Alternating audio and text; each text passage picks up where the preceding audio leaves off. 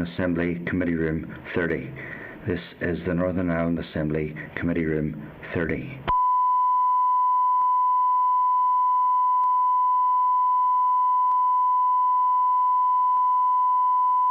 This is the Northern Ireland Assembly Committee Room 30. This is the Northern Ireland Assembly Committee Room 30.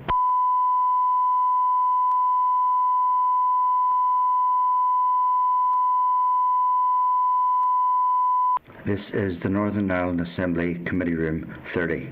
This is the Northern Ireland Assembly Committee Room 30.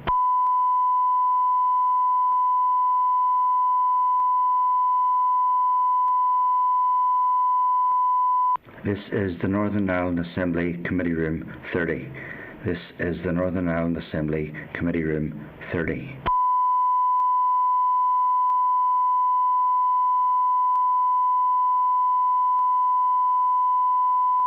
This is the Northern Ireland Assembly Committee Room 30. This is the Northern Ireland Assembly Committee Room 30.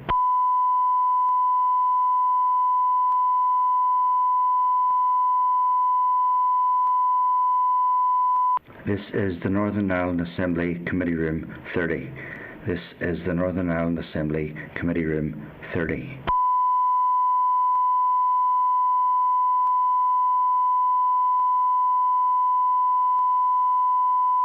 This is the Northern Ireland Assembly Committee Room 30. This is the Northern Ireland Assembly Committee Room 30.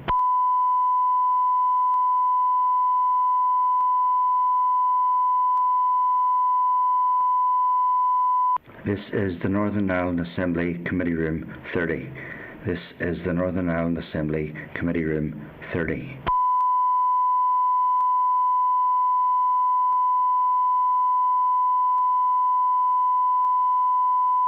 This is the Northern Ireland Assembly Committee Room 30. This is the Northern Ireland Assembly Committee Room 30.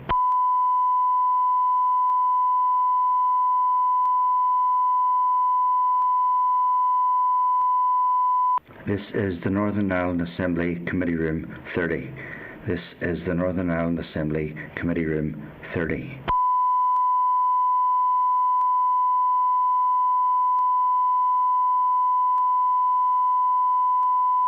This is the Northern Ireland Assembly Committee Room 30. This is the Northern Ireland Assembly Committee Room 30.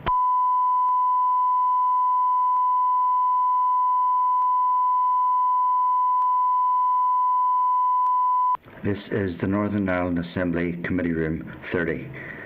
This is the Northern Ireland Assembly Committee Room 30.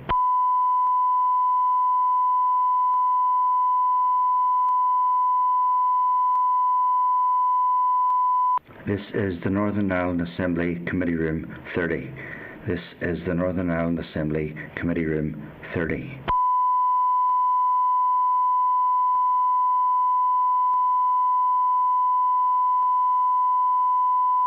This is the Northern Ireland Assembly Committee Room 30. This is the Northern Ireland Assembly Committee Room 30.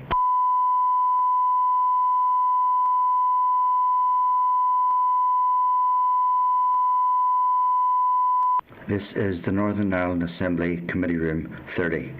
This is the Northern Ireland Assembly Committee Room 30.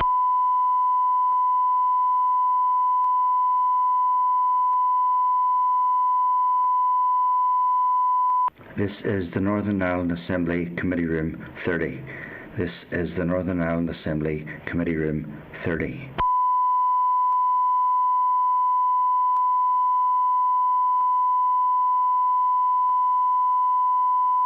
This is the Northern Ireland Assembly Committee Room 30. This is the Northern Ireland Assembly Committee Room 30.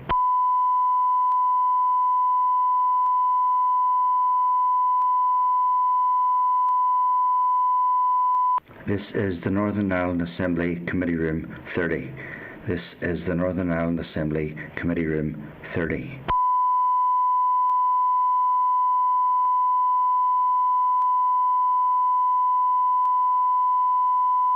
This is the Northern Ireland Assembly Committee Room 30. This is the Northern Ireland Assembly Committee Room 30.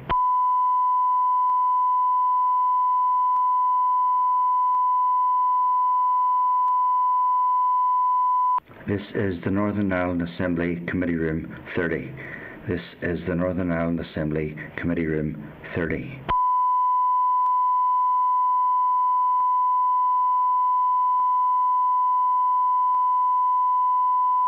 This is the Northern Ireland Assembly Committee Room 30. This is the Northern Ireland Assembly Committee Room 30.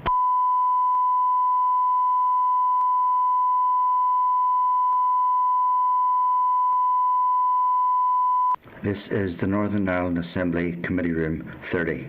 This is the Northern Ireland Assembly Committee Room 30.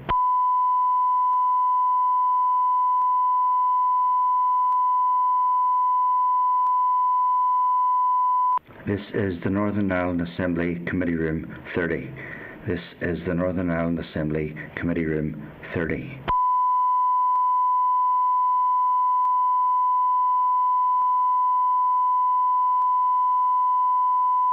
This is the Northern Ireland Assembly Committee Room 30. This is the Northern Ireland Assembly Committee Room 30.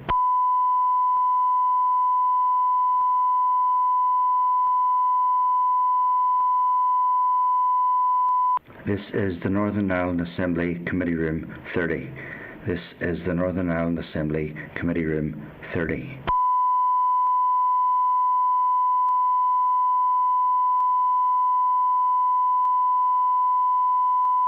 This is the Northern Ireland Assembly Committee Room 30. This is the Northern Ireland Assembly Committee Room 30.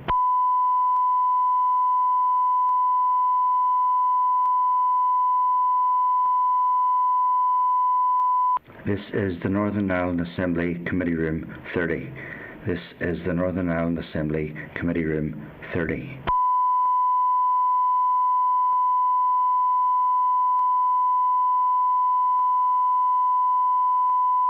This is the Northern Ireland Assembly Committee Room 30.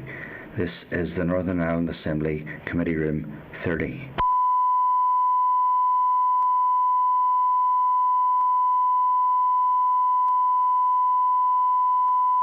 This is the Northern Ireland Assembly Committee Room 30.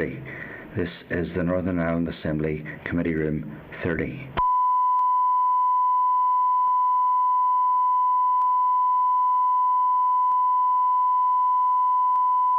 This is the Northern Ireland Assembly Committee Room 30. This is the Northern Ireland Assembly Committee Room 30.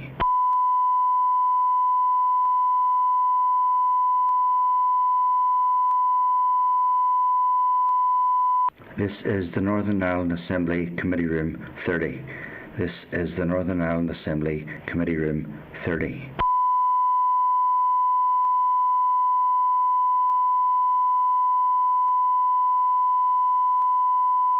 This is the Northern Ireland Assembly Committee Room 30. This is the Northern Ireland Assembly Committee Room 30.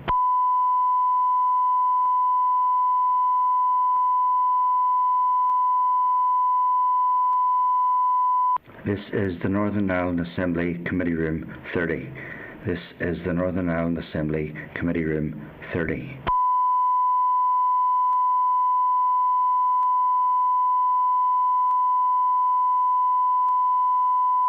This is the Northern Ireland Assembly Committee Room 30. This is the Northern Ireland Assembly Committee Room 30.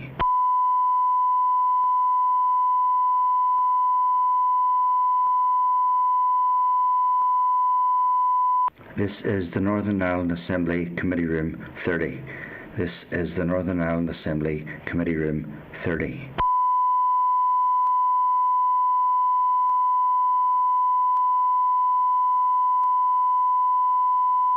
This is the Northern Ireland Assembly Committee Room 30. This is the Northern Ireland Assembly Committee Room 30.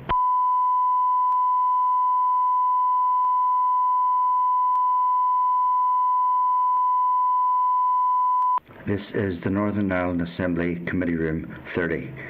This is the Northern Ireland Assembly Committee Room 30.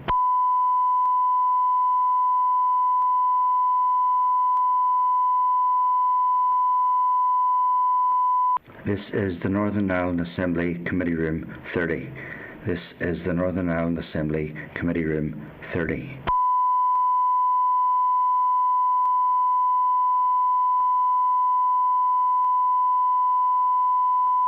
This is the Northern Ireland Assembly Committee Room 30.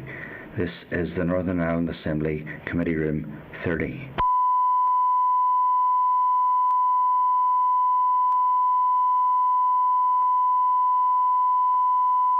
This is the Northern Ireland Assembly Committee Room 30. This is the Northern Ireland Assembly Committee Room 30.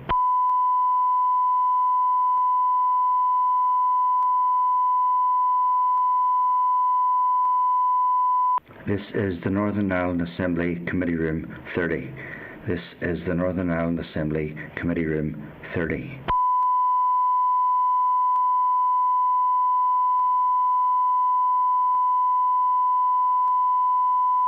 This is the Northern Ireland Assembly Committee Room 30. This is the Northern Ireland Assembly Committee Room 30.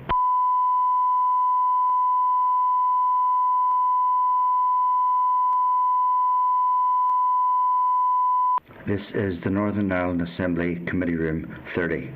This is the Northern Ireland Assembly Committee Room 30.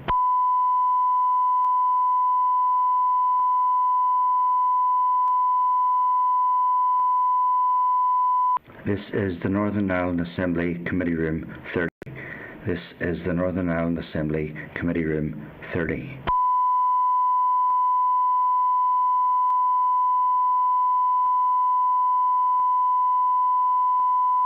This is the Northern Ireland Assembly Committee Room 30. This is the Northern Ireland Assembly Committee Room 30.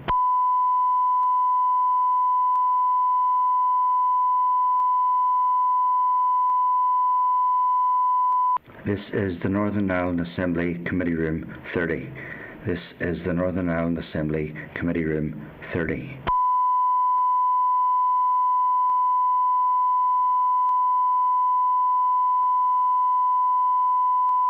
This is the Northern Ireland Assembly Committee Room 30. This is the Northern Ireland Assembly Committee Room 30.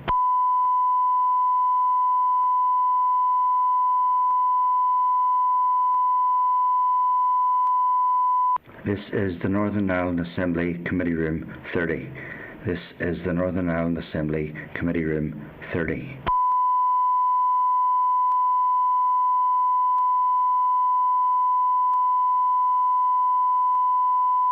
This is the Northern Ireland Assembly Committee Room 30. This is the Northern Ireland Assembly Committee Room 30.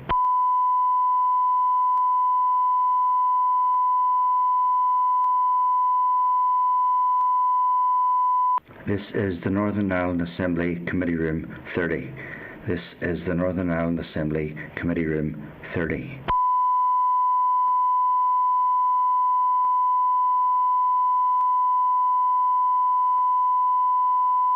This is the Northern Ireland Assembly Committee Room 30. This is the Northern Ireland Assembly Committee Room 30.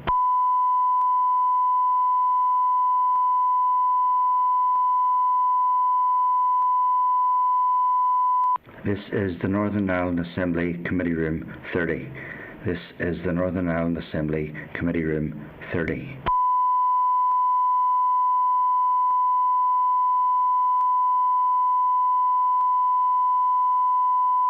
This is the Northern Ireland Assembly Committee Room 30.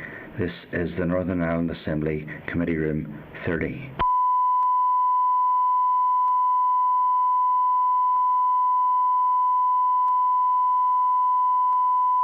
This is the Northern Ireland Assembly Committee Room 30. This is the Northern Ireland Assembly Committee Room 30.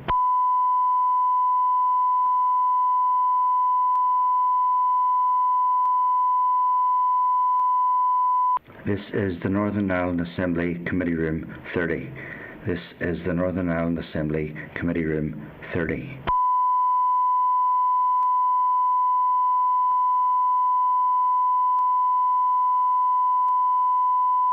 This is the Northern Ireland Assembly Committee Room 30.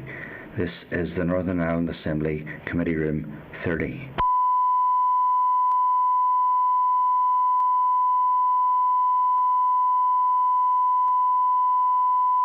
This is the Northern Ireland Assembly Committee Room 30. This is the Northern Ireland Assembly Committee Room 30.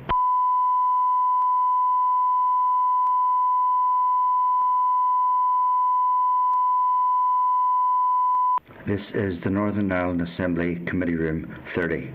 This is the Northern Ireland Assembly Committee Room 30.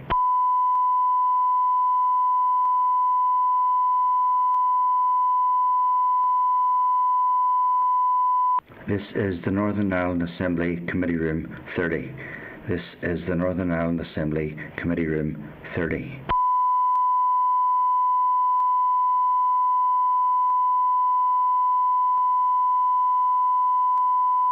This is the Northern Ireland Assembly Committee Room 30.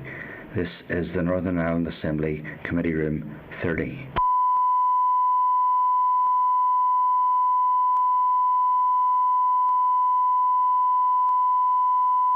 This is the Northern Ireland Assembly Committee Room 30. This is the Northern Ireland Assembly Committee Room 30.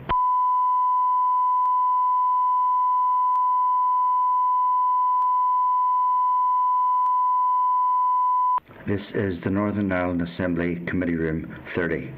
This is the Northern Ireland Assembly Committee Room 30.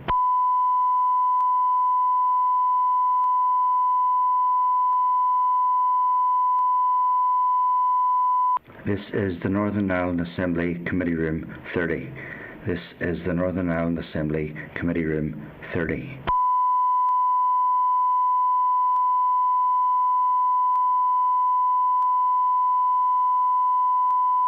This is the Northern Ireland Assembly Committee Room 30. This is the Northern Ireland Assembly Committee Room 30.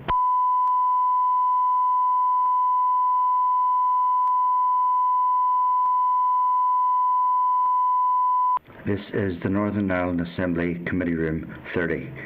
This is the Northern Ireland Assembly Committee Room 30.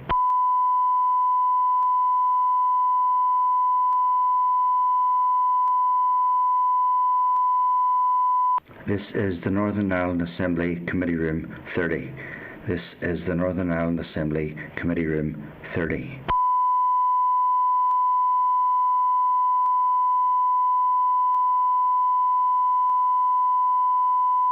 This is the Northern Ireland Assembly Committee Room 30. This is the Northern Ireland Assembly Committee Room 30.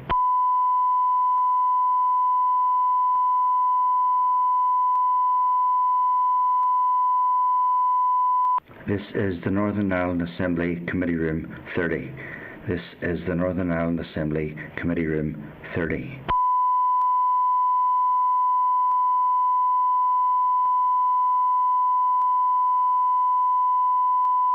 This is the Northern Ireland Assembly Committee Room 30. This is the Northern Ireland Assembly Committee Room 30.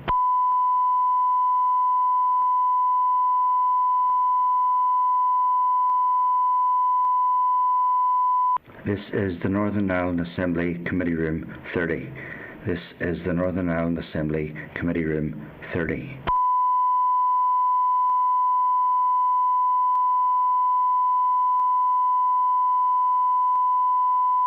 This is the Northern Ireland Assembly Committee Room 30.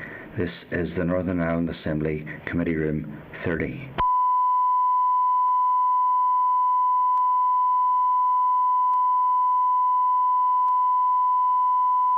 This is the Northern Ireland Assembly Committee Room 30.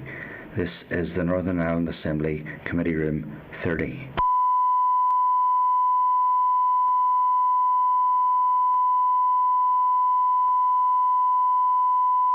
This is the Northern Ireland Assembly Committee Room 30. This is the Northern Ireland Assembly Committee Room 30.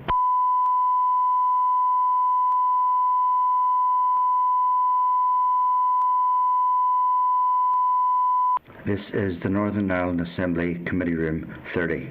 This is the Northern Ireland Assembly Committee Room 30.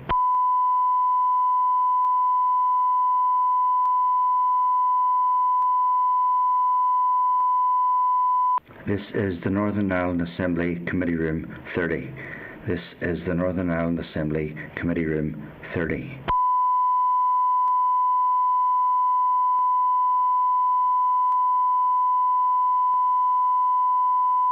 This is the Northern Ireland Assembly Committee Room 30. This is the Northern Ireland Assembly Committee Room 30.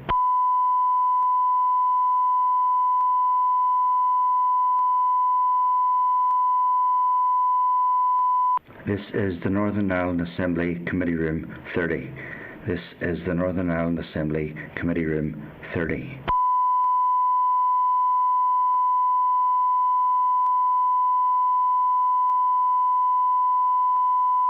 This is the Northern Ireland Assembly Committee Room 30. This is the Northern Ireland Assembly Committee Room 30.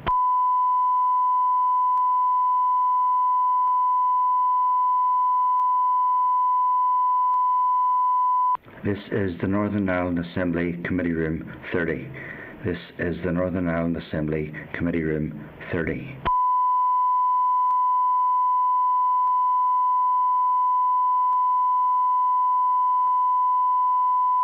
This is the Northern Ireland Assembly Committee Room 30.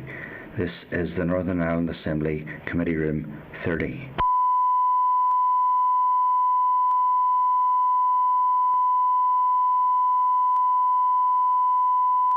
This is the Northern Ireland Assembly Committee Room 30. This is the Northern Ireland Assembly Committee Room 30.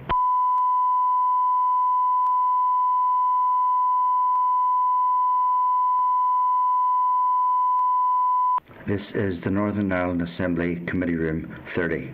This is the Northern Ireland Assembly Committee Room 30.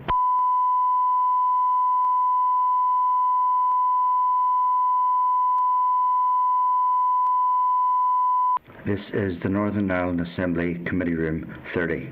This is the Northern Ireland Assembly Committee Room 30.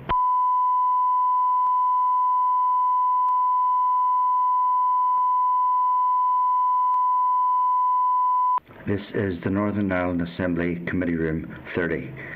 This is the Northern Ireland Assembly Committee Room 30.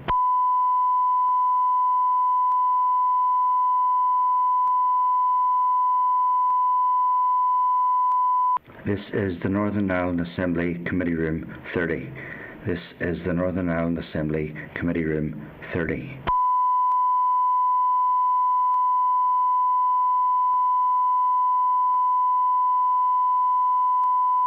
This is the Northern Ireland Assembly Committee Room 30. This is the Northern Ireland Assembly Committee Room 30.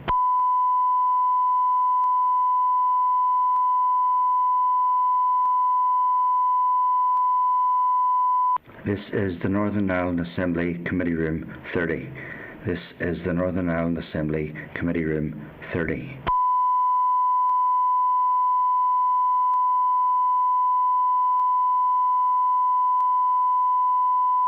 This is the Northern Ireland Assembly Committee Room 30. This is the Northern Ireland Assembly Committee Room 30.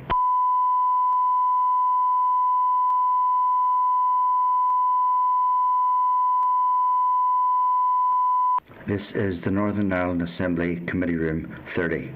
This is the Northern Ireland Assembly Committee Room 30.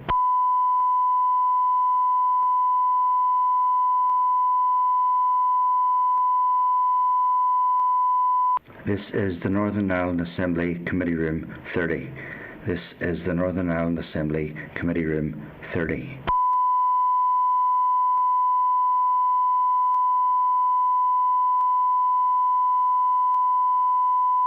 This is the Northern Ireland Assembly Committee Room 30. This is the Northern Ireland Assembly Committee Room 30.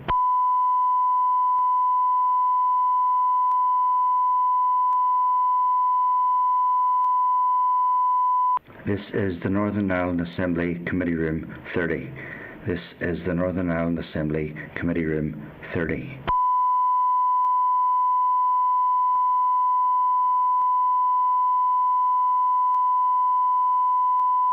This is the Northern Ireland Assembly Committee Room 30. This is the Northern Ireland Assembly Committee Room 30.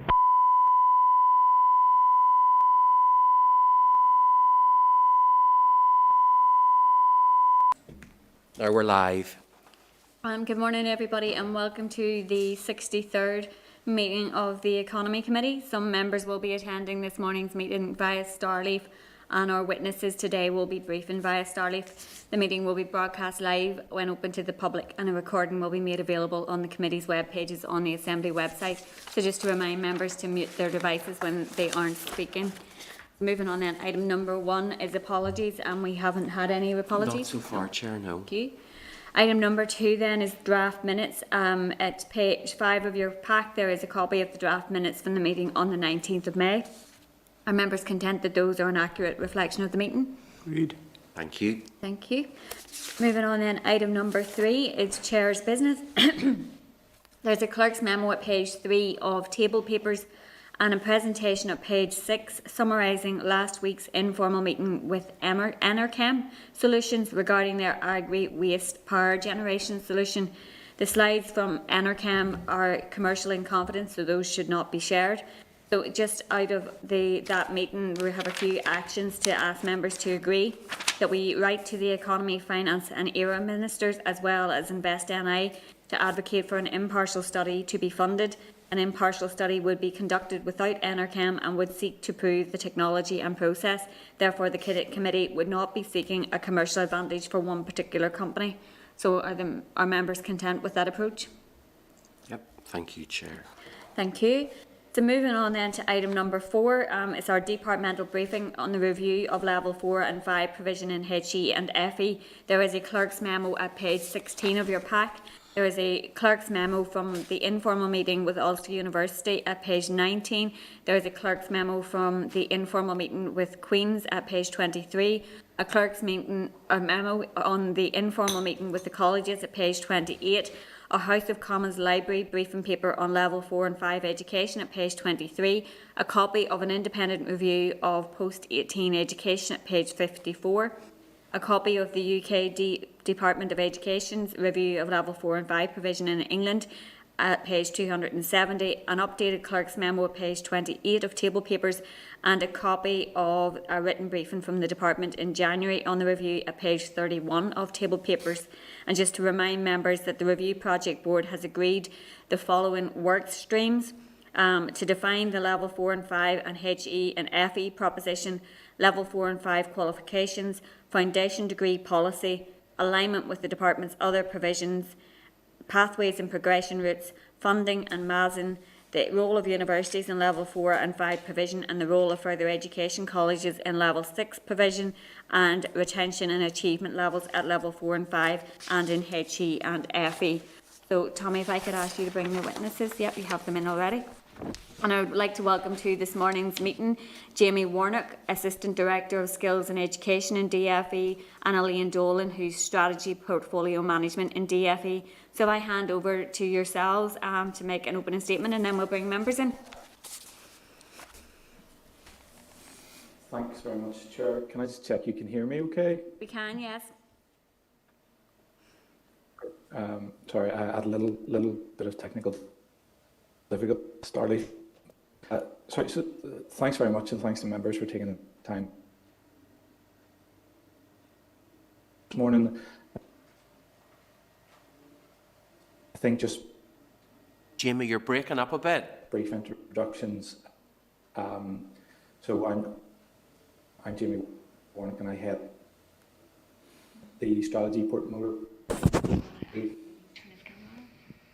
Jamie, can you try turning your camera off to see if it improves the sound? Skills Mission Group. Sorry, let me. Could ask any. That might just help with the sound. I've taken the camera off there, Peter. Is that any better? That's Yes. much better, much better. Thank you. Okay, I'll try. Sorry, the microphone isn't the greatest, to be honest. So please do let me know if I break up again, and I'll see what I can do. That's much better, Jamie. So sorry, just okay, great. Well, hopefully that'll be the technical difficulties behind us. Fingers crossed. No, I was just in the middle. I head up strategy portfolio management within the department here, and really what we do is we work on a number of cross-cutting skills and education issues, of which this review that we're here to talk about today is a really key one that we have currently on the books. And with me this morning as well then is Elaine Dolan, and Elaine heads up the HE and FE and widening participation branch within the department. So I'm the SRO for the project, and Elaine is the project manager. So just in terms of the opening statement, I'll take a few minutes really to outline the context and the rationale behind this review, and then I'll pass on to Elaine to update you on the work that has taken place to date. The work really got underway in earnest at the beginning of this calendar year. So I think the best place to start is just to be clear on the definitions in terms of what this piece of work is looking at, because I think some of our initial work here has really highlighted that Level 4 and Level 5 and HE and FE isn't particularly well understood, and I think it's just important that we be clear. So Level 4, Level 5 qualifications are really the qualifications which sit between A-levels and undergraduate degrees, and we've heard some stakeholders describe it as the missing middle, where GCSEs, A-levels and degrees are very well understood, but this piece in the middle doesn't tend to be quite so well known or understood out there. I think it's also just important to note as well the slightly wordy title here of a review of Level 4, Level 5 and HE and FE. The reason that's there is that we are also looking at, as well as Level 4 and Level 5, which is very much the focus, we're also looking at provision at Level 4 and above, right up to degrees and masters, which are delivered at the FE colleges. So they're an important part of this review as well. So Level 4 and Level 5 provision and HE and FE have a really significant role in delivering the skills that the economy needs, and also a really important role in widening access to higher education, particularly for those from disadvantaged backgrounds. So it is a really important area for us in the department. And the reason behind commencing this review, I know it's noted in the written briefing that was provided to the committee, but I think just to emphasise here, the issue. Apologies, my microphone is playing up here. The issue really is that in terms of full-time enrolments at this level for HE and FE, back in 2016-2017, those enrolments peaked at 4,200 full-time enrolments. But ever since then, we've seen a very steady decline. And in fact, in the current 2021 academic year, enrolments are now down to 3,323. So quite a steep decline here, and I know certainly in our engagements with the further education colleges, they find that particularly concerning, and in particular for some courses, they believe it is becoming a threat actually to the sustainability of provision at this level, as course numbers drop to a level where it wouldn't be sustainable in the future to maintain them. So that's a big concern, and I think set against that, there's a massive economic challenge, because the skills barometer would show us that Level 4 and Level 5 is a very undersupplied area for the Northern Ireland economy. It's somewhere around 1,500 qualified individuals that are undersupplied in the economy as at the last skills barometer, which of course was 2019, and work is underway to refresh that. As part of this work, we have had discussions with the Ulster University Economic Policy Centre, who deliver the skills barometer for the department. And the academics there have suggested that there's no signs that undersupply at Level 4 and Level 5 is going to go away anytime soon. And in fact, they think it could continue to grow. So it should be noted that the impacts of COVID, we have evidence to suggest that those impacts will be disproportionately felt by young people, and particularly by those at the lower end of the skills spectrum. So again, that just emphasises, I think, the need for work here in this Level 4 and Level 5 space. And in particular, we know that Level 4 and Level 5 has a really important role to play in terms of prosperity and well-being for individuals as well. There were figures actually released by Ulster University earlier this week that would indicate that on average, a person upskilling from Level 3 to a Level 4 or 5 qualification can boost their earnings by 29%, which is a massive increase. So there's real positives here for individuals, and of course an issue for the economy as a whole. So I mean, that's just a very brief overview of why we feel that this review is timely and very, very important. And before I pass on to Elaine, to give you some more of the detail on the work we've undertaken, just very quickly talk about sort of the project plan and the plans we have in place to tackle these issues. So in terms of governance, we've put in place a project board, which I chair, and that includes officials from right across the NICS. And sitting alongside that, we have a stakeholder advisory group, which has been established. That stakeholder group, that brings together senior representatives from the further education colleges, from the higher education institutions, from CAFRI, who have a role to play here as well, SIA, and also the student union are represented on the stakeholder board. You've already covered, Chair, the dedicated work streams, which we've set up to look at, so I'll not repeat those at all. But just in terms of setting out the overarching plan, we would plan to complete the bulk of this over the remainder of this calendar year. It takes us probably into early 2022, and after some consultation, we would plan that a final report would be made available in spring 22. So that's a very quick overview of the review, and I'll pass over to Elaine now, who can give you an update on some of the work strands that have got underway already. Thank you, Jamie.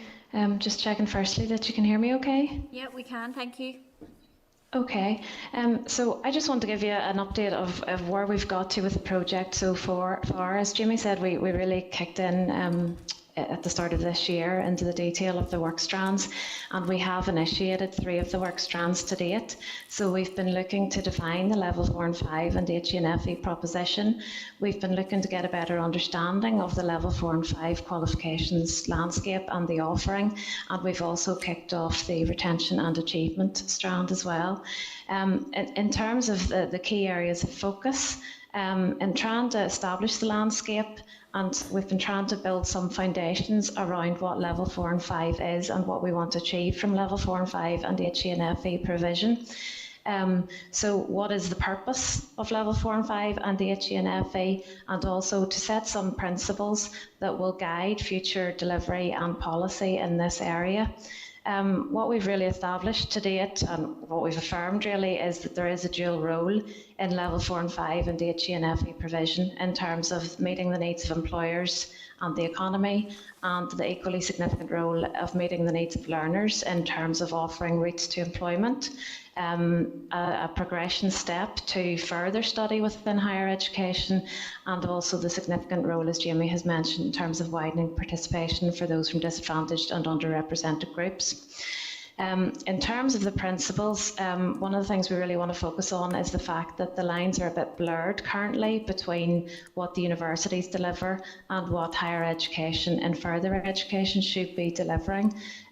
So we're working on a suite of principles that will really hopefully confirm and clarify what the rules are. And we do see very much the role of level 4 and 5 and the HENFE as being the vocational and the higher technical pathways, and we will be likely to affirm the role that colleges have to play in those pathways. But we'll also not want to be too prescriptive and ensure that there is flexibility, because the level 4 and 5 space in particular and the colleges need that flexibility to meet niche and regional skills needs, and to kind of offer that provision that's not addressed elsewhere. And indeed, we would see this as a key strength of HE and FE in terms of the ability of the sector to meet the higher education needs that maybe aren't suited to university-style provision. And, you know, we've seen new needs kind of emerging in the higher education space that the colleges are currently looking at in terms of, for example, the automotive industry, gas industry. So there is an opportunity there for to develop further higher technical and vocational pathways. One of the kind of key findings emerging so far relates to the fact, and the committee will have heard this emerging also from the 14 to 19 project, it relates to the fact that the pathways are complex and the qualification space is quite crowded in terms of level 4 and 5 qualifications, and this leads, we think, to a degree of confusion among learners and employers. and there is a lack of awareness of what the pathways are and what what the benefits and the value of undertaking a level 4 and 5 pathway might be. So this is something that we're keen to address. And we've also, the other key finding emerging to date relates to the reforms that are taking place in England. We were aware these were coming down the line, and so as part of this review, we commissioned SIA to undertake a risk assessment for us to consider the implications from the higher technical qualification reforms happening in England, because our local colleges would use a lot of off-the-shelf qualifications, if you like, the likes of HNDs and HNCs that they would purchase from Pearson would be a delivering organisation, for example. So a lot of these qualifications are currently being looked at in England and will have to go through a revised qualification approval process. So there was a concern, obviously, for Northern Ireland about the future availability of those qualifications. So SIA have undertaken a risk assessment for us, and they have in fact identified that there is a risk to the future availability of a number of qualifications in this space. So that's also one of the key findings emerging to date that we will need to consider and look at how we can address that risk. Happy to take questions on any of that. Thank you. Thank you both for that introduction and overview of where things are currently. And I suppose you've picked out a number of points there in your introduction, which I wanted to ask about. But a few things maybe just to pick up on. First of all, in relation to the stakeholder advisory group, are there business representatives and employer representatives and even social enterprise representatives in relation to that? I'm just thinking of the type of qualifications and how they might be utilised, and if businesses do have an opportunity to feed into this. Thanks, Chair. It's a really important question, and I mean the short answer is no. We don't have a business representative on the stakeholder advisory group, and that wasn't an oversight as such. It's rather when we looked at it and we were trying to put this group together, we found that it was quite challenging to find an appropriate representative, that we didn't want to narrow the focus too much. So actually our plans in terms of engaging business through this review are to utilise some of the really good engagement forums that we have in place across the skills landscape. So in particular, we would be looking to use the further education curriculum hubs and the sectoral partnerships that have been set up to support the delivery of our apprenticeship programmes. As I say, we thought that would be a more appropriate way to do that engagement, particularly because, as Elaine said, this is a fairly crowded and complicated space, and I think we felt that one or two business representatives on the stakeholder group would have had the potential to narrow the focus too much. Okay. And in relation to the project board, he says it has representatives from across the civil service. So what departments are represented? And I'm specifically thinking communities, given the employability role there, and other departments obviously will have to feed in as well. Yeah. So it is predominantly made up of officials around Department for Economy, as you might expect. So we have representatives from our further education, higher education divisions, apprenticeships there. We have a representative from DERA there in respect of CAFRE and their work. And as I say, CAFRE directly have a rep on the stakeholder group as well. We don't have communities there. Actually, now as part of my role, I sit on the Employability NI programme board as well. So I sort of act as liaison across the suite of programmes, but it's certainly something we could consider. I mean, the project board, it is a live structure as such, so it's something we could certainly take away and consider if communities could take part there. I'm just specifically thinking, I suppose, of the economic recovery from COVID and how we need to have, I suppose, really joined up working between departments in relation to, getting people back into work. And I would, I'm glad to hear DERA is represented, but I would be thinking of that beyond just the role within CAFRE. you know, in terms of the kind of green recovery aspect to things, you know, and the opportunities within that sector and the need for skills development in that sector, is that something that is being broadly considered within the scope of this review? You know, is specific areas of skills being looked at, or is it provision just in the like broadest sense? It's both, to be honest, Chair. I think certainly in terms of the broader economic recovery piece and in relation to the 10X document that was launched a few weeks ago, and indeed the forthcoming skills strategy consultation, this is a really important piece, I think, in terms of one of the core themes proposed in the new skills strategy will be addressing skills imbalances, and this review and the outcomes of this review are very much seen as a key pillar in terms of addressing those skills imbalances, and we do have working across the department. We would tend, in terms of green recovery and green economy, we would tend to work rather than directly with DERA on that. We tend to work through our energy group colleagues within the department and try and support the energy strategy, and there's some work underway there to try and scope out and research the skills needs of decarbonisation and, you know, heading towards net zero. So that's primarily where the green recovery work would fit in. Okay, thanks for that.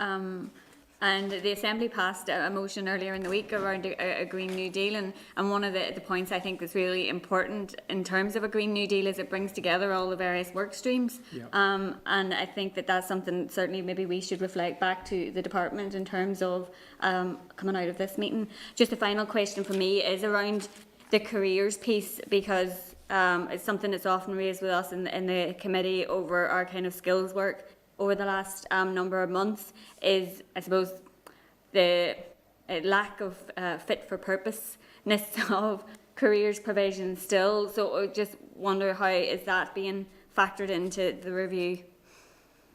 I know you did mention it, Elaine. Yeah, I'll maybe bring Elaine in to talk in a second in a bit more detail, because I think that has been a particular focus of the Strand A work in terms of defining the proposition and certainly some of the are trying to make level 4, level 5 provision better understood. In terms of careers and the work we're doing with our career service there's quite a bit of work underway there. I mean, it's looking across the whole careers piece, but I suppose we're very conscious that level 4, level 5 isn't well understood, and I think that's across that's people, so parents, it's also teachers, and in fact employers, because anecdotally what we've heard is that, and something we need to look more in depth at as the review progresses, but anecdotally we've been told that there are many cases where employers are perhaps advertising for graduate jobs and looking for graduates to come in, when in fact it would be much better suited advertising for level 4, level 5 skills, because that's really where their skills profile is in terms of the work they require. So there's an educational piece, I think, perhaps across the whole piece, but absolutely careers, I think, have to be one of our key focal points for that work. Elaine, I'm not sure, do you want to say anything more in terms of the work that Strand A has been doing? Yeah, thanks, Jamie, and apologies if I repeat anything Jamie has just said, because he was breaking up there a little bit for me. But I think, you know, getting the right information out to parents and learners is one of the key challenges for us in the level 4 and 5 landscape. What we're doing as part of the first work strand is we're trying to draw out the value and benefits of undertaking a qualification at level 4 and 5, or in HE and FE. And we're also hoping that through the skills barometer research, we can get some more information there in terms of what the jobs are, who the employers are, where this undersupply is. And we're also working with the sector, with the FE sector, to develop a suite of unique selling points for level 4 and 5 and the HE and FE. And the hope is that we can then utilise all of this information to sell level 4 and 5 provision. So we're gathering a lot of, I think, information that careers advisors will then be able to use to effectively sell to learners and parents what the real benefits and value of undertaking these pathways are. But the careers advisors certainly one of the challenges for us. Okay. No, thanks for that. Stuart? Yes, thank you very much, Chair, and thank you for bringing this to us this morning. Quite often we will sit in committee meetings here and people will talk in perhaps what might be described as technical terms. Level 4 and 5, there will be members of the public actually watching this committee today and others. Could you give us a flavour or an example of what level 4 and 5 courses actually are, so that we can put this in context? Now, maybe if you answer that for me first of all, I have a number of other questions around some of the where we go from here stuff. Thanks.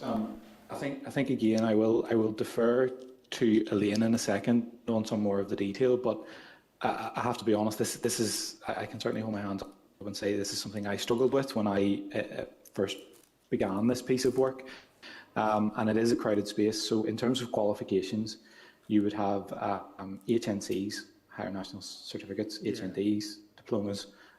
You have foundation degrees, which are currently, in terms of departmental policy, foundation degrees are the preferred intermediate HE qualification. And that was a policy which was set a number of years ago. One of the key parts of this work is to review whether that policy remains fit for purpose. So it is a crowded space. There are a lot of qualifications in the space. In terms of trying to give a bit of flavour of sort of the areas that are at play here, or the sectors that are at play, one of the biggest sectors in terms of level 4 and level 5 demand in the economy would be professions allied to medicine. So that would be in the sort of social care type space. Okay. And areas like that. So that's one of the biggest areas.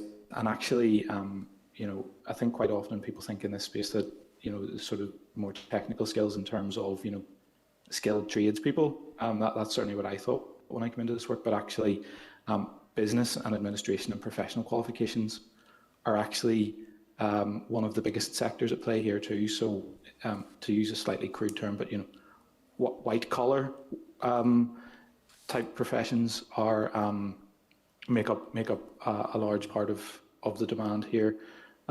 Elaine, I'm not sure if you want to add anything to that. Thanks, Jamie. So just to explain slightly further, foundation degrees then, as Jamie said, are the department's current preferred qualification at this level. They're qualifications that are actually awarded by the universities, but delivered. The colleges would be, the colleges in CAFRE would be the provider or the delivering organisation as such, and about 33% of level 4 and level 5 provision in the further education colleges is foundation degree. And then the next biggest qualification would be the HNCs and the HNDs, and they make up about 26% of provision at level 4 and 5 in the further education sector. And they're the off-the-shelf type qualifications I was referring to, where the colleges would, the awarding organisation would be the likes of Pearson, but the colleges and CAFRE would deliver. But there are also a range of other qualifications that sit on the regulated qualifications framework. There are professional and technical qualifications. There's some NVQs, there's just a range, or a real plethora of qualifications that would often be described as, but there are two distinct types of qualification. There are those that are delivered in partnership with the universities, and they are primarily the foundation degree, but there's also certificates in HE and diplomas in HE, where the colleges would also deliver in partnership with the universities, and then there's those that sit in the regulated qualifications framework, where the awarding organisations would be Pearson, City and Guilds. So quite a range of qualifications, but just to give you an idea of scale, I think nearly 60% would be the foundation degree and the HND and the HNCs. And that's a little clearer, but what I would like to understand is the actual the actual qualification, the course content that people are undertaking. I understand what university pre-entry courses are, and if they're in the health and allied fields, then that's fairly clear. But for example, HNCs and stuff like that, are these people who are maybe taking a higher qualification, something like gas fitting, plumbing, some of the more technical skills in IT? It's just to sort of try and get a handle on that aspect of the actual courses on the subject areas, because it goes back to the point that the chair made about the involvement of employers. And I understand that you don't want employers coming in from one sector heavily influencing the outcomes of this, but I think we need to have an understanding of where the shortcomings are. I mean, we have in front of us a House of Commons report which says between 2009 and 2016 there's been a 63% drop in students in these course areas. Now, are you basically playing catch up here, and is this something we should already have recognised as being a shortfall? And you did admit to us that you already have shortages in the courses. What are you doing to look to, for example, international experience in respect of this? Is it too crowded a field? And should we be looking more to develop something, for example, like the German model, which takes people into technical college rather than this sort of mixed area between FE and university, and where people get qualifications that provide, as you say, I mean, these qualifications can provide good, well-paid jobs, but it's just how people understand how they can get into that. And indeed, going backwards, how does this fit back into the careers choices that are being given to young people coming out of school? I have a concern that everybody is pointed towards university, and that we need to be pointing people to where the skills shortages are, and encourage people to understand the value of many of these technical style qualifications. Just to get all the questions to you, and then you can start to pick your way through them. If there are shortages, and maybe critical shortages, because as the chair also pointed out, we are both recovering from COVID, but we're also moving into a new world where we need to change technology going forward. We need to be looking to our new green carbon-free economies. So what incentives are being offered, or what potential incentives will there be being offered to students to join some of these courses as we go forward? Thank you.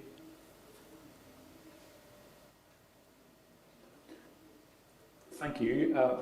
Quite a lot to unpick there, and do bring me back if I've missed anything, and don't come back to you on it. But certainly, I think you've hit on a very, very important issue here in terms of defining the space. And I think you said, is it a crowded space, or is it words to that effect? The short answer, I think, in what we found out in our initial work is that yes, it absolutely is, and in fact, the work that we commissioned SIA to do in looking in the qualification space really highlighted that after looking at some of the biggest areas, you have sort of 2 or 3 or 4 quite sort of chunky blocks in terms of sector involvement or qualification involvement, or even indeed awarding organisations. After that, it can become very fragmented and actually quite small scale provision. Now, what our colleges have told us is that you shouldn't overlook that small scale provision, because it might be niche, but it has a very important role, perhaps either in the sub-regional context in a certain part of the region, or because it's just a very niche set of skills, and in particular, I was highlighted to some of the automotive qualification pathways there. So it is a fragmented space, and I think that's why it's maybe a little difficult. I think we're probably not explaining in quite the way you want us to here, but I think what might be useful, we did gather, I think, some case studies in terms of looking at the proposition and the value of level 4, level 5 provision. So perhaps it might be an idea if we could send some of those to you in writing after the session that might actually give a bit more flavour and give a bit more of an idea of where the real benefits are here. Would that be helpful? Yes, that would be very helpful. Sure, we can certainly arrange that. And then I think in terms of talking about international practice and in terms of the German model you referred to, I think that's absolutely something that is in play to be considered here. It's something that I know that the Economy Minister has talked about a number of times as well. It's something we want to look at, and I think it's probably important to mention here that this work and this project is very closely aligned to the work on 14 to 19 strategy. Yes. Because of course, level 4 and level 5, we don't see this as working in isolation. We don't see this as let's make level 4 and level 5 gold-plated, perfect. Obviously we'd like it to be internationally recognised and best practice. But if we do all of that and forget about entry level 1, 2, and levels 3, it won't make a whole lot of difference. So we're very much seeing this as a piece of a much wider puzzle, and we're dovetailing in with the 14 to 19 strategy on a lot of that, and certainly on a lot of the careers work and how we communicate these pathways. Elaine's already touched on it, but how we communicate these pathways in particular to parents and young people. And in fact, just touching on your point about technology and new ways of working, what we found with the career service over COVID is that actually a massive benefit of having to scramble to move to an online delivery model. It has allowed parents to be more directly involved in their children's careers advice. So instead of it being delivered at school, where it's sort of one-to-one with just the young person, parents are able to be in the room on the other end of the screen, and they're hearing it. They're hearing it directly from the careers advisor. So that's something I think we would be really loath to lose that learning as we sort of go back to normal, in inverted commas. We don't really want to go back to normal. We want to make sure that we embed some of that good practice and some of that learning that we found over COVID has worked really well. And then lastly, just to touch on your point about incentives, there is a dedicated work strand, and it's towards the end of the project actually, because that was by design, because we think the work strand is about funding.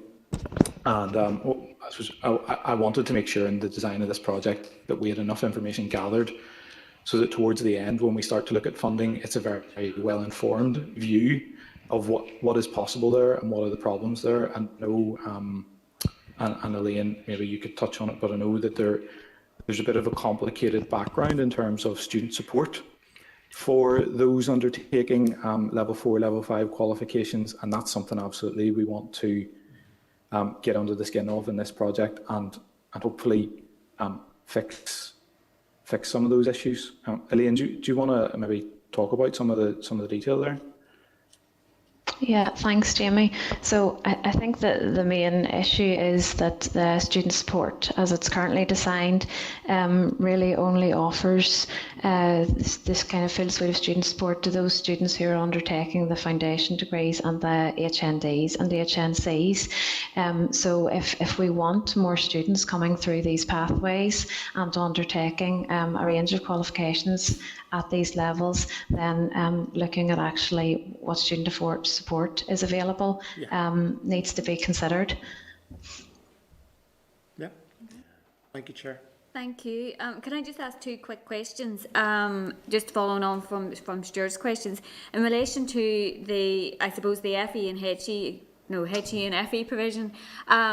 Is the awarding powers something that is being looked at in relation to HE provision, and in particular, I suppose, the foundation degrees, the HNDs, the HNCs?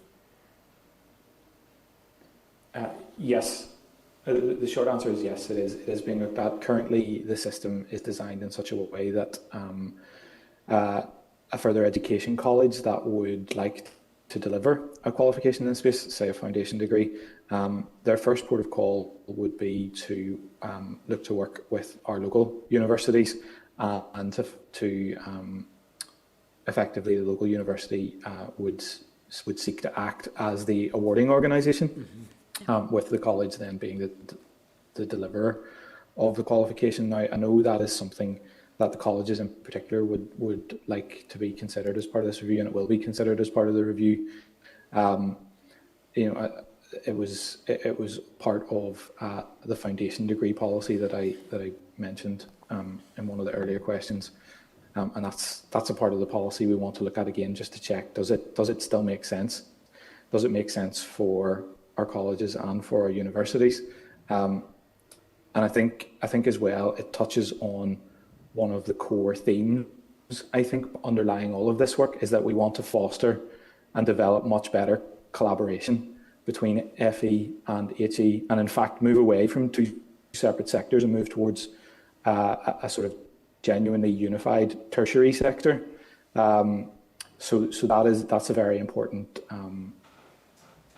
aim behind this work. Okay, thanks for that. That's good to know. And then the second question is just around the independent review of education that's being undertaken at the minute. Is there, I suppose, tie-in between the 14 to 19 review and the independent review of education, and are DFE officials being able to feed into the review of education? Absolutely, yes. We've had really good engagement from this department with the Department of Education. Particularly around the setup of the independent review of education, there were a number of good engagements, and in fact I think between ministers as well, in terms of ensuring that the independent review of education was sufficiently broad in scope to consider further education and higher education issues in there. So yes, there's a very good link there. As I understand it, the independent review of education, they are moving towards the appointments stage for the panel there.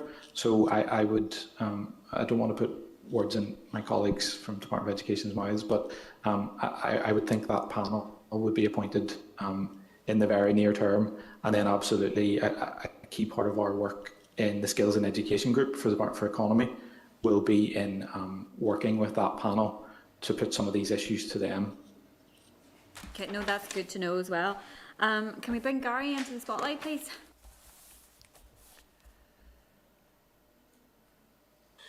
Yeah, thanks, Chair, and thanks, Jamie and Elaine, for your presentation. Obviously, I very much welcome the review. I note that the review is due to be completed in spring 2022. I think that, as the Chair has mentioned, obviously this is cross-cutting across quite a number of departments, not just DERA. I think it is important that the Communities Department has a role, alongside obviously education as well. But just in terms of the review itself, so obviously we're taking into account the needs of learners and the views of the employers, how we reach some of the most disadvantaged within our communities. I think that's very important. And I suppose that's where my question lies. First of all, is around how do you see this review being able to reach and hear from some of the harder to reach, more disadvantaged backgrounds?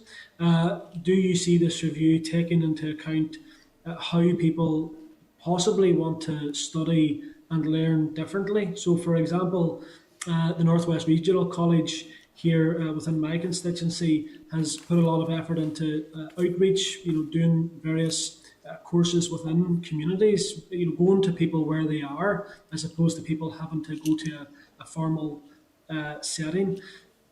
Will the review take all of this into account? That's the first point.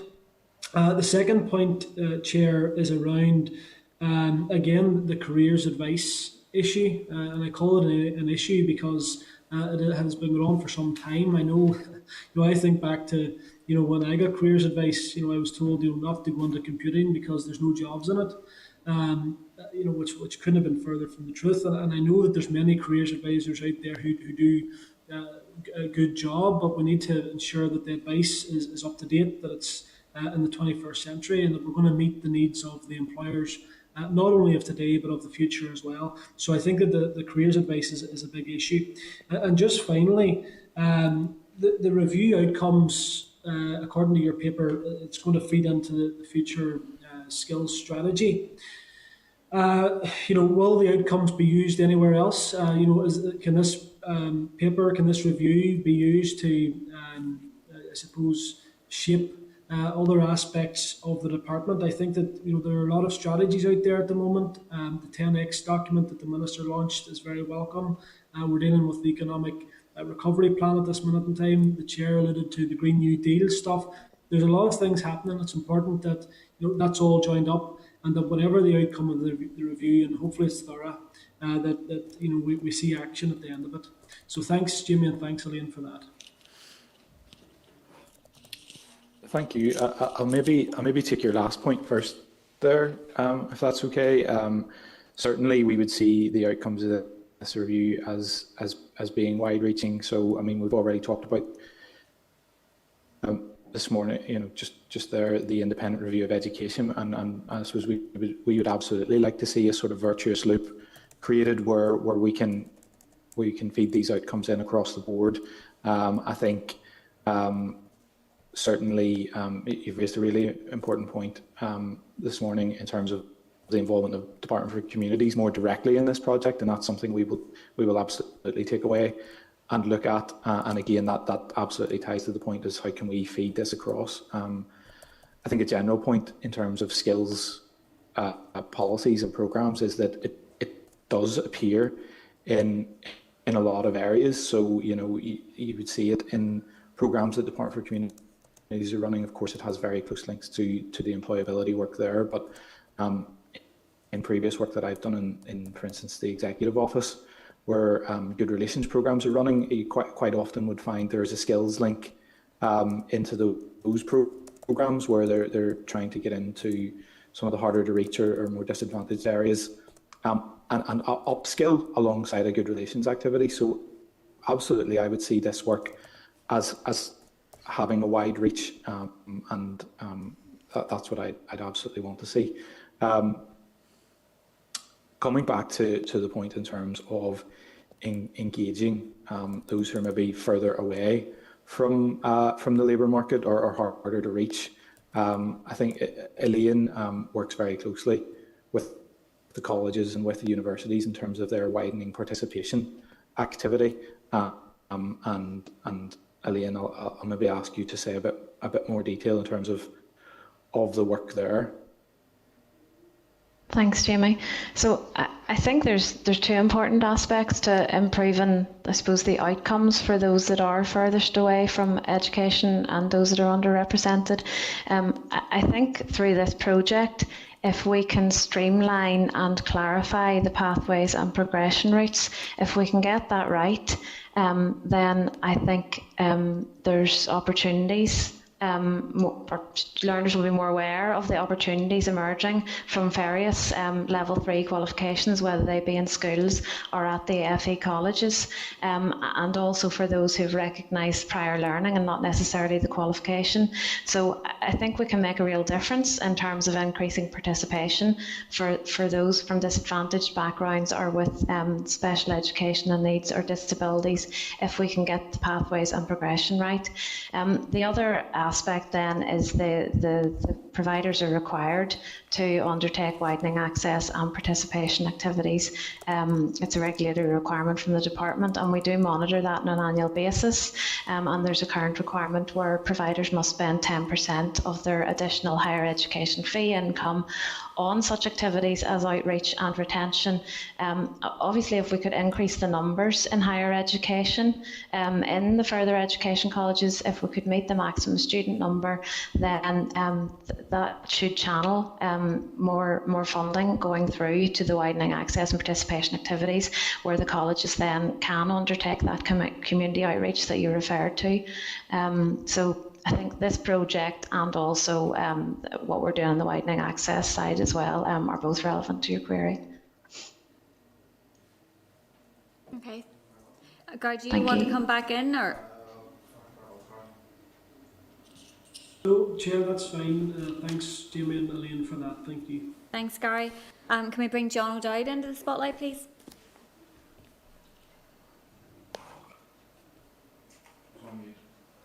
Oh, John, you're still on mute.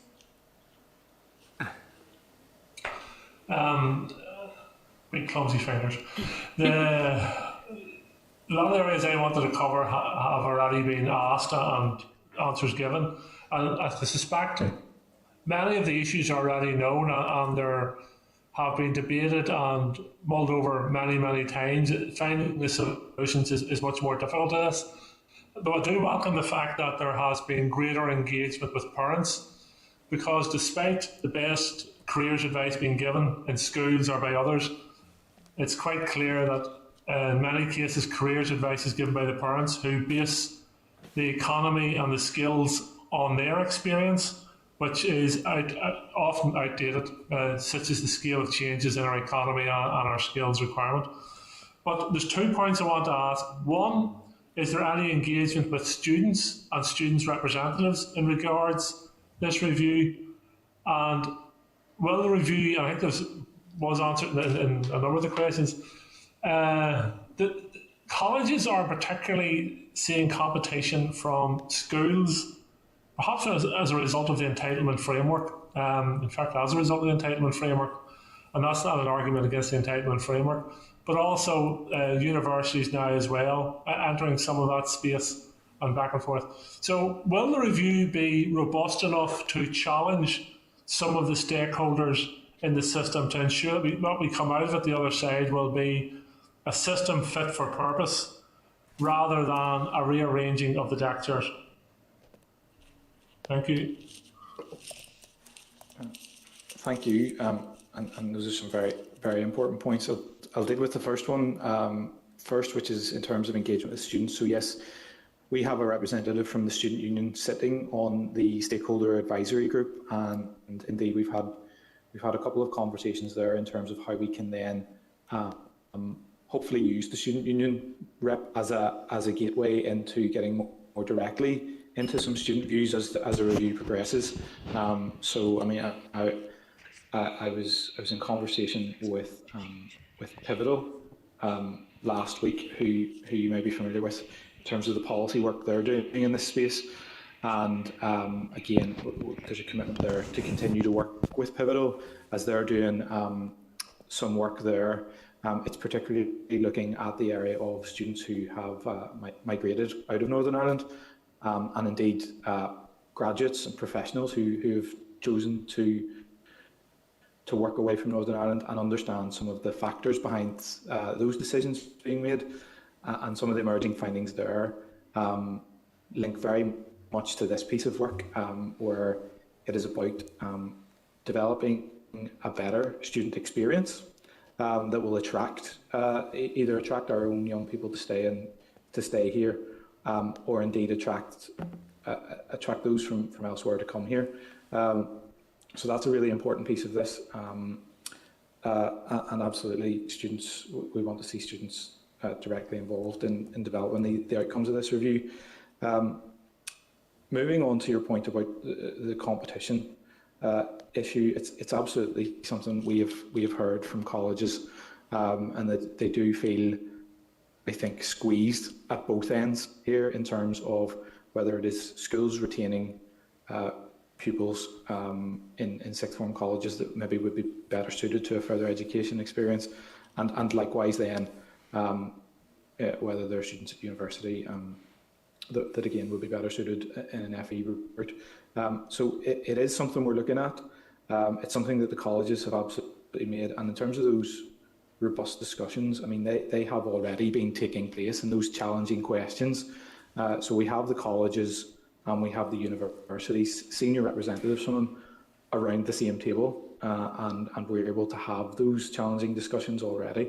So absolutely, I would see the outcomes of this review as being, very challenging. I think they'll be challenging for all parts of the system, the department included, where we need to really look at this and develop, as I touched on in a previous answer, develop a much more cohesive tertiary sector where you eliminate the competition and actually have all parts of the system working together, primarily to deliver better outcomes for young people. I think it's important to note as well, there's actually a real will, a genuine desire, I think, from the universities and the colleges to work together more collaboratively, and we're seeing that is now taking place. So I think in terms of where we go in the future, there, as Jamie referred to, there will be a more joined up sector, and the sector will work together collaboratively in the best interests of meeting the needs of the NI economy and also the needs of learners. Okay, thank you. Thanks, John. Can we bring Claire into the spotlight, please? Thank you, Chair, and thank you for the presentation. You've perhaps already articulated this, but I suppose where I have a concern between FE, sixth form, and even HE at university is the funding model.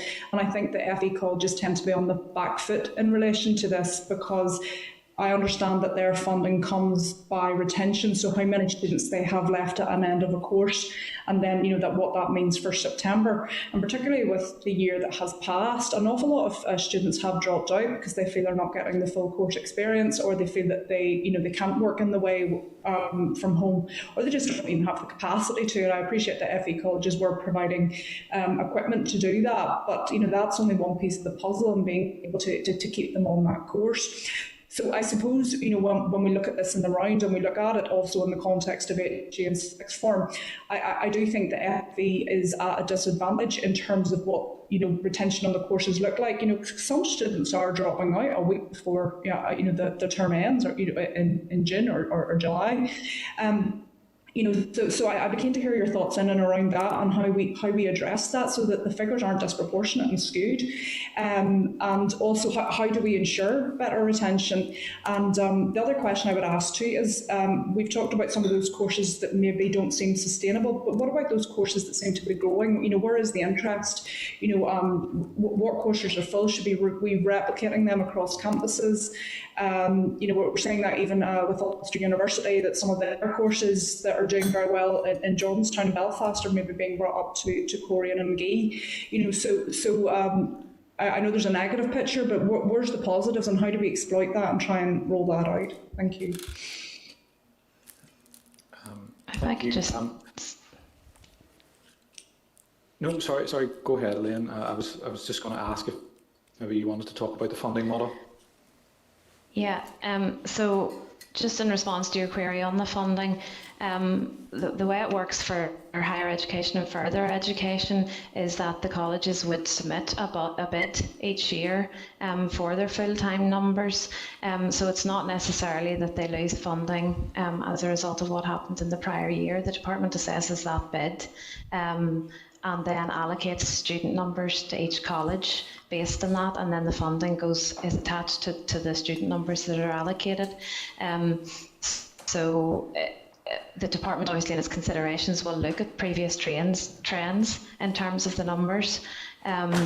But last year, for example, even though the numbers were in decline, the colleges were able to retain some of the funding with certain conditions attached. So just to flag, it's not necessarily the case they will lose the funding if based on the numbers from the prior year. But isn't it the case that that it is almost a retrospective look at the course, whereas particularly with sixth form colleges, it's all weeks in September rather than looking back? Is that right? I just understand that there is a difference between what happens in Department of Education sixth form and then what's happening with FE and HE, and it does seem to suggest to me that that there's something that's not lining up there, which is leading maybe FE and HE to get a disadvantage. Okay, to be honest, I'm not familiar with how it works in the Department of Education, but I do know that we look to, I suppose, to the future, to what the colleges think that they can fill in terms of the numbers for HE and FE. But I'm sorry, I can't answer your question in terms of comparability with education. Yeah. Well, it might be worth, looking at what's happening in education, given that you will either stay within that department or you'll go to the Department for the Economy. And I suppose the struggle, if you like, between both is, is the fact that there's two departments maybe not talking to each other. Maybe that's something that we could consider. Yeah, I take your point, and it is something we can look at in our work plan. I think that is an important point. We, as I mentioned, we do have a dedicated work stream to look at funding and MASN, which I think would really warrant in there a look at the comparability with the model in education, and certainly if there are issues that we can highlight there and address, I think that would be really worthwhile. I think just to very briefly touch then on your second point in terms of the sort of the areas for expansion, perhaps. Absolutely, we're very keen to do that. I think the problem has been is that there are very few of those areas at present. Now we do, in terms of the declining numbers in HE and FE, we do have some suspicions around what the determining factors are behind that, and actually one of the key factors is actually purely demographics, we believe, because we're right at the minute in a dip in terms of the number of 18-year-olds. So there's obviously a sort of smaller pool, if you like, for the schools, colleges, and universities to draw upon. So that is, we believe, a factor behind this. But we expect that trend will start to reverse over the coming years. So again, it's about looking to the future and about making sure our provision in future years can match up to that, and that's a key part of this review. It's an interesting point you make in relation to the fact that maybe you don't have as big a pool of 18-year-olds as you would have had in previous years. And I know certainly for the Department of Education, again, when they're looking at admittance and sustainable schools policies, they actually take into account birth rate. To understand if there actually will be a population, in the next 5 years, primary school age anyway, to fill those spaces that they have. So I'm just interested, is that a factor 18 years after birth rates that you're looking at, potentially in terms of understanding the number of places that are required? Yes, absolutely. Of course, there are public sector expenditure questions around MASN, and it is, again, linking it to the forthcoming skills strategy. We have a very, we have a focus there in terms of looking at the sustainability of the financial model behind, behind the higher education sector, and absolutely that demographic question will have a really important part to play in that. Mm-hmm. But I do think. I think just on that point, and I'm sorry if I'm digressing slightly from the topic, but I do think on that point, and in terms of the funding and sustainability model, there is a slight danger that we oversimplify the narrative there in terms of it becoming, sort of just increase the MASN number alongside the population number, when actually, and it's been touched on already in this session, the answer here I don't think is necessarily a straightforward more young people going to university. I think and that's where this review, where I think it's very important, is that those alternative pathways have to be seen absolutely as just as valuable and just as worthwhile a pathway for young people. So, rather than looking at it as a a sort of flat increase across the board, I think there's absolutely a role for level 4 and level 5 here to say, well, there's a place where actually we're not utilising all of the MASN in that space. There's slack in the system, if you like, and trying to encourage and trying to advertise that provision, I think, is a really important part of the solution there. Yeah, no, I agree, and I think it has to be proportionate to the types of people who are actually attending these levels of education. Particularly when the minister's comments around lifelong learning, it won't just be 18-year-olds. So no, I do appreciate that. But to come back to my original question, are there any courses that you're seeing more demand for, like specific subjects, and is that reflective of, I suppose, what industry wants, or just reflective of the interests of the particular group that's accessing this level of education? I think that might be something we might take away and reflect on. I don't have figures in front of me. I do know, in terms of specific courses, I do know that there has been some growth. Some of the work that SIA have undertaken for us in the qualification space, they noted that OCN, the Open College Network, have seen actually quite a big growth in the level 4, level 5 space over recent years. As I say, it's all in the context of a declining enrolment across the board. So the marketplace has shrunk, but within that, OCN have grown their provision. But perhaps if you would find it useful, we can reflect on that and maybe come back in writing if there are any particular trends there. Yeah, no, I would appreciate that in specific subjects as well. I'm just keen to understand where the interest is, and is that something that we then build upon? But no, look, thank you. I'm happy to come back on that one. Thank you, Chair. Thanks, Claire. And can I just pick up on a point there in relation to the MASN? That's a specific work stream of the review. So I was just wondering how this kind of ties into the broader skills strategy work. And are you considering getting rid of MASN completely? And just making sure, and this is a very simplistic way of looking at it, but making sure that the provision is there right across the spectrum of levels, so that people do know that level 4 or 5 are there. We have lots of young people who can't get into university here and are going to do degrees in universities or colleges in England, when their best interest may be in taking on level 4, level 5 courses here locally. So how is it that we actually make that happen? I can't speak directly in terms of the thinking at the minute in terms of the HE funding model, other than to say I do think a fundamental look is what is planned there. So I don't think there are any sort of prejudged outcomes, and I do think it's an area where the department will be working closely with the independent review of education, because we see it as part of a holistic look across the whole education sector. So that's I think that's as much as I can say on the longer term thinking around MASN. I think sorry, to come back to your other point in terms of young people sort of migrating for education purposes. As I mentioned earlier, we have been engaging with Pivotal, who've been doing some really interesting work in this space.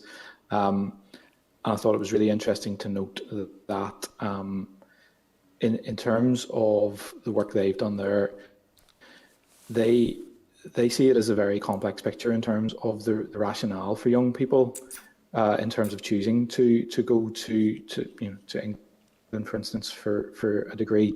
And in fact, figures that we would have from UCAS would suggest that the majority of those who do go there are what we would call determined leavers, and actually they've never applied to university in Northern Ireland.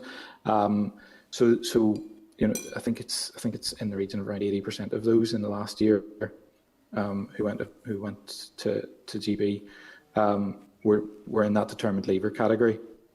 But what Pivotal would point to, and this is what we discussed last week with them, was the sort of complex range of factors behind that in terms of a better student experience, something that would be really beneficial in attracting our young people to stay here, but also actually a driving force behind them leaving Northern Ireland or staying away from Northern Ireland, indeed after they've graduated, is a negative view in terms of sort of segregation and divide, in society here. So there's quite a complex picture there, and it's not purely down to sort of MASN or directly sort of skills and education issues. There is a sort of wider Northern Ireland as an attractive place to live and work, which absolutely comes into play here.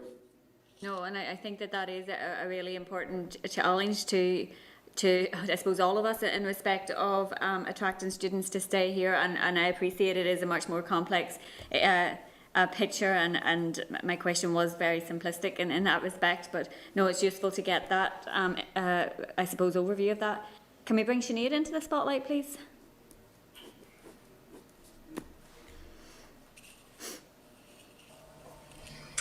Thank you very much, Elaine and Jamie, for your briefing so far, and a lot of the issues have actually been covered, and it's a really welcome time to have this review. Skills development is very close to my heart. And it's just good to see that there is alignment, and that you're looking at the skills strategy and the energy strategy, and looking at the widening pathways and lifelong learning, and it all playing in, and obviously careers development as well within the skills and career provision elsewhere as well. In relation to regional balance, have you looked at the technological universities within the Republic of Ireland and their policies in order to kind of align and bring together that further and higher education through that pathway? And have you any thoughts on the way that the Republic of Ireland are actually developing this level 4, level 5 provision within their education strategy? Sorry, a message coming through there. So have you looked at that, Jamie? Thank you. It's not something I've looked in detail at. It's not something we've looked at yet in terms of this specific piece of work.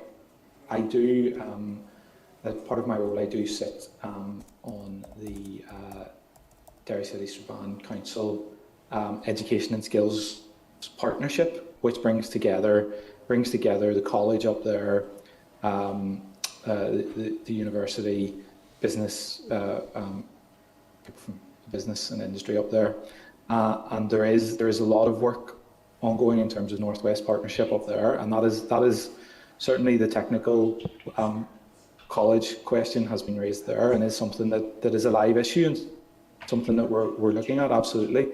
I think in terms of the question of regional balance here, I think what we've really hit on in terms of the role and the unique selling point of HE and FE absolutely has a role to play in regional balance, because of course we have regions that don't have universities, but they do have what we believe are world-leading further education colleges and some excellent facilities available.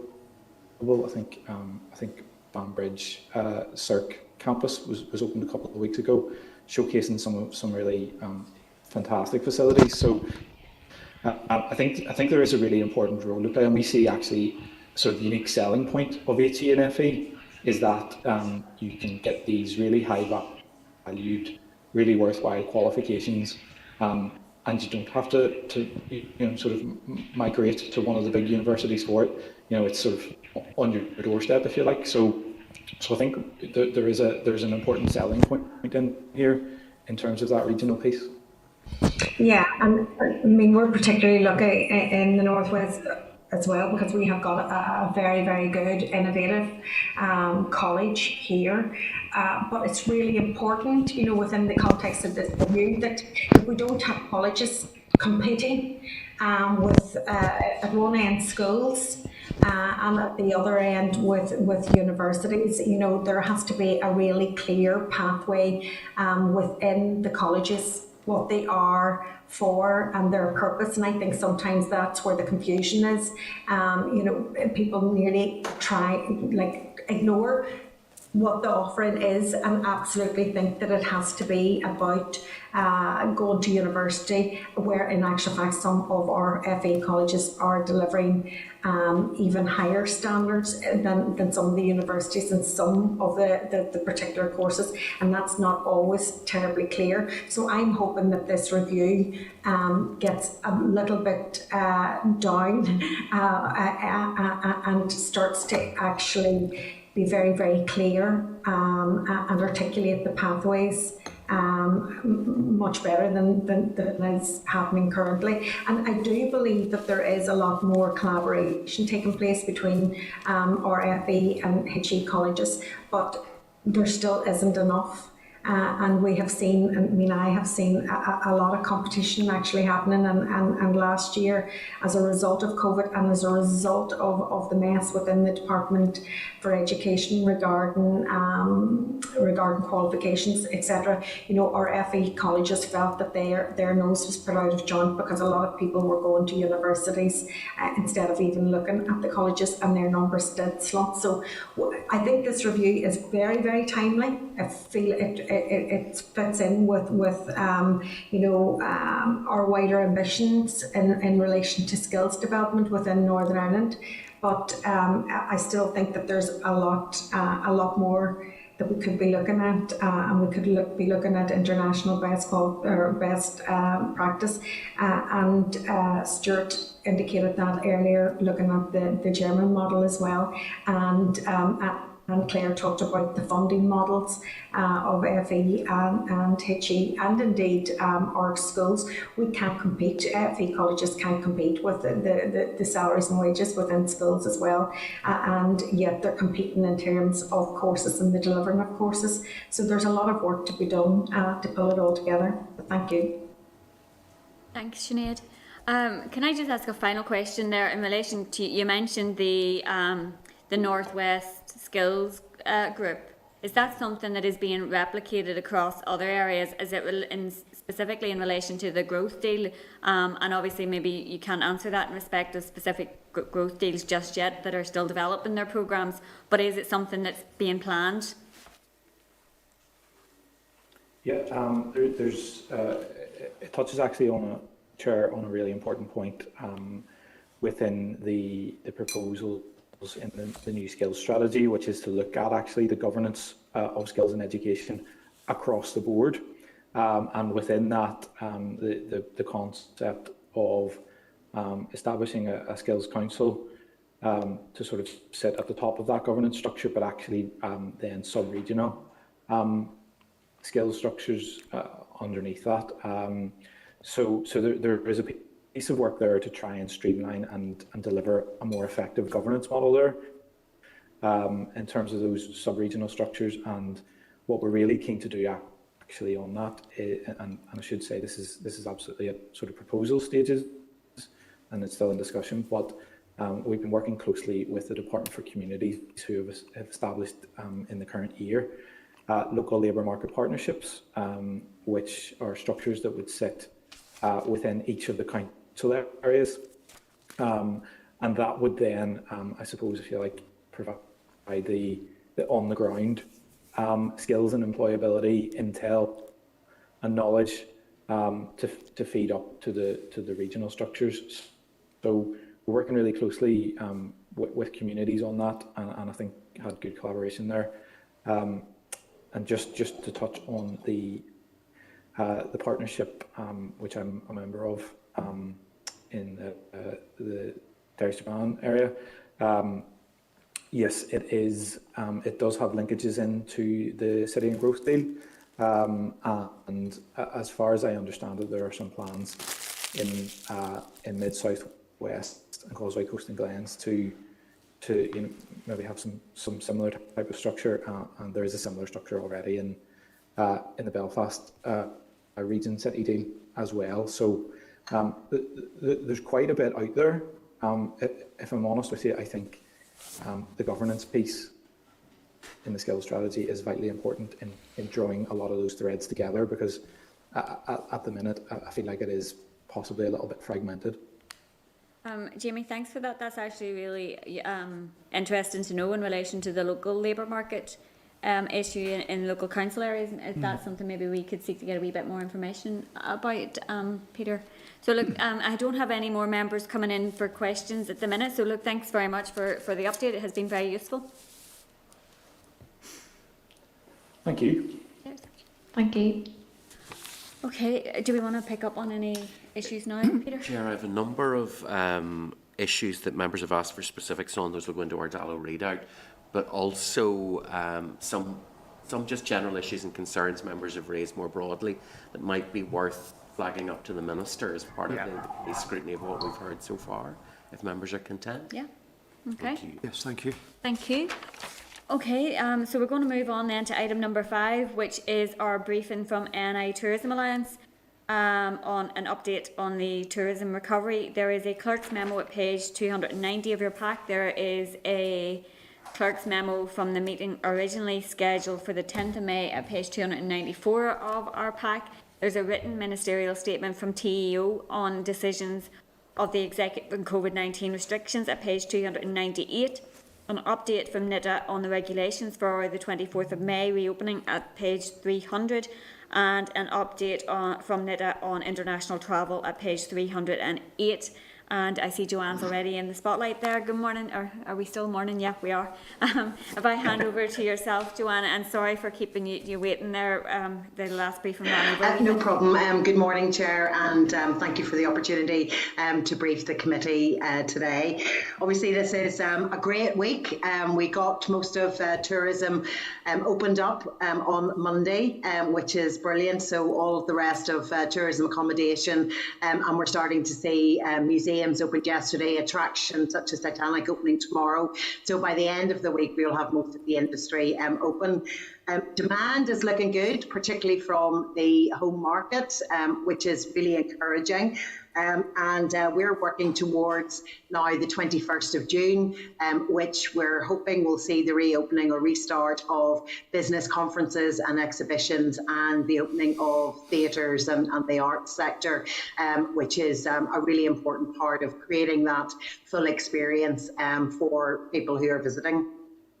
So it's been really positive.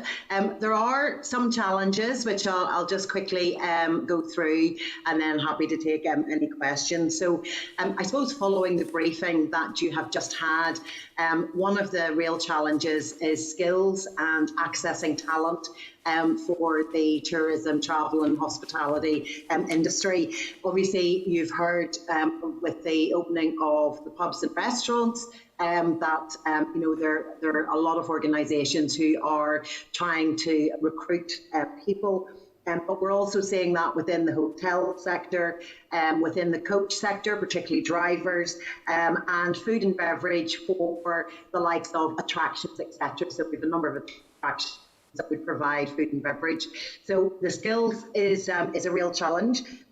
We obviously work with the Hospitality and Tourism Skills Network, which is managed by Roisin McGarrigle. She's been working very closely with the department on the skills strategy. And again, I think it may be worth at some point in the future for you having an update from Roisin with regards to what is being done to attract people back into tourism, travel and hospitality, but also about how we develop the skills of people that are already in the industry. The other challenge then is the capacity restrictions. Obviously, we're still working with social distancing mitigations, and that means that particularly for the likes of indoor attractions, you're only able to operate at 30% capacity. That also will affect things such as the Giant's Causeway, where you've got the visitor centre. So that does put a constraint on those businesses to get the volume of visitors through their doors. We're waiting then with interest of the announcement from Boris Johnson with regards to the lifting of all restrictions in England, which is expected around the 21st of June. And we'll see what that says and how that may then apply across into Northern Ireland. The other challenge that we're now sort of working through is the guidance is slightly different from last year. So there has been quite a bit of work working through the regulations, which we only got a few days before we were due to reopen. So there have been some changes to the likes of contact tracing, the likes of table service only, not just in restaurants but in cafes, etc. So it's just, as it was before, just making sure that all the regulations are being followed. The other issue then, and I'm sure if you listened to the Nolan show or talk back yesterday, obviously we have been raising the issue, and you will have seen these on my updates, with regards to the guidance on travel within the common travel area. That changed from Monday, where there's you could travel for any reason, but there is different advice depending on the reason that you're travelling. So if you're visiting family and friends, you don't need to self-isolate on your return to Northern Ireland, but the advice is to have lateral flow tests. But obviously if you're travelling as a visitor from a tourism perspective, then the advice continues to be that you self-isolate for 10 days. This has caused a lot of confusion for people, and we've been engaging with the department. We've obviously written to executive ministers and the Minister of Health with regards to this advice and asking for it to be reviewed. Obviously we would like to see that travel was permitted throughout the common travel area without the sort of the guidance that's been put in place. The biggest thing that it causes for us is the inability to promote Northern Ireland outside of Northern Ireland. Obviously we can't be seen to encourage people to travel when there is guidance saying that you must self-isolate, or that you should self-isolate if you're visiting for leisure purposes. This will have a big impact on the demand for this year, although we've seen great support from our home market and lots of staycations, that will not sustain the industry. We need our visitors from GB, we need the visitors from the Republic of Ireland, and then obviously later on in the year we would hope to be able to welcome international visitors. So that's a big challenge, and obviously we know that will be reviewed again tomorrow. So all of those just go towards the challenge of financial viability for businesses. We're all in that recovery mode, but a lot of businesses have a debt burden that they've taken on over the last 15 months. And obviously with the lack of unable to have full capacity and unable to generate demand from visitors outside of Northern Ireland, all of those come together to cause concern around ongoing financial viability. But in another positive note was the launch by the Minister of the 10X economy, the economic vision, and we were delighted to see that really for the first time, tourism was seen there as the central plank of the place theme, and the importance of tourism to really generate, to encourage people to come to Northern Ireland, not just to visit, but to work and to live. And we're looking forward to working with the Minister and the Department on the development of that moving forward. So those are just my opening comments, and obviously happy to take any questions. Joanne, thank you very much for that. And I suppose just to pick up on the common travel area stuff, first of all, my understanding is that that's, in relation to the health advice, and that's where the issue currently is. So happy for the committee to write to the Health Minister and just seek some clarification around that as well, if members are agreed. Yeah, absolutely. And then I suppose just to ask a couple of questions. In relation to the holiday at home voucher, have you had much engagement in relation to how that's going to roll out and how it's going to actually work for tourism providers? Not really, other than what is in the public domain, Chair. So we know that will be the autumn, really, that is going to be in place. It will be a first come, first serve, but we're not aware of how much of a fund is available, so that you could even sort of work out how many people that would be for. But we do know that it's £100 towards a 2-night overstay, stay at home, and also there will be £20 or up to 50% towards an experience or a visit to an attraction. So it means that you can create a nice break with some activities in that. But other than that, we're not aware of exactly how it will work. Yeah, no, I guess I asked the question because we're not particularly sure either, and I guess we do want to get some answers to some of those things that you've just pointed out there yourself, in particular how the first come first serve bit is going to work, and also in relation to the attractions that can use it. Is that anything? Has there been any kind of discussion around that bit of it? The actual attractions that will be eligible for the £20 vouchers? Well, it says sort of attraction stroke experiences. So again, there's no definition of what that will cover and what type of activities. So that is something that we're waiting on more information on. No, that's grand. And then just, I suppose, the Lucid Talk poll recently showed, what was it, only 31% of people would consider going abroad this year. Now, maybe that will change over time, but I suppose that kind of shows that there's huge potential there for the staycation market. So just wondering, is there a strategy from yourselves and to how to maximise that? Yes, I mean, I think, there will be people who will want to go abroad and others who want to leave it maybe to later on the year or next year. So obviously Tourism NI have kick-started their campaign to encourage people to stay at home. And what I will say is a lot of the tourism businesses have looked at their products and services that they're providing and making that more towards the domestic market, maybe rather than the international market. So, and we are seeing good demand, but as I say, there is a concern that although the home market will be very good, it will not be able to replace those visitors from outside of Northern Ireland that we would normally, have to take us to a £1 billion industry. Yeah, no, I appreciate that. And then I guess the issue that you mentioned around skills, and have seen a fair wee bit in the press around that this week as well, difficulties getting people for positions and all of that, something we would like to probably explore with you in more detail at some point as well, kind of fit into our broader skills work. So that's something maybe we can come back to you in respect of. Oh, absolutely, Chair. And as I said, also the Roisin McKee, who runs a hospitality and tourism skills network. So we would work with her, and she does that engagement with the department. So absolutely, we more than welcome that. Yep, great. Stuart, Gina. Yeah, thank you. Good morning. Yes, still is. Good morning, Joanne. And you were a great star on the radio yesterday. Heard all your comments at lunchtime. There is a lot of confusion still out there, both in relation to people coming into Northern Ireland from other parts of the Common Travel Area and also people moving out of Northern Ireland in the Common Travel Area as well. Maybe just a comment, we can only hope that the Executive will start to give some clarification to this when they meet tomorrow.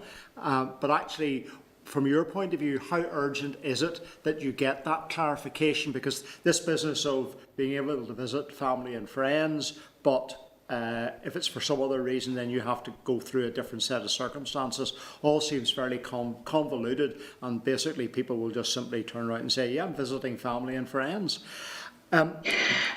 Yes, Stuart, we would like to see some movement on that, from the executive meeting tomorrow. It is very urgent. I'm engaging with all of my members, and where the amount of queries that are coming in on the back of that travel advice and the number of cancellations that are being made. It's not very clear that this is about personal responsibility. It's about you understanding your own circumstances, and also the way that the advice is in NI Direct. I think people think they have to pay for tests. Yeah. So it is just a completely confusing picture. Obviously, from our perspective, generating demand for the summer season, we haven't run a GB campaign as yet, and the earliest we're going to be able to do that is going to be mid to end June, we need to be able to run that campaign and generate that demand. But I mean, the executive and obviously the Department of Health, put forward the proposals. It is obviously the decision of all of the executive ministers what way they want to take it forward.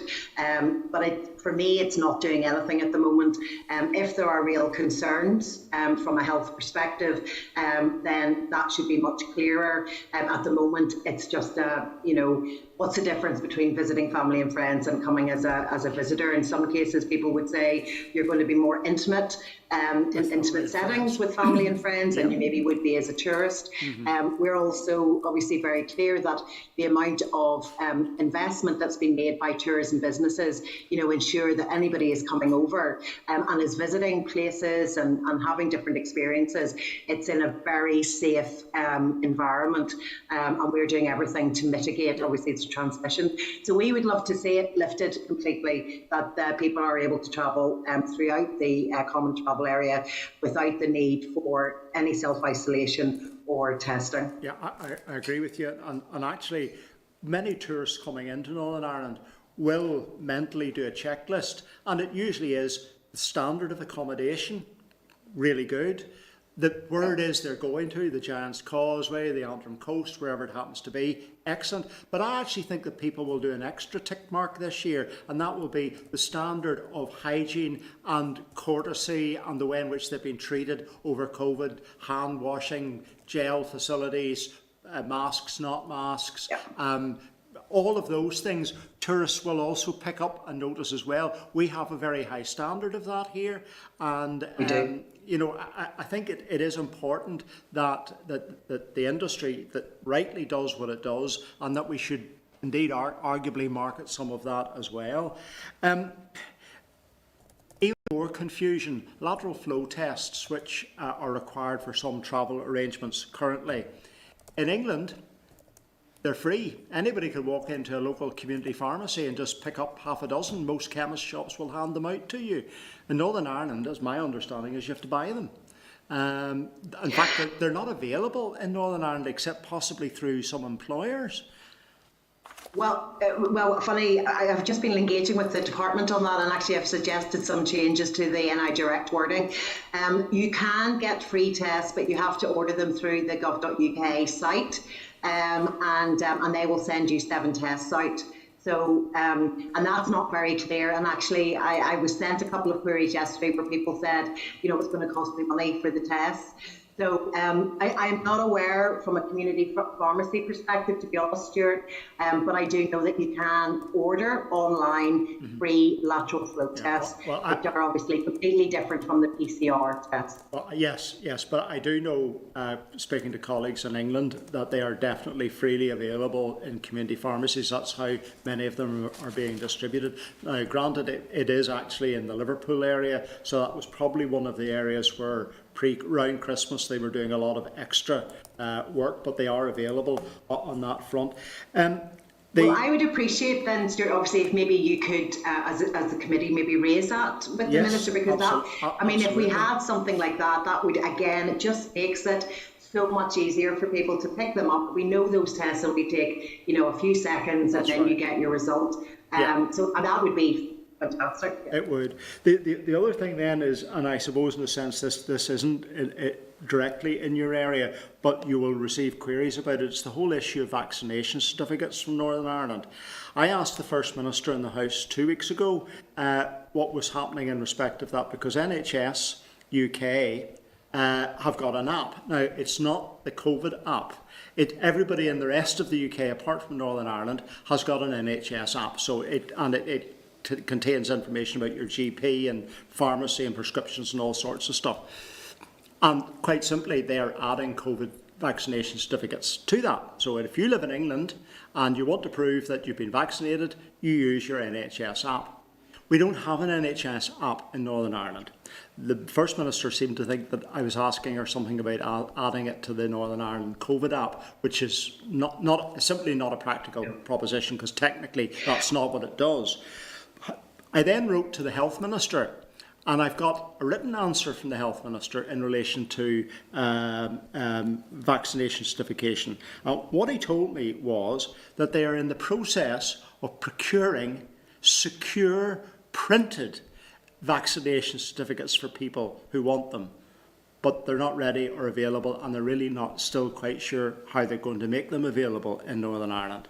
Is that not going to be very frustrating for people? It is, and it is something that we also wrote to the Minister of Health about. It needs to be easy for people to get access to their vaccination status. Now, I know we all got the wee card or the sort of cards, but I don't know about yours, but mine's a little bit dog-eared already. Yes, it's something that again just makes the process so much easier for people. There's not again something they've got to try and find, and if they've forgotten to request it. So we would love to see, and we have asked for an update on having a digital system available in Northern Ireland, exactly the same as it is across the rest of the UK. And I guess actually, in fairness to you, this is more a question for travel agents, because most travel now is actually booked online, and UK-based travel agents, if you want to travel to Portugal or Spain, hopefully in a few weeks' time, you will need a digital vaccination certificate. And if you live in England, Scotland or Wales, you can have one. In Northern Ireland, we're waiting some time for a piece of secure paper. Final question to you, Joanne, in relation to... Sorry, just sort of saying that. Sorry. So we cover tourism and travel. So APTA, for example, are one of our members, which covers all of the travel agents, and we have airlines as well. So it will impact on those organisations, because this information needs to be checked, and obviously it's easier for everybody if you can check that digitally. Absolutely. Just one final question, Chair, in relation to the vouchers, and I think you're right, we're all looking forward to what they're going to do and what the detail of them is going to be. But I suppose there are two sort of questions that pop up in my mind. Is a lot of people, hopefully by the Halloween break, will want to get staycations and visits around Northern Ireland that weekend, and perhaps they'll be in place by then. How can we be assured, and this is maybe turning the tables on you, how can we be assured that your industries will not inflate or make the vouchers, make access to using them conditional on other things, like having to stay so many nights or having to spend so much in order to get the value out of the voucher?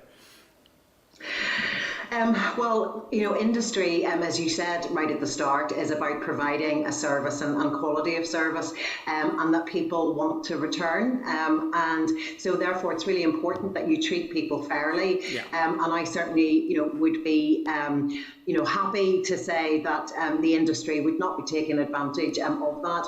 Obviously, the criteria with regards to how you can use them, that will be set by Tourism and I and the department. That's not going to be set by industry. They won't have a say in that. But as anything, that is, something that we will work on with the industry, just to ensure that, people are able to get a good quality and a good value for money, stay towards the end of the year. Thank you very much. Thank you. Thanks, Stuart. Can we bring John Stewart into the spotlight, please?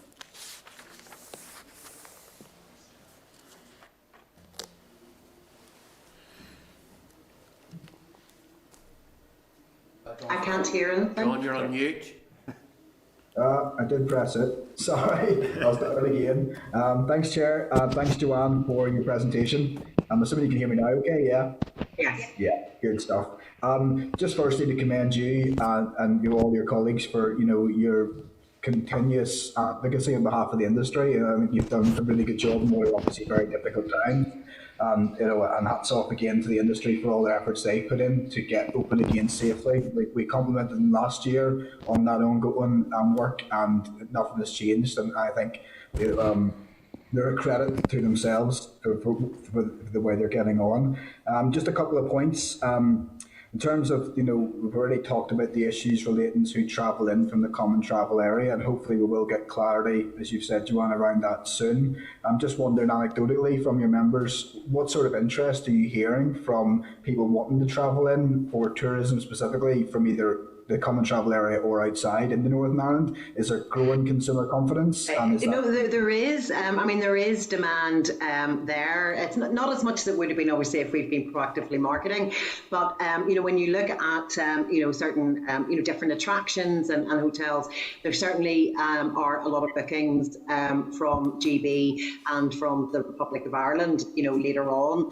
Now, but we have seen cancellations, obviously, with the guidance coming into effect on Monday. So we've yet to see what the impact will be. But I say, without being able to generate more demand, that is a real concern for the industry. Okay. And is a lot of that interest as well predicated upon what people can do once they get here? So like the theatres reopening and other amenities like that, and museums reopening. Do you think that's going to generate more interest? Definitely. When people want an experience, and obviously, people did want hotels to be open and attractions and different experiences, and really that the majority of that is now from Monday. So you will see that people want to come over. Just to put it into context, travellers from GB, would be about 35% of our normal market. So again, that's our biggest market. So it is an important market for everybody in the industry. Okay.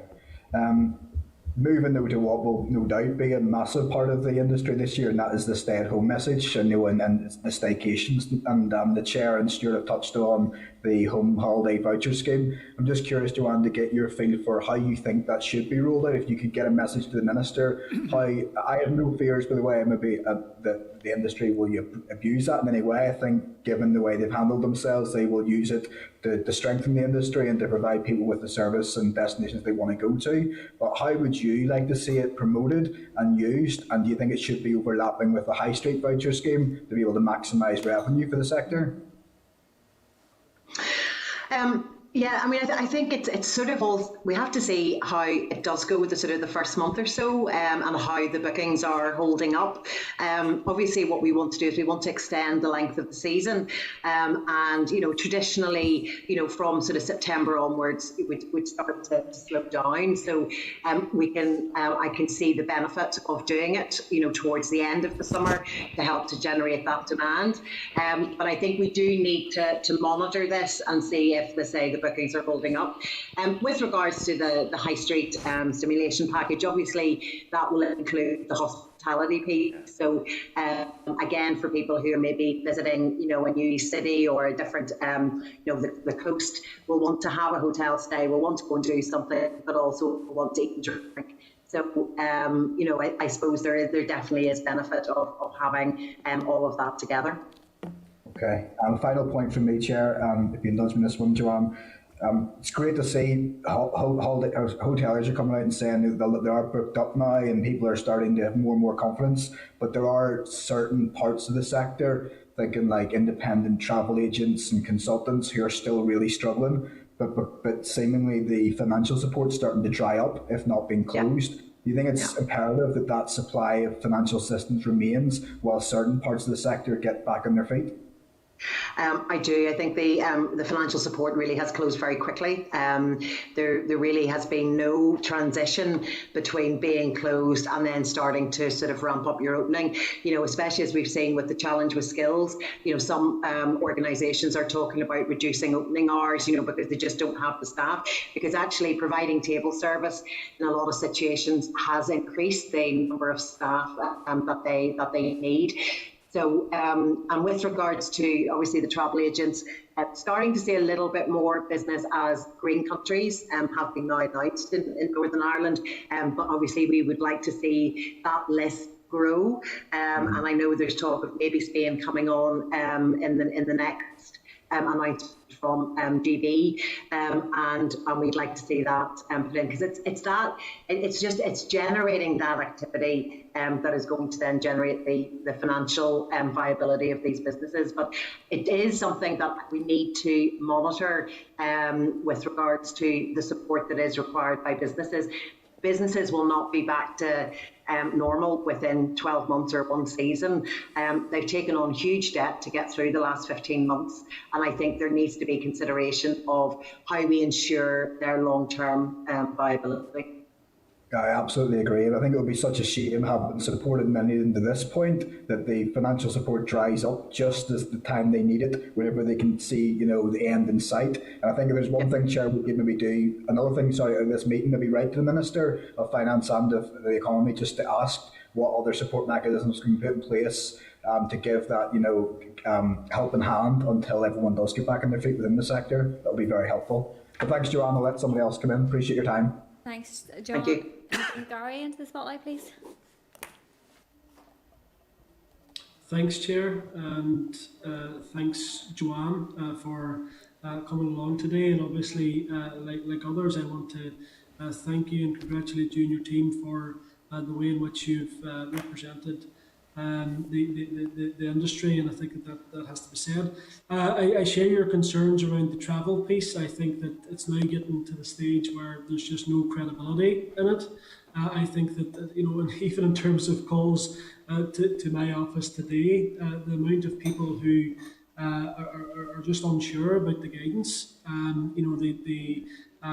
They can't believe that. Well, you can go for family and friends, but when you come back here, you'll have to.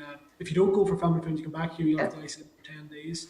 And I think it needs to be resolved. And I take your point around it being a political decision as well, because like all of these things, in order for the public to get behind,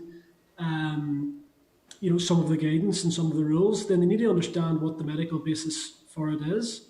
And unless that medical basis is there, then it's very difficult for people to stand over. So I do hope that political parties and the executive on Thursday will get behind the changes and bring that into effect, because it's very difficult to, as you've said, for the economy minister to provide a marketing campaign through Tourism MA and through Tourism Ireland if people have to isolate for 10 days. So that's the first thing. The other thing, it's good to see a lot of the industry open. Obviously, on Monday there was a lot of excitement, particularly the hotels. Any that I have been in, I was in one in Belfast on Monday, and the atmosphere was fantastic, and it's good to see people out and about, so we need to encourage that. The executive meeting on Thursday, Joanne, what other, I take it there's a number of priorities, okay? The financial assistance being one of them. But are there any other particular priorities that you would recommend that, look, the executive on Thursday, you need to get this sorted as a matter of urgency? What would be your sort of the top priorities that you would make in the case for to that executive on Thursday? Okay, obviously we'll take out financial and travel if we say those obviously are my top priorities. But obviously about having clarity on the guidance and getting the go-ahead for the 21st of June for the restart of conferences, exhibitions and the art sector is really critical. And we want to be in a situation where we have the guidance well in advance of that opening date. So that is really important. The other thing is around what is the plan to try and reduce the necessary mitigations? As I've said, obviously, currently the capacity for all organisations is much reduced to what they would have normally had pre-COVID. Now, I absolutely understand that, the health, and we have to ensure that we're not doing anything that would put anybody at risk or increase the transmission. But it would be good to see what the plan is from the executive with regards to, again, following on from maybe what England are going to do, to give us some idea of when we might be able to start increasing the capacity that we have within organisations. So I think those four things really are the important things for us at the moment. Yeah, no, thanks for that, Joanne. And the capacity issue, that is one that has been raised. I know people are just thankful. I take your point, the 21st of June, and we need to get clarity on that ASAP as opposed to leaving it to the last minute. But the capacity that the hotels and cafes and bars are now operating in, I know they're grateful to be open, but they need to be operating at a greater capacity. And I think that the hope that has been given through the vaccine, we need to see that then manifest itself in terms of how the restrictions are been played out in the public domain. So, look, thanks for that, Joanne, and no doubt we'll all have taken note of what you've said, and we'll be lobbying our ministerial colleagues to make sure that they get the right decisions on Thursday. So, thanks, Joanne. Thank you. Thank you, Gary. Thanks, Gary. Claire, can we bring Claire into the spotlight, please?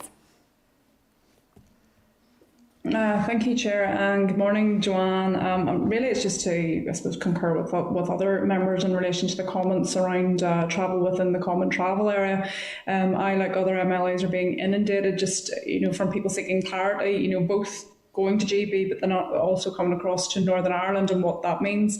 And I think there was another MLA a couple of weeks ago in the Assembly who asked for clarity around this, and, was it guidance? Can it be enforced? And I think the Minister, in fairness, because he doesn't want to put out the message that it can't be enforced, suggested that it was guidance.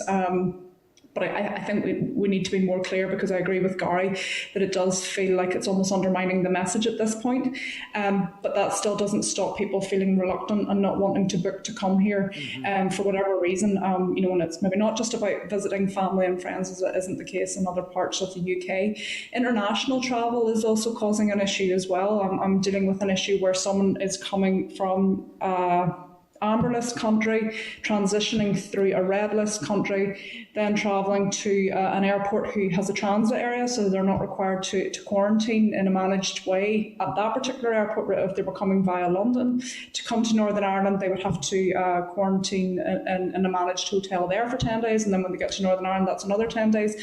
And there's a reluctance then, because people don't have 20 days to sit, in self-isolation. I do appreciate the necessity of it, and I appreciate those kind of sort of higher level concerns are perhaps being led by the UK government. But I think it's all part of the piece that we need to be cognizant of, and what we do have this odd situation where someone doesn't have to quarantine in Amsterdam, but then they come into the jurisdiction of the United Kingdom, and then they do, and then they have to then doubly isolate them when they get to their final destination in Belfast. So, I think we need an awful lot of clarity in relation to that. I think as well, just to concur with Stuart's comments around this NHS app, similar queries from constituents in relation to this. I have a concern as well, that yes, in the first instance, it needs to be digital first, but what about those people who don't have access to that, whose phone is basically used for sending messages and answering calls? So are we limiting some people who don't have the capacity in that respect? I also think some of this is choreography and people just saying things to our communications void. And I just wish they would kind of make decisions and move on. But I do appreciate everything you're saying and doing in relation to all of this, because I hope it does. I suppose it encourage our executive, to put it politely, to start making more sensible decisions that are not limiting Northern Ireland. So perhaps it was more of a comment than anything else. I suppose the other thing that kind of feeds into tourism in Northern Ireland and encouraging people to come to the North Coast or anywhere else in Northern Ireland is the opportunities for live music. There's been issues raised with us with hotels fed about food buffets, that type of thing. It's all those little bits that just sort of feed into that wider piece around staycations in Northern Ireland, and I'm just keen to hear your thoughts on those latter points. So there's two things there, Claire. Just want to clarify that example you gave. There is an exemption for people who have already had a managed quarantine, so you don't need to self-isolate when you come. If you're quarantined in London, then you don't need to self-isolate when you get to Northern Ireland, but the advice is that you have the test. But that's one of the exemptions that did come out on Monday, so at least that's one thing. I was just going to say that's useful to know as well, because I have another situation where someone's going to Amsterdam, and because they have a transit area, they don't have to quarantine there. So there's a useful thing in that you can get a direct flight to Belfast rather than London, where you would have to. So yeah. No, absolutely, and we would like them to use that direct flight. With the events, you're absolutely right, and I think this is for all of the council areas as well. They put on a lot of activities, for visitors, within their areas, and festivals, etc. So we were delighted when the Communities Minister obviously set up the task force to look at that, and that's really where all of that will be decided. And I know the Minister was saying she will set report back by June with regards to how we see that rolling out. The good thing is that the news from England on the events research programme, which was piloting different, obviously live music events and different types of events, has been very positive. We're still just waiting for the official report, but hopefully there will be a lot of learning out of that, and Northern Ireland should be able to do things quicker because there have been those pilot events, and that we could take the best practice from those.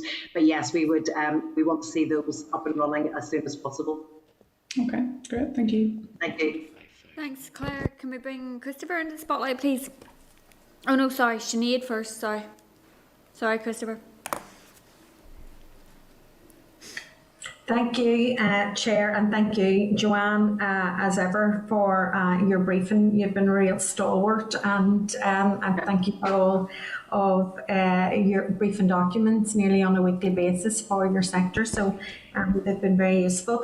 I'm just really reiterating what my colleagues have said around this meeting this morning. The sooner we have harmonisation in relation to the common travel area, the better, because it is causing real confusion. And when that happens within rules and guidance, the ultimate output of that is people just ignore them and just go on with it, and it really downplays everything that we've been trying to do in protecting people and their health and well-being. So it needs to be sorted out. It needs to be sorted out quickly. I mean, it's just a bizarre situation. You can go and visit your sister if you're from Derry. You can go and visit your sister in, say, Sligo, and no problem. But if you go down and spend a weekend in Buncrana, you have to isolate for 10 days. Like, it's just bizarre. But you can go to Portugal for a week and no problem either. It's just stupid. It's stupid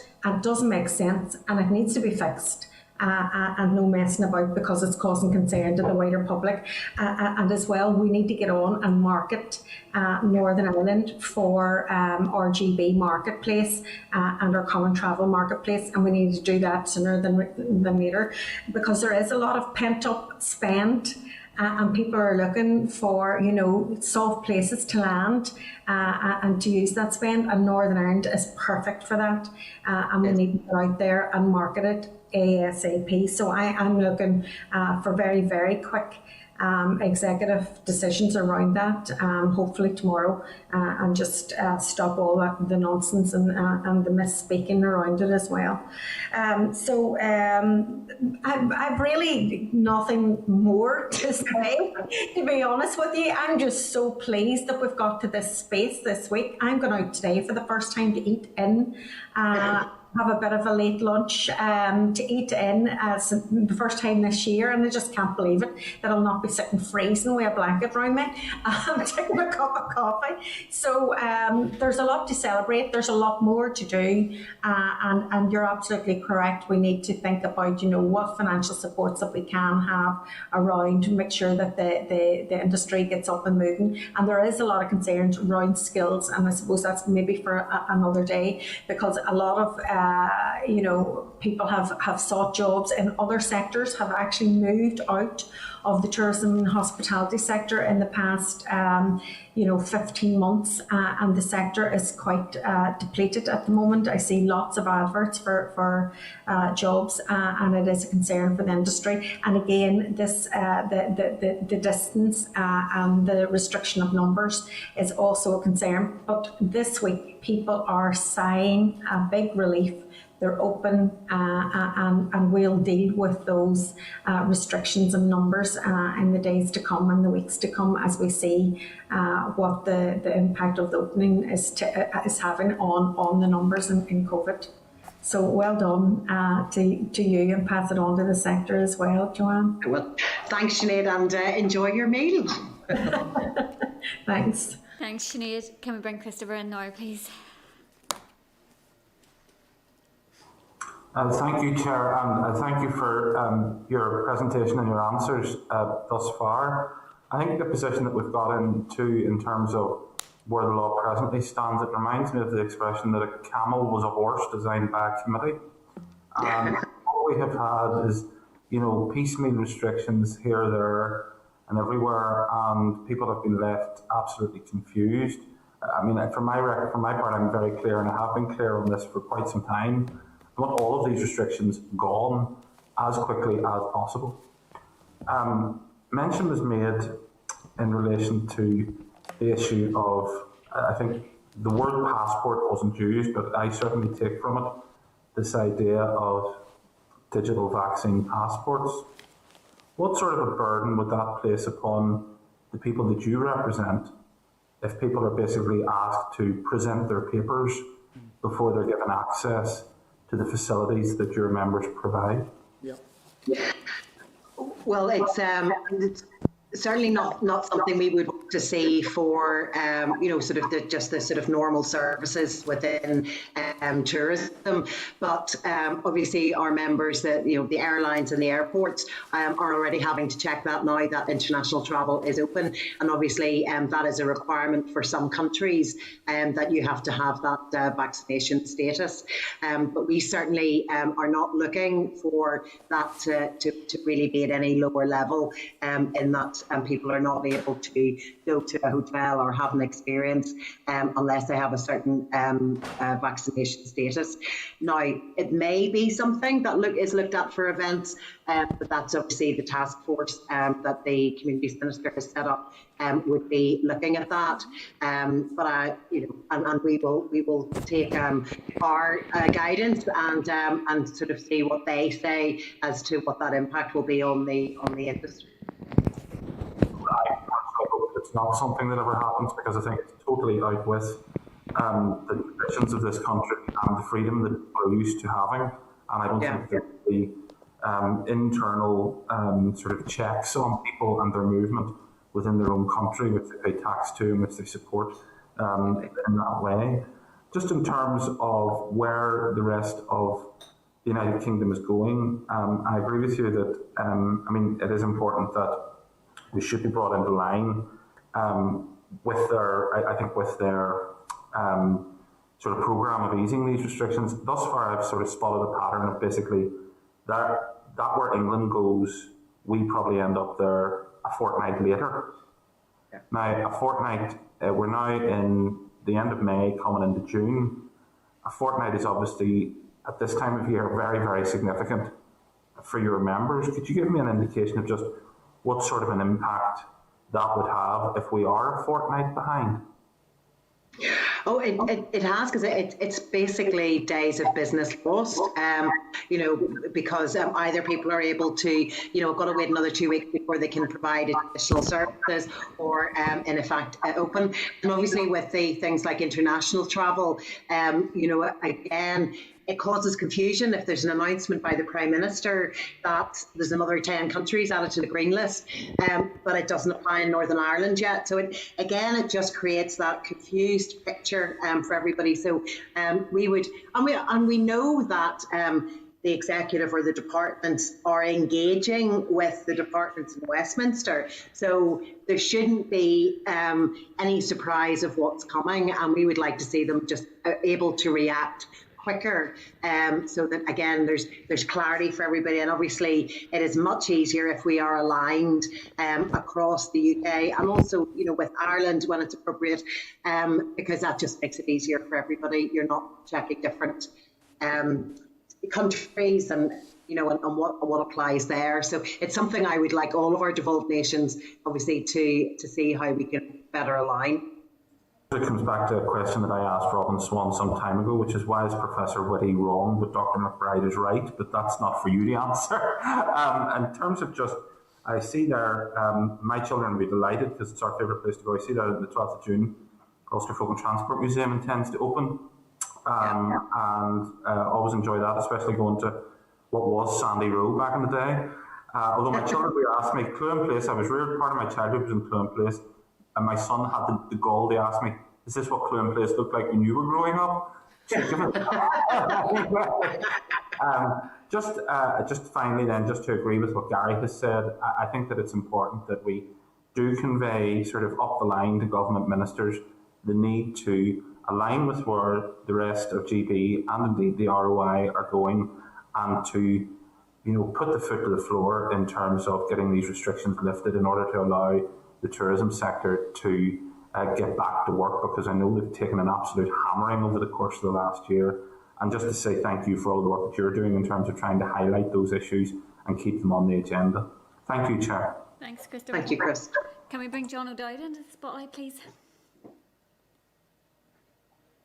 Thank you, Chair. Joanne, my ears picked up yesterday when I heard that there was a shortage of chefs in the industry. Yes. As a former chef, I considered my options, but I knew Christopher was very much, so I decided to stay on. But in all seriousness, what engagement is there with the training colleges, the department, and others about training and upskilling people to work in the catering industry, which can be and is a very rewarding task. It is hard work, and there can be negotiable hours, but it is a rewarding role in life. So what engagement is there with the various sectors about getting There's a lot of engagement, John, and obviously there's the tourism and hospitality hub that is managed across the 6 colleges by Belfast Metropolitan College, and again something you may want a briefing on, and where they're very much engaging with industry and identifying where the gaps and the needs and the what needs to be in the qualifications. So a lot of work has been ongoing with that. There was also, they've been doing a lot of providing, free training for people as they were on furlough as well, to really try and keep them engaged. I think what we're seeing though is that with this problem, predates COVID. There has been a real challenge, especially with chefs and the catering industry. That was highlighted as part of the EU, the UK exiting the EU and the change in immigration law, and it's something that we're still engaging with from an immigration perspective, and that was one of the skills that was identified as a skill of need with regards to for Northern Ireland. I still think there's more work needs to be done there in how we influence the UK immigration rules for Northern Ireland, but there's also a big piece being done around attraction and bringing out the benefits of working in tourism and hospitality, and really encouraging people back in. But as I say, there was a challenge before COVID. The year sort of disguised that, because obviously just we were decimated, and now again it's coming back to the fore. But I do think you would probably get a very special offer, John, if you put your services forward. I might take somebody up on that. I'm sure somewhere in Loughney. Well, actually, I'm glad you mentioned Loughney for tourism purposes. Yes. It's on my list to do when I brief the committee.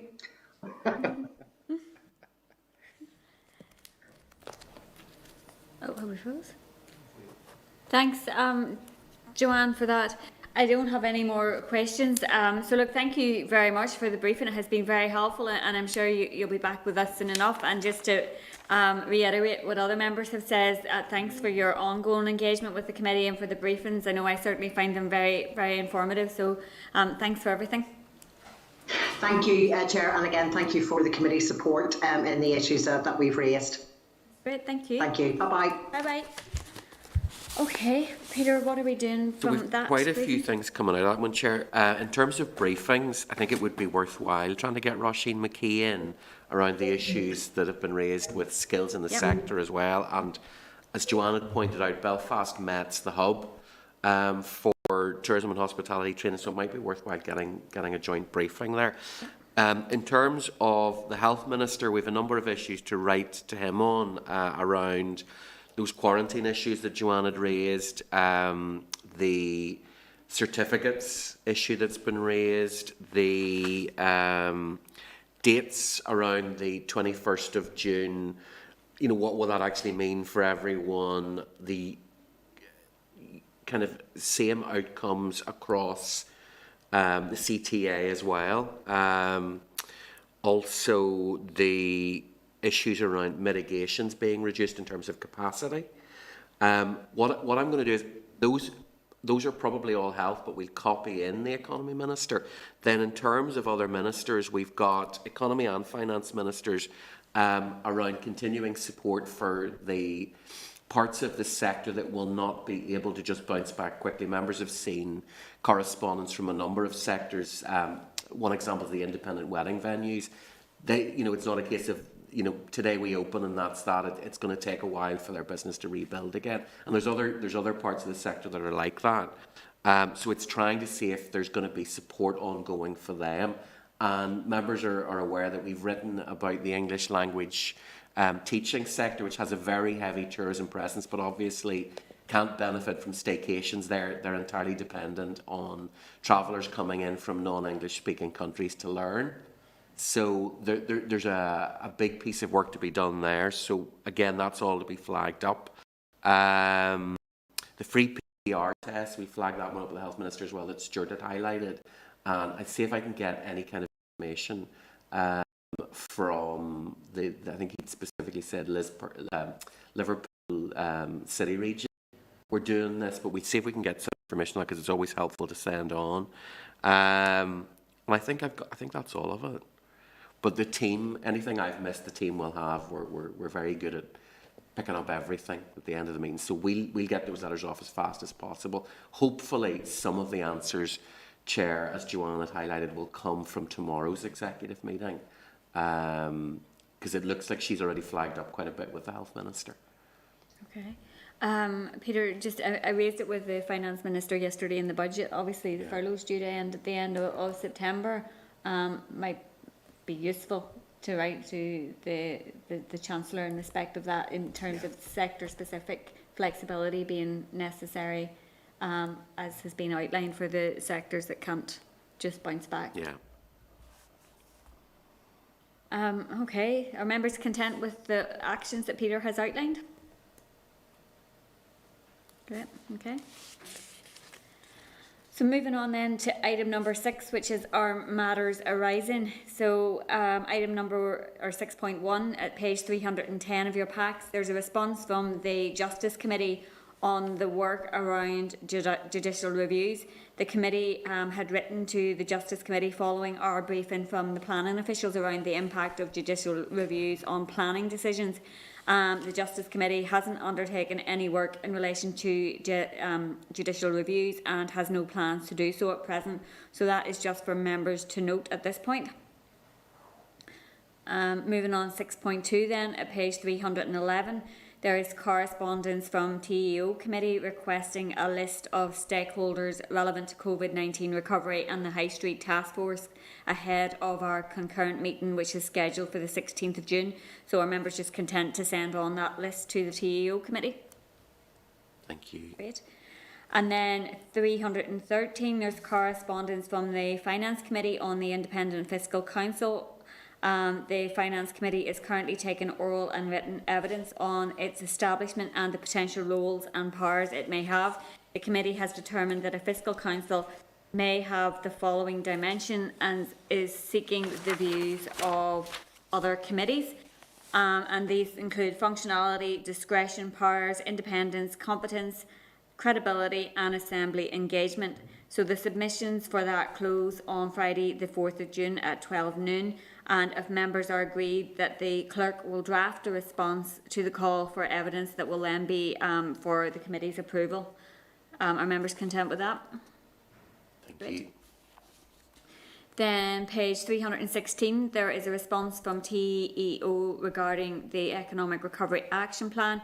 We had written to the Executive Office in March regarding the need for adequate funding and support from across the Executive for that plan. So the response says that TEO welcomes the launch of the Economic Recovery Action Plan. They advise that the Executive is focused on building a longer term plan which encompasses 3 key programmes, the first being moving forward the Executive's pathway out of restrictions. So obviously we were briefed by the Minister on that on the 12th of May and it has been fully funded by the Finance Minister. So that's just to note for now. Okay. Moving on then, page 318, there's a response from the Health Minister regarding COVID testing. We had written to the Health Minister back in March regarding any plans to extend testing to businesses. The Health Minister states that workforce's asymptomatic testing is now available free of charge to all organisations with 12 or more employees or volunteers who cannot work from home. Officials are working to expand the range of community-based testing facilities for small businesses to access, so our members content to note. Thank you. Great. Moving on then, pages 320 and 321 respectively, there are responses from Deloitte and the Labour Relations Agency in relation to the LCM on company director disqualification legislation. Deloitte are supportive of the amendments proposed as they should provide a stronger deterrent against fraud. They feel that these amendments should be accompanied by additional resources to support the insolvency service, and the LRA advises that it has no formal response as the matter sits outside of its core responsibility. So our members content to note, and Peter is going to draft up the... Yeah, Chair, we've got an LCM report already drafted. We bring that to committee next week. We are still trying to pin down a date where the motion will come to the Chamber, but essentially the committee needs to get a report in place before that happens. So the responses we've had thus far, and you'll see it as we go further in, have indicated no issues. So the report reflects that, and again it'll be for committee to approve it next week. Great, thank you. 6.8 then, at page 322, there is a copy of a Court of Appeal judgment forwarded by Rani in relation to the judicial review proceedings regarding the Regional Rates and Energy Act 2019. So that's just for members to note for now. Okay. 6.9 then, there's a response from the Minister at page 35 of table papers following the committee's request that she meets with NUS-USI. The Minister has indicated that she will be happy to meet when her diary permits, so our members content to note. Chair, just an update on that. I've made contact with NUS in Scotland, Wales and USI in the south, so I'm in the process of asking them just what they do in terms of engagement with government. Wales, I think, has already come back and they have a well sort of established system. I'm still waiting for Scotland and the south to respond. Thanks, Peter. Moving on then, 6.10 at page 36 of table papers, there's a response from the Minister for Aviation to the committee's letter regarding the recognition of pilot licences post-EU exit. The Minister outlines that the UK has just concluded negotiations on the Aviation Safety Agreement, and reaching an agreement on licence recognition in the future will require willingness from both sides. Furthermore, as mentioned in the letter from the CAA, the EU has decided not to recognise UK licences at this point. The Minister states that the Government will continue to engage with the EU on this matter. So are members content to forward that response to the pilot who has raised this matter? Thank you. Then at 6.11, there is a copy of a paper from the Skills Advisory Group at page 37 of table papers, providing an update to the committee. The committee will want to consider this in detail and in the context of our micro-inquiry report on skills. So members are just content to note for now, and we will return to it in more detail at a later date. Great. Thank you. 6.12 then, there's a response from FSB at page 43 of table papers to the committee's consultation on the LCM on the company director's disqualification. The LCM will be considered further at agenda item number 8, so are members content to note for now? Great. So moving on then to item number 7, SR 2021-000, the administration restrictions on disposal, etc. to connected persons regulations NI 2021. There is a clerk's memo at page 328 and an SR at page 329. This SR prohibits disposal of a company's business or assets or a substantial part thereof to anyone connected with the company during the 8 weeks following entry into administration, unless one of two conditions are met. These are that either the creditors have approved the disposal or a report on the disposal has been obtained from an independent and suitably qualified person. So our members considered the SL1 at our meeting on the 14th of April. The statutory rule is subject to the draft affirmative resolution procedure. The rule will come into operation on the 25th of June. The examiner of statutory rules has not yet reported on it, so members will be agreeing to the legislation subject to the examiner of statutory rules support a report. So are members content with the SR? And we'll put the question. Thank you. Okay. That the Committee for the Economy has considered the SR 2021-000, the administration, restrictions on disposal, etc. to connected persons regulations NI 2021 and recommends that it be affirmed by the Assembly subject to the examiner of statutory rules report. Thank you, Chair. So then moving on to item number 8, the Rating Coronavirus and Directors Disqualification Dissolve Companies Bill. At page 344 there's a copy of the LCM on the Rating Coronavirus and Directors Disqualifications Dissolve Companies Bill, which has been laid in the Business Office on the 20th of May. At our meeting on the 19th of May, we considered the Rating Coronavirus and Directors Disqualification Dissolve Companies Bill. And the LCM will enable amendments to legislation applying to company directors disqualified in the North for the purpose of enabling the conduct of directors or companies which have been dissolved without having been subject to insolvency proceedings to be investigated and, where appropriate, disqualification action and payment of compensation to creditors sought. So just to remind members, we've already written to stakeholders. We've obviously just considered the responses. 4 have been received to date and no objections have been raised. So the draft report and a copy of all the written responses will be considered at next week's meeting. So moving on then to item number 9, which is correspondence. There at page 353 of your pack, there is correspondence from the TEO committee requesting information on any work that has been carried out by our committee in relation to the impact of the protocol on businesses. So if members are content, the clerk will compile and forward this information to the TEO committee. Thank you. 9.2 then at page 354, there is correspondence from the Finance Committee on the UK Internal Market Act. The clerk advises that the Finance Committee considered a response from the Department of Finance on an Assembly research paper on the UK Internal Market Act. The committee states that the Finance Department provided a limited response on state aid and indicated limited consideration of the term special regard as stated in the Act.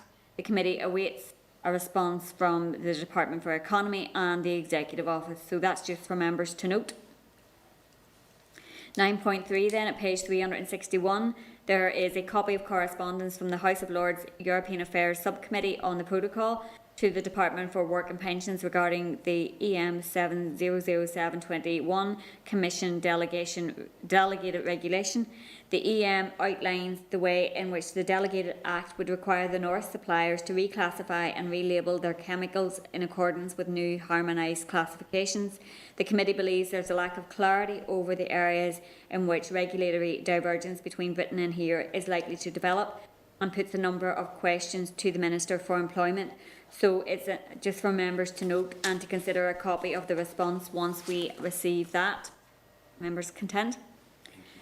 Moving on then, page 363, there's a copy of correspondence from the House of Lords European Affairs Subcommittee on the Protocol to Penny Mordaunt MP, Paymaster General, regarding a proposal for a directive of the EU Parliament and of the Council of Resilience of Critical Entities. The letter states that the subcommittee notes that the directive may impact on the protocol due to its potential impacts on the single electricity market. The Chair poses a number of questions to the Paymaster General and again is to note so that we can consider a copy of the response once that's received. Thank you, Chair.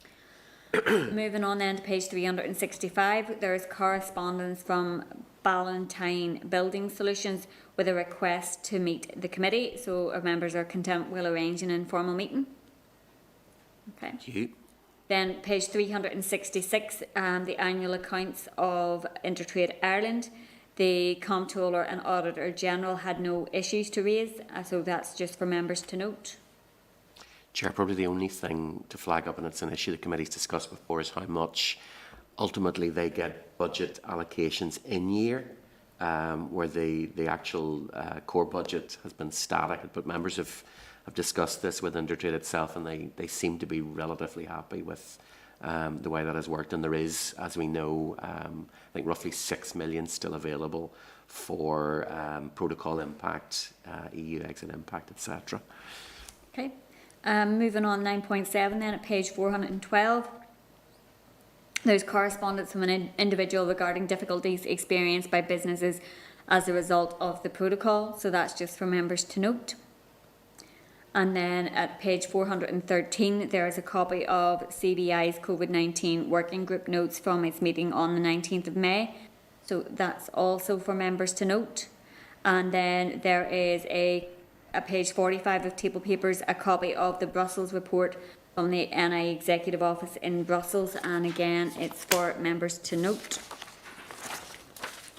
And then page 65 of table papers, there is a copy of correspondence from the Hotels Federation to the Executive Office regarding the need for a derogation on buffet and carvery service in hospitality establishments.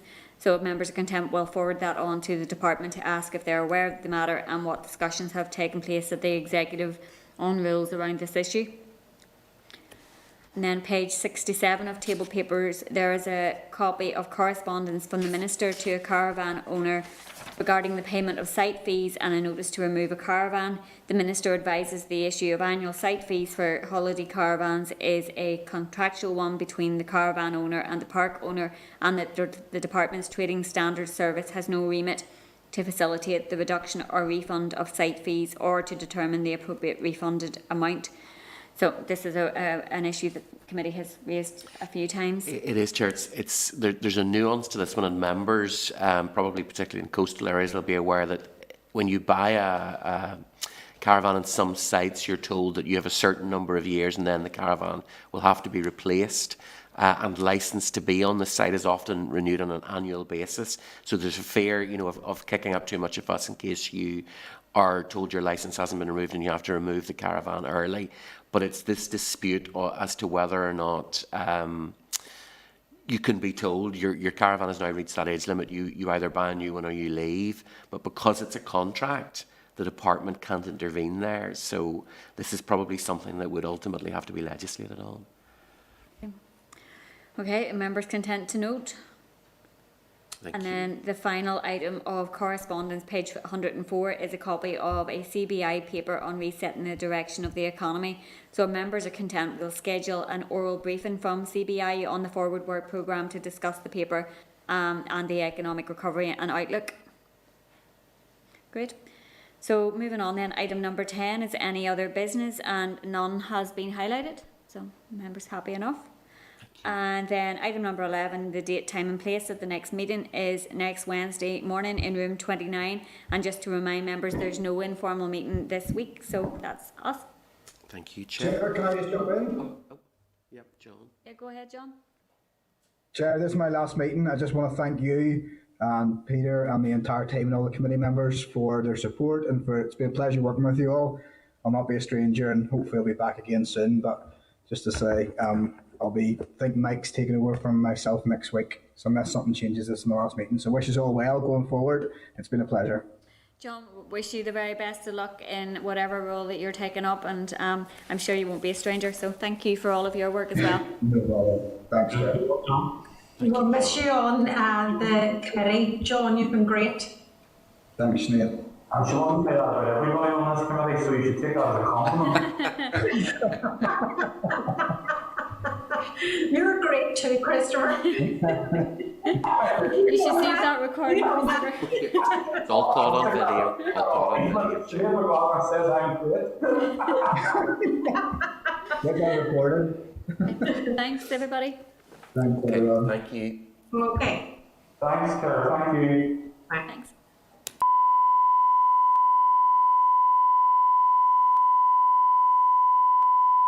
This is the Northern Ireland Assembly Committee Room 30. This is the Northern Ireland Assembly Committee Room 30.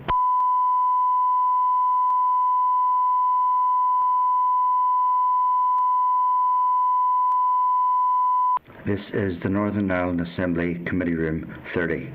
This is the Northern Ireland Assembly Committee Room 30.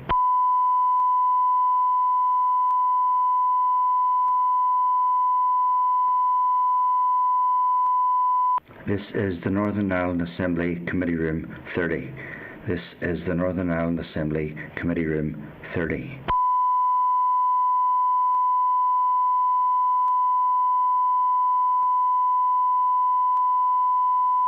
This is the Northern Ireland Assembly Committee Room 30. This is the Northern Ireland Assembly Committee Room 30.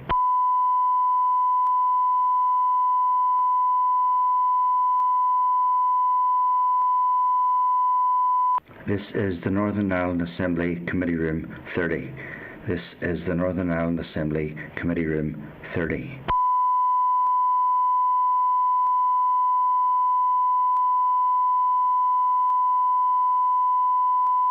This is the Northern Ireland Assembly Committee Room 30. This is the Northern Ireland Assembly Committee Room 30.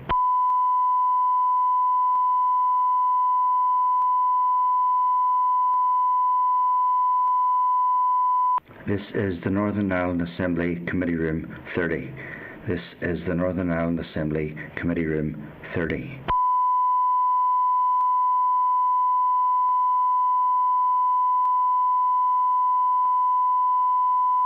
This is the Northern Ireland Assembly Committee Room 30. This is the Northern Ireland Assembly Committee Room 30.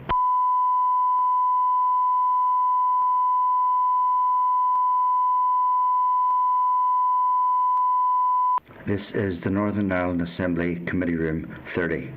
This is the Northern Ireland Assembly Committee Room 30.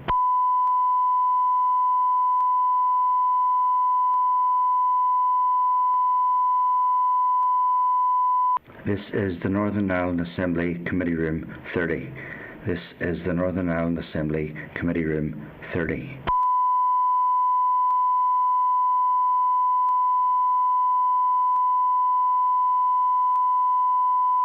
This is the Northern Ireland Assembly Committee Room 30.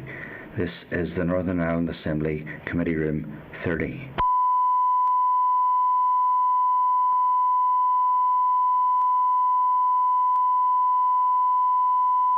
This is the Northern Ireland Assembly Committee Room 30.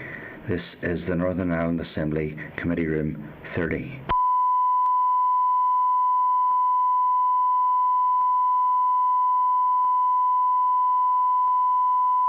This is the Northern Ireland Assembly Committee Room 30. This is the Northern Ireland Assembly Committee Room 30.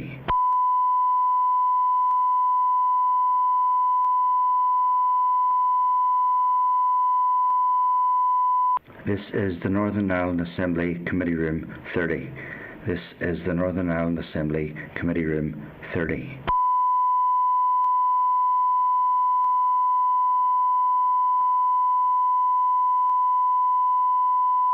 This is the Northern Ireland Assembly Committee Room 30. This is the Northern Ireland Assembly Committee Room 30.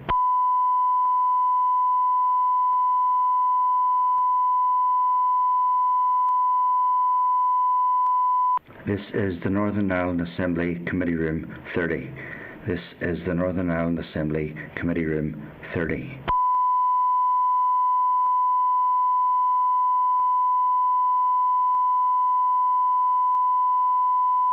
This is the Northern Ireland Assembly Committee Room 30.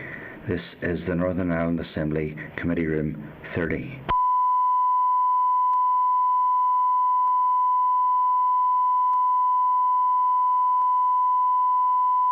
This is the Northern Ireland Assembly Committee Room 30. This is the Northern Ireland Assembly Committee Room 30.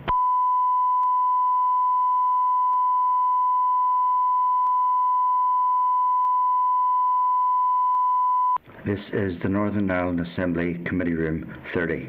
This is the Northern Ireland Assembly Committee Room 30.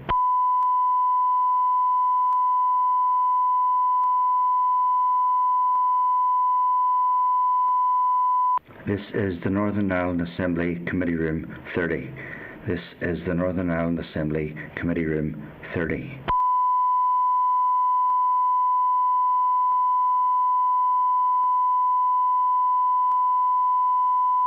This is the Northern Ireland Assembly Committee Room 30. This is the Northern Ireland Assembly Committee Room 30.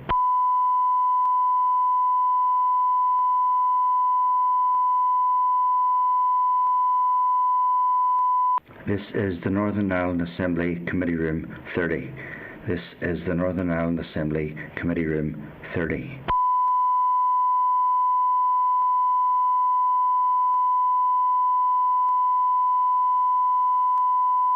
This is the Northern Ireland Assembly Committee Room 30. This is the Northern Ireland Assembly Committee Room 30.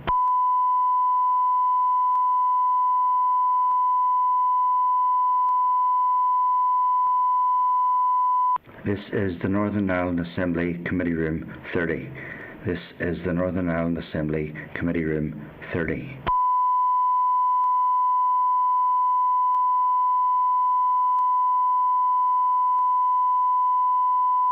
This is the Northern Ireland Assembly Committee Room 30. This is the Northern Ireland Assembly Committee Room 30.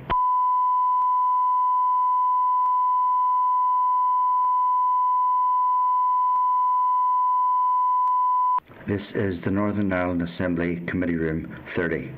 This is the Northern Ireland Assembly Committee Room 30.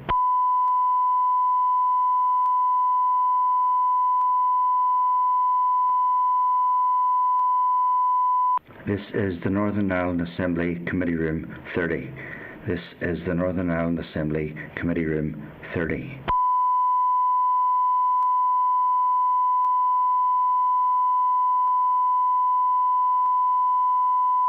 This is the Northern Ireland Assembly Committee Room 30. This is the Northern Ireland Assembly Committee Room 30.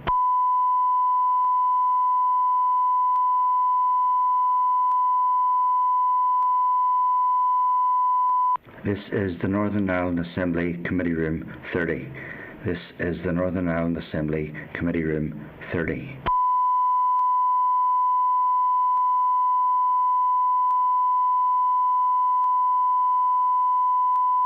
This is the Northern Ireland Assembly Committee Room 30.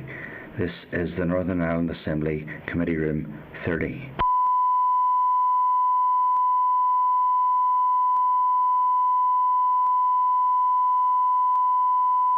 This is the Northern Ireland Assembly Committee Room 30. This is the Northern Ireland Assembly Committee Room 30.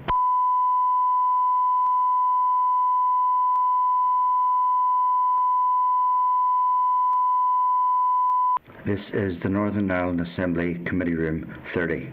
This is the Northern Ireland Assembly Committee Room 30.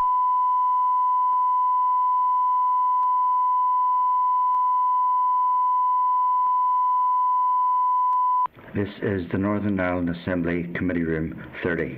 This is the Northern Ireland Assembly Committee Room 30.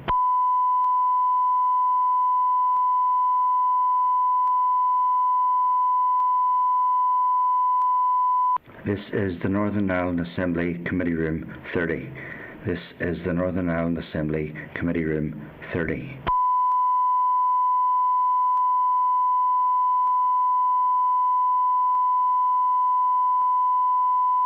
This is the Northern Ireland Assembly Committee Room 30. This is the Northern Ireland Assembly Committee Room 30.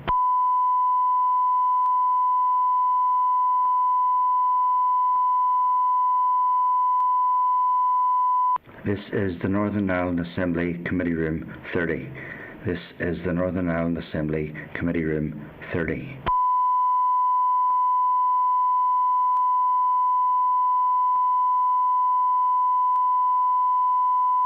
This is the Northern Ireland Assembly Committee Room 30. This is the Northern Ireland Assembly Committee Room 30.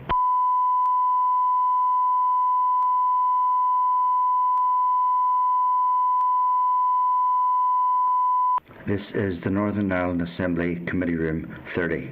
This is the Northern Ireland Assembly Committee Room 30.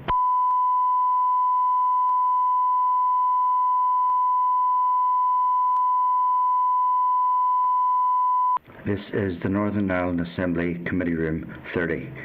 This is the Northern Ireland Assembly Committee Room 30.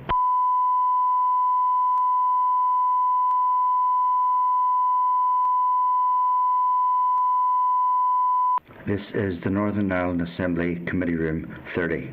This is the Northern Ireland Assembly Committee Room 30.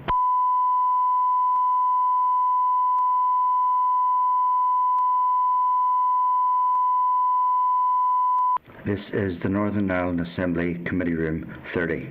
This is the Northern Ireland Assembly Committee Room 30.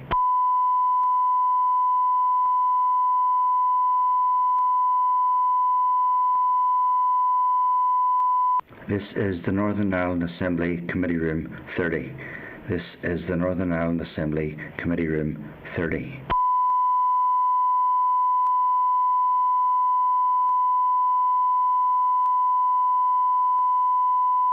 This is the Northern Ireland Assembly Committee Room 30. This is the Northern Ireland Assembly Committee Room 30.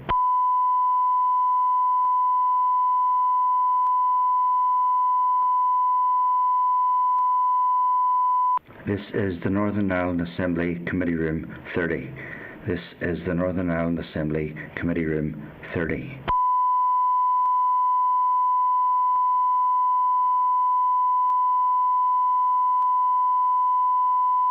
This is the Northern Ireland Assembly Committee Room 30.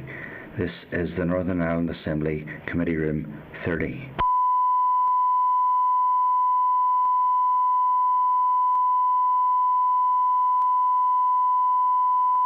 This is the Northern Ireland Assembly Committee Room 30.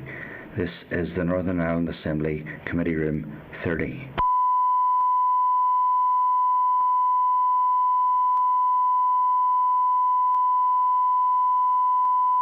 This is the Northern Ireland Assembly Committee Room 30. This is the Northern Ireland Assembly Committee Room 30.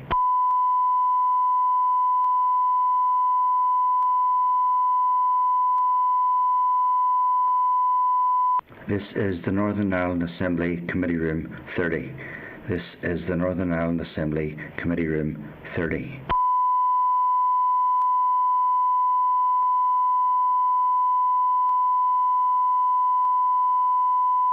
This is the Northern Ireland Assembly Committee Room 30. This is the Northern Ireland Assembly Committee Room 30.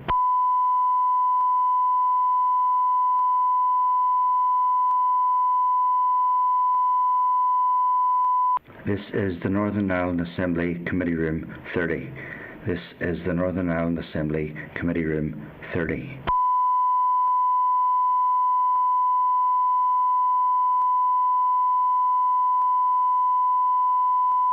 This is the Northern Ireland Assembly Committee Room 30. This is the Northern Ireland Assembly Committee Room 30.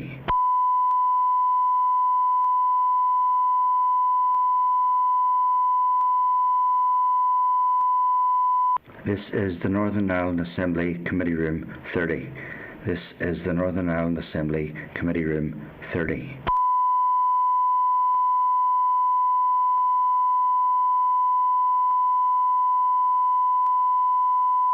This is the Northern Ireland Assembly Committee Room 30. This is the Northern Ireland Assembly Committee Room 30.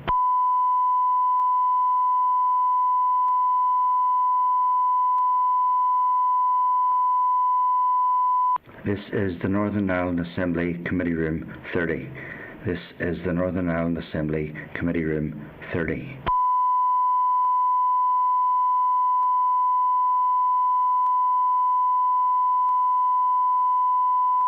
This is the Northern Ireland Assembly Committee Room 30. This is the Northern Ireland Assembly Committee Room 30.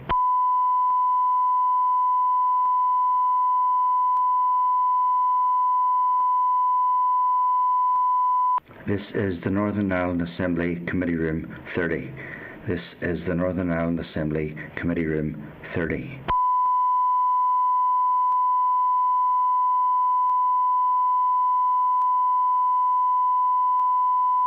This is the Northern Ireland Assembly Committee Room 30. This is the Northern Ireland Assembly Committee Room 30.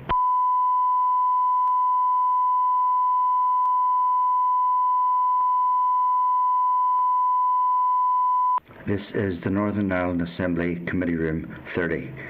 This is the Northern Ireland Assembly Committee Room 30.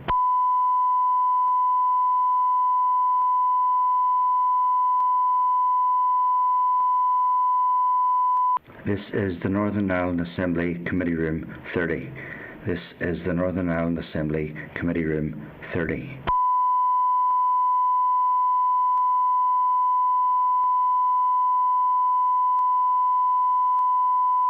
This is the Northern Ireland Assembly Committee Room 30. This is the Northern Ireland Assembly Committee Room 30.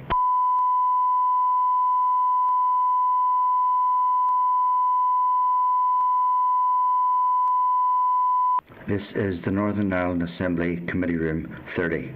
This is the Northern Ireland Assembly Committee Room 30.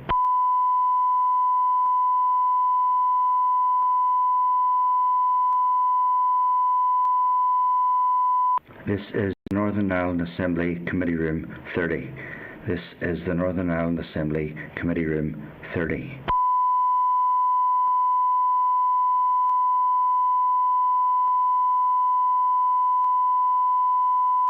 This is the Northern Ireland Assembly Committee Room 30.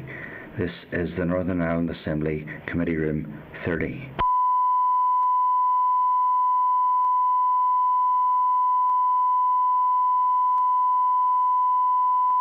This is the Northern Ireland Assembly Committee Room 30.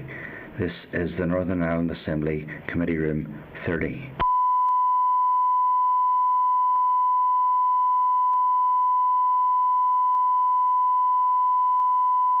This is the Northern Ireland Assembly Committee Room 30. This is the Northern Ireland Assembly Committee Room 30.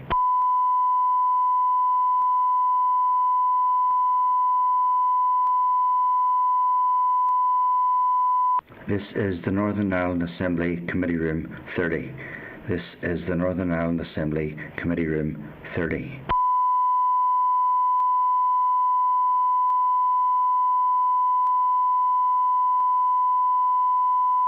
This is the Northern Ireland Assembly Committee Room 30. This is the Northern Ireland Assembly Committee Room 30.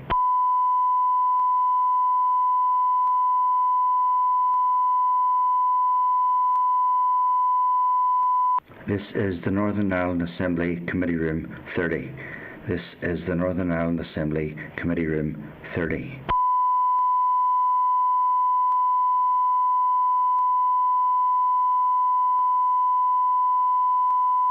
This is the Northern Ireland Assembly Committee Room 30. This is the Northern Ireland Assembly Committee Room 30.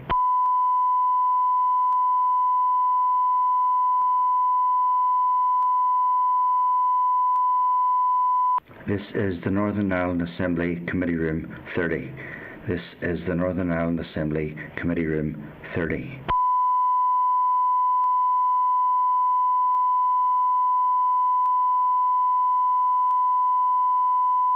This is the Northern Ireland Assembly Committee Room 30. This is the Northern Ireland Assembly Committee Room 30.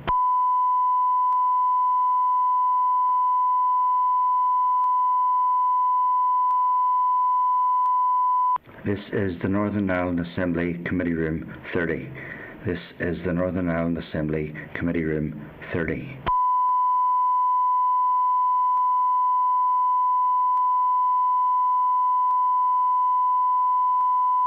This is the Northern Ireland Assembly Committee Room 30. This is the Northern Ireland Assembly Committee Room 30.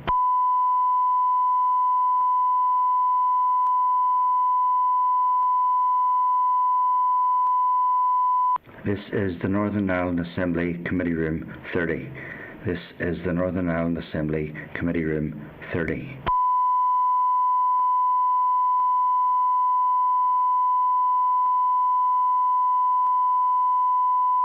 This is the Northern Ireland Assembly Committee Room 30. This is the Northern Ireland Assembly Committee Room 30.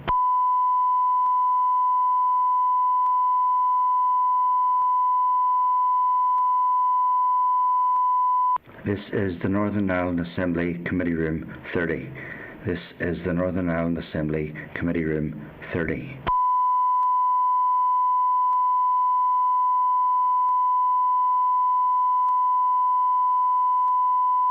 This is the Northern Ireland Assembly Committee Room 30.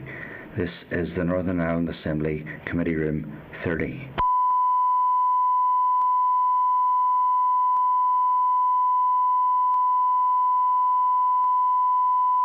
This is the Northern Ireland Assembly Committee Room 30. This is the Northern Ireland Assembly Committee Room 30.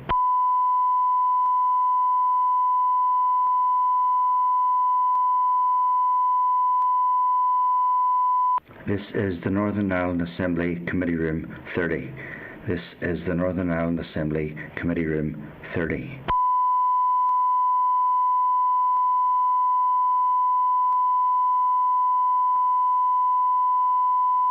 This is the Northern Ireland Assembly Committee Room 30. This is the Northern Ireland Assembly Committee Room 30.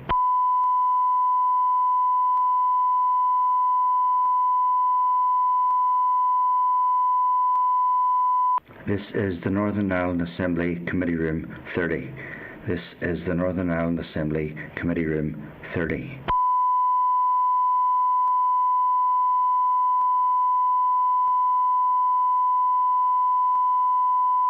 This is the Northern Ireland Assembly Committee Room 30. This is the Northern Ireland Assembly Committee Room 30.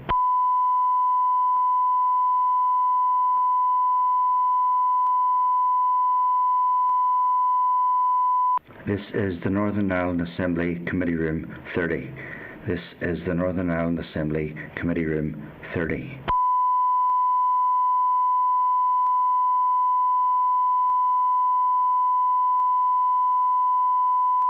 This is the Northern Ireland Assembly Committee Room 30. This is the Northern Ireland Assembly Committee Room 30.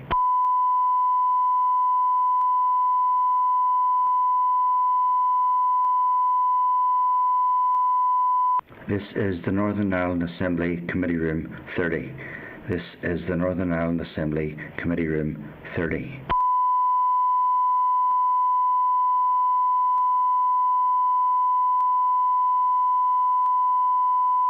This is the Northern Ireland Assembly Committee Room 30. This is the Northern Ireland Assembly Committee Room 30.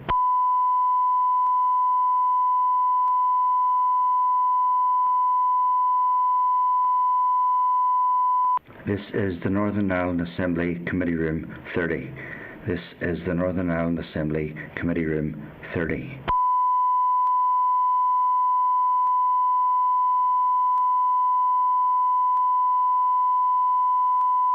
This is the Northern Ireland Assembly Committee Room 30. This is the Northern Ireland Assembly Committee Room 30.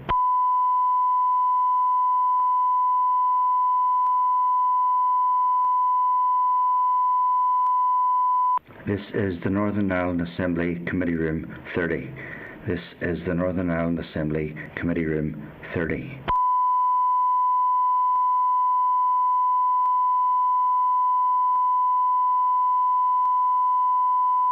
This is the Northern Ireland Assembly Committee Room 30. This is the Northern Ireland Assembly Committee Room 30.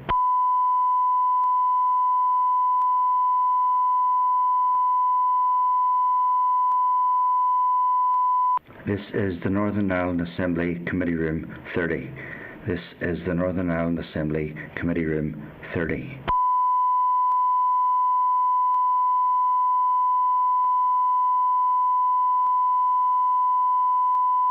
This is the Northern Ireland Assembly Committee Room 30. This is the Northern Ireland Assembly Committee Room 30.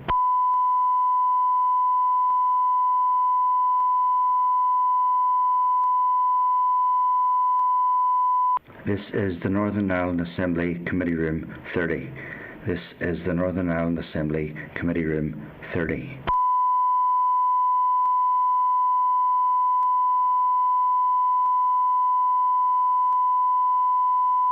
This is the Northern Ireland Assembly Committee Room 30.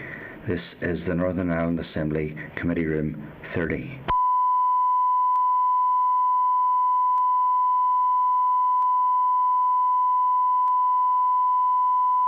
This is the Northern Ireland Assembly Committee Room 30. This is the Northern Ireland Assembly Committee Room 30.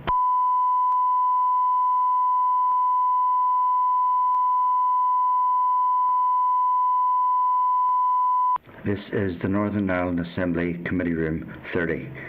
This is the Northern Ireland Assembly Committee Room 30.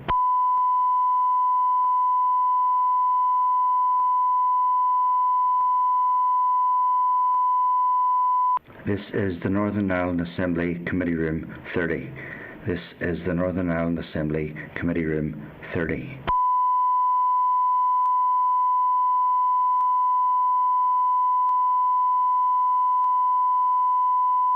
This is the Northern Ireland Assembly Committee Room 30.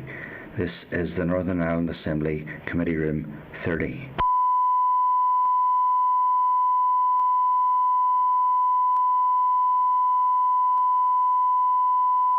This is the Northern Ireland Assembly Committee Room 30. This is the Northern Ireland Assembly Committee Room 30.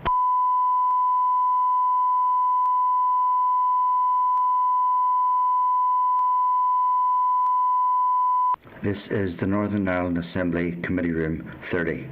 This is the Northern Ireland Assembly Committee Room 30.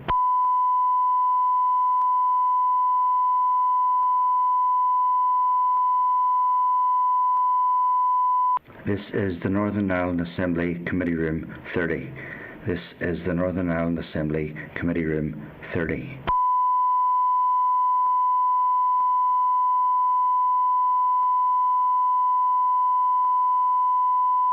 This is the Northern Ireland Assembly Committee Room 30. This is the Northern Ireland Assembly Committee Room 30.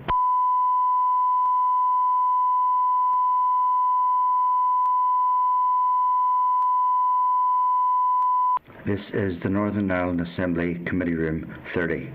This is the Northern Ireland Assembly Committee Room 30.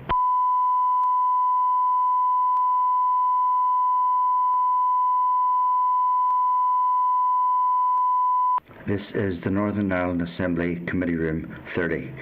This is the Northern Ireland Assembly Committee Room 30.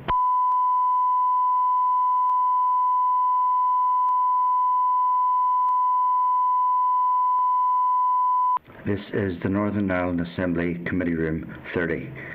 This is the Northern Ireland Assembly Committee Room 30.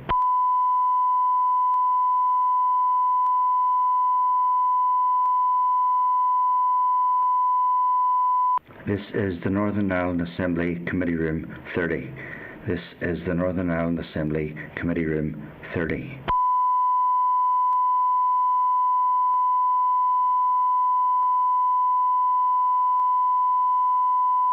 This is the Northern Ireland Assembly Committee Room 30. This is the Northern Ireland Assembly Committee Room 30.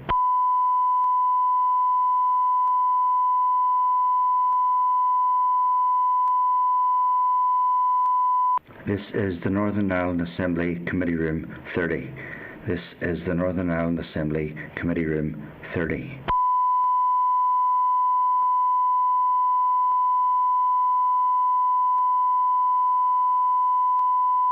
This is the Northern Ireland Assembly Committee Room 30. This is the Northern Ireland Assembly Committee Room 30.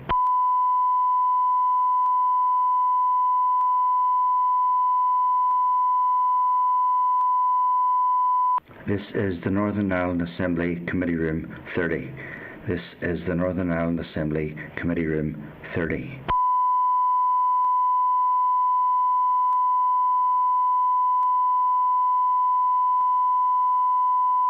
This is the Northern Ireland Assembly Committee Room 30. This is the Northern Ireland Assembly Committee Room 30.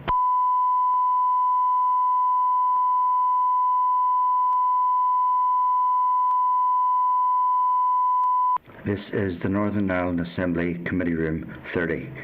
This is the Northern Ireland Assembly Committee Room 30.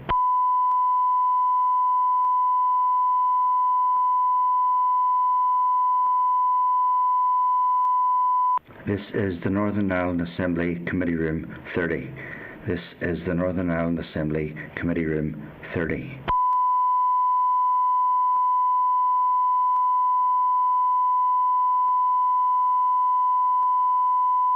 This is the Northern Ireland Assembly Committee Room 30. This is the Northern Ireland Assembly Committee Room 30.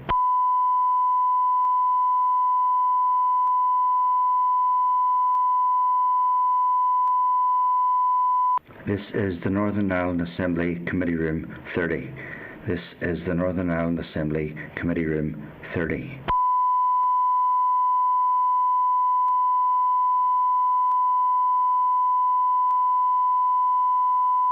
This is the Northern Ireland Assembly Committee Room 30. This is the Northern Ireland Assembly Committee Room 30.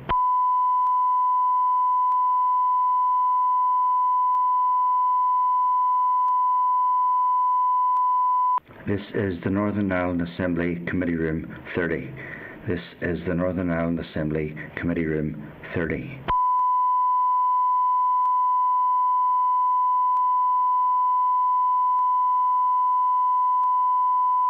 This is the Northern Ireland Assembly Committee Room 30. This is the Northern Ireland Assembly Committee Room 30.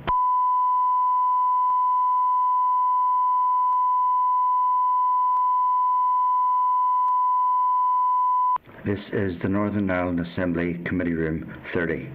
This is the Northern Ireland Assembly Committee Room 30.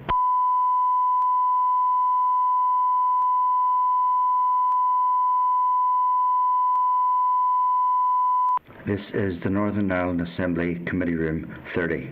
This is the Northern Ireland Assembly Committee Room 30.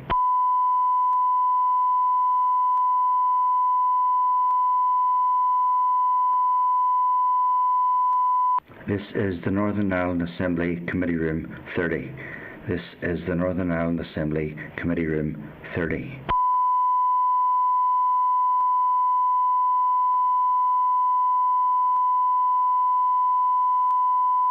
This is the Northern Ireland Assembly Committee Room 30. This is the Northern Ireland Assembly Committee Room 30.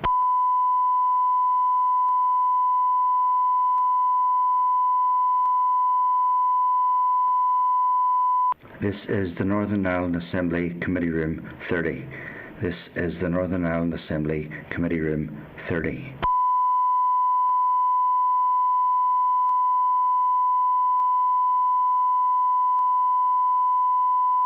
This is the Northern Ireland Assembly Committee Room 30. This is the Northern Ireland Assembly Committee Room 30.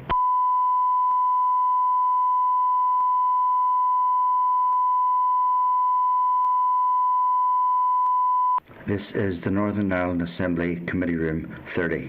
This is the Northern Ireland Assembly Committee Room 30.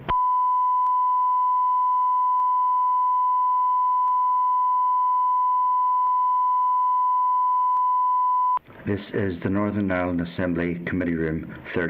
This is the Northern Ireland Assembly Committee Room 30.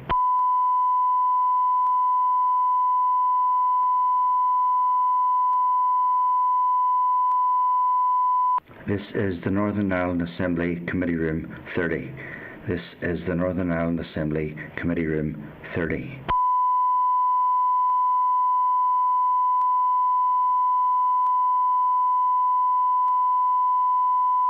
This is the Northern Ireland Assembly Committee Room 30. This is the Northern Ireland Assembly Committee Room 30.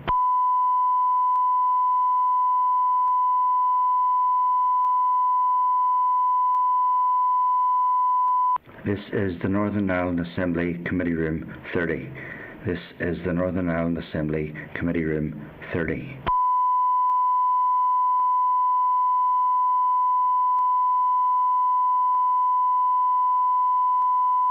This is the Northern Ireland Assembly Committee Room 30. This is the Northern Ireland Assembly Committee Room 30.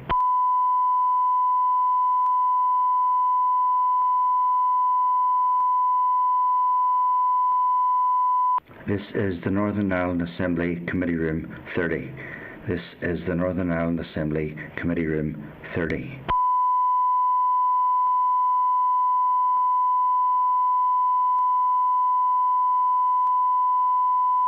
This is the Northern Ireland Assembly Committee Room 30.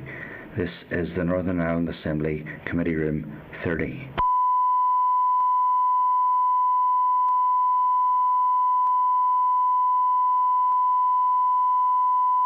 This is the Northern Ireland Assembly Committee Room 30. This is the Northern Ireland Assembly Committee Room 30.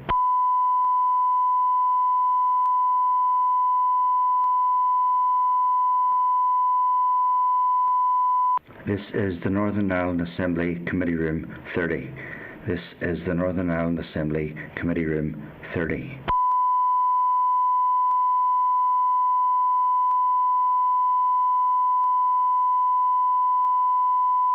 This is the Northern Ireland Assembly Committee Room 30. This is the Northern Ireland Assembly Committee Room 30.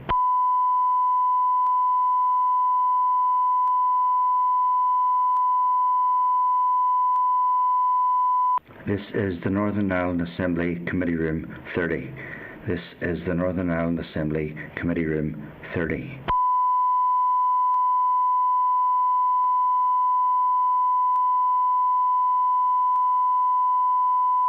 This is the Northern Ireland Assembly Committee Room 30.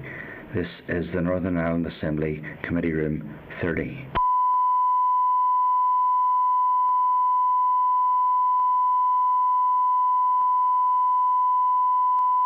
This is the Northern Ireland Assembly Committee Room 30.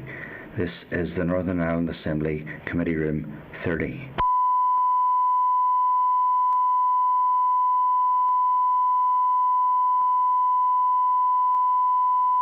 This is the Northern Ireland Assembly Committee Room 30. This is the Northern Ireland Assembly Committee Room 30.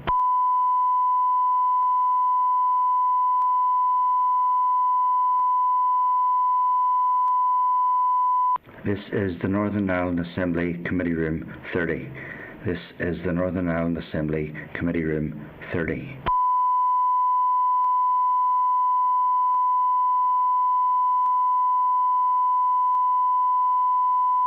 This is the Northern Ireland Assembly Committee Room 30.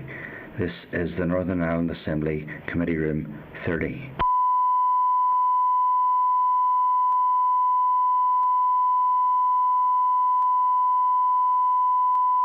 This is the Northern Ireland Assembly Committee Room 30. This is the Northern Ireland Assembly Committee Room 30.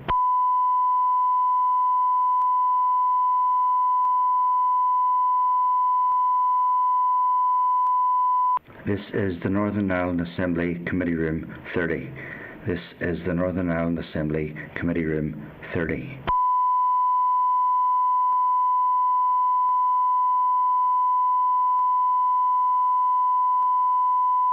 This is the Northern Ireland Assembly Committee Room 30. This is the Northern Ireland Assembly Committee Room 30.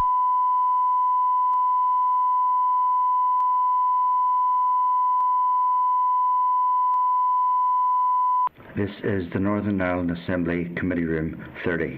This is the Northern Ireland Assembly Committee Room 30.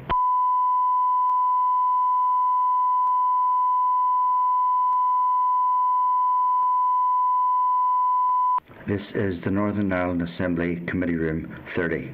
This is the Northern Ireland Assembly Committee Room 30.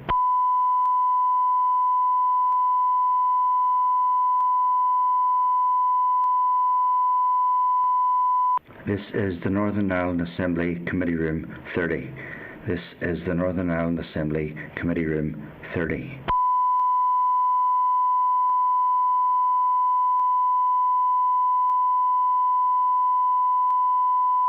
This is the Northern Ireland Assembly Committee Room 30. This is the Northern Ireland Assembly Committee Room 30.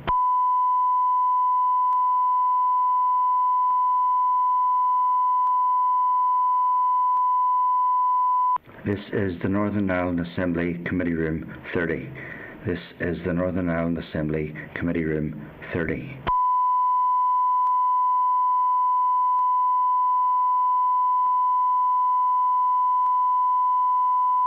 This is the Northern Ireland Assembly Committee Room 30.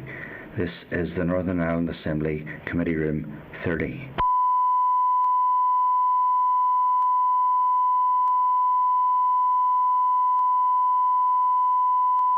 This is the Northern Ireland Assembly Committee Room 30.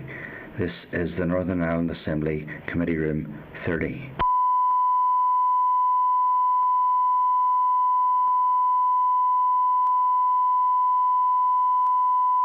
This is the Northern Ireland Assembly Committee Room 30. This is the Northern Ireland Assembly Committee Room 30.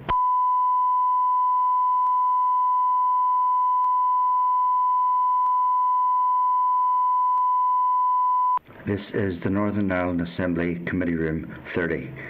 This is the Northern Ireland Assembly Committee Room 30.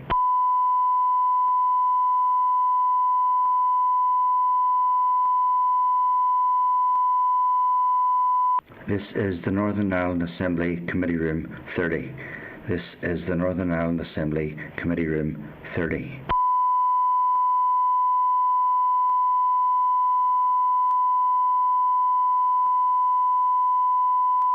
This is the Northern Ireland Assembly Committee Room 30. This is the Northern Ireland Assembly Committee Room 30.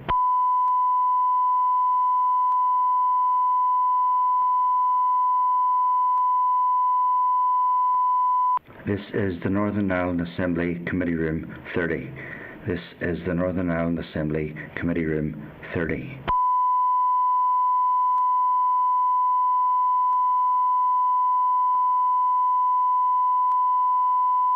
This is the Northern Ireland Assembly Committee Room 30. This is the Northern Ireland Assembly Committee Room 30.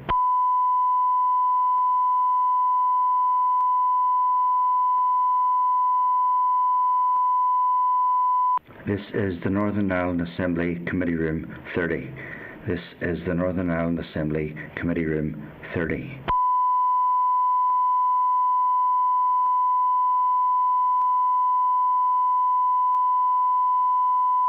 This is the Northern Ireland Assembly Committee Room 30.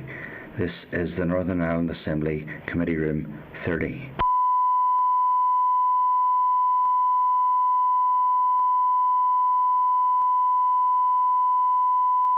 This is the Northern Ireland Assembly Committee Room 30. This is the Northern Ireland Assembly Committee Room 30.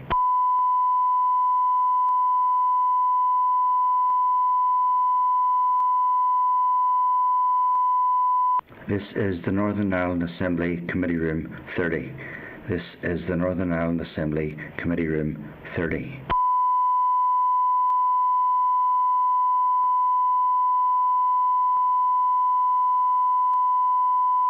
This is the Northern Ireland Assembly Committee Room 30.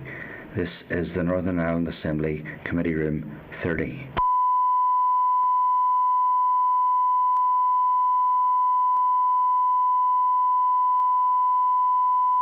This is the Northern Ireland Assembly Committee Room 30. This is the Northern Ireland Assembly Committee Room 30.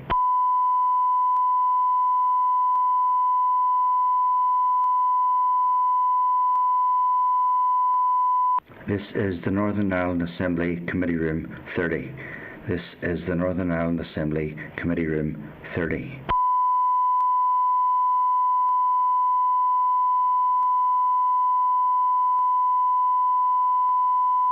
This is the Northern Ireland Assembly Committee Room 30.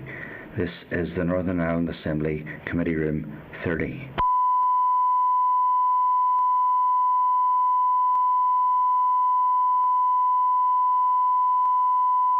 This is the Northern Ireland Assembly Committee Room 30. This is the Northern Ireland Assembly Committee Room 30.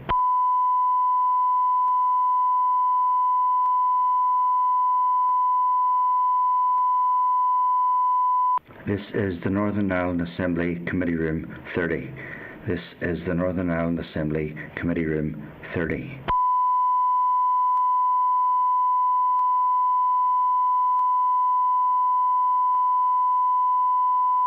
This is the Northern Ireland Assembly Committee Room 30. This is the Northern Ireland Assembly Committee Room 30.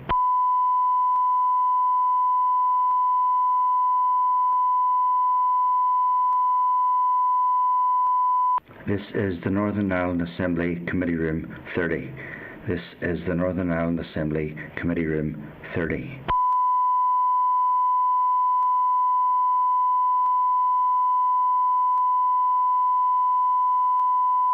This is the Northern Ireland Assembly Committee Room 30. This is the Northern Ireland Assembly Committee Room 30.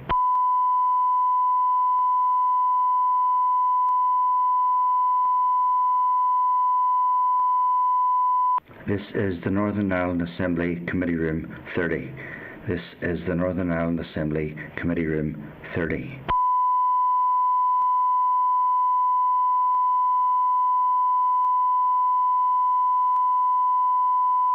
This is the Northern Ireland Assembly Committee Room 30. This is the Northern Ireland Assembly Committee Room 30.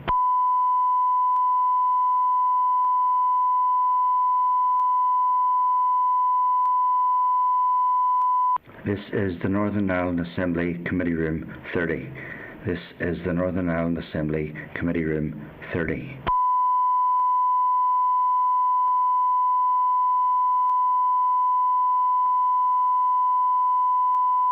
This is the Northern Ireland Assembly Committee Room 30.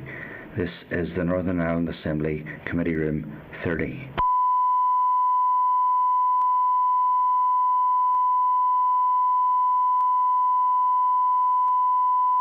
This is the Northern Ireland Assembly Committee Room 30. This is the Northern Ireland Assembly Committee Room 30.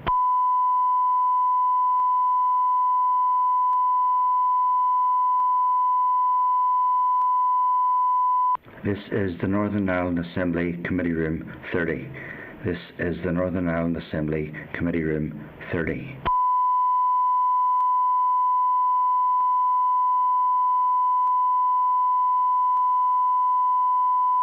This is the Northern Ireland Assembly Committee Room 30. This is the Northern Ireland Assembly Committee Room 30.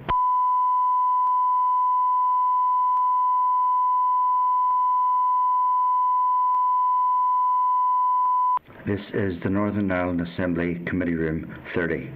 This is the Northern Ireland Assembly Committee Room 30.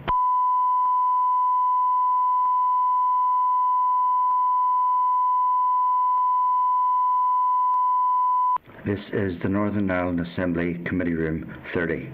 This is the Northern Ireland Assembly Committee Room 30.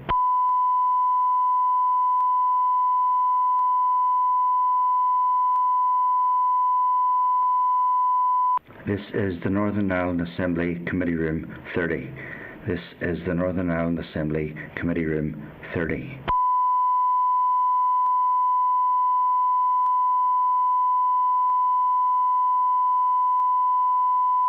This is the Northern Ireland Assembly Committee Room 30.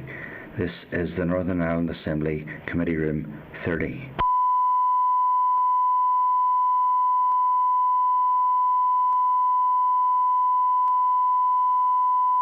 This is the Northern Ireland Assembly Committee Room 30. This is the Northern Ireland Assembly Committee Room 30.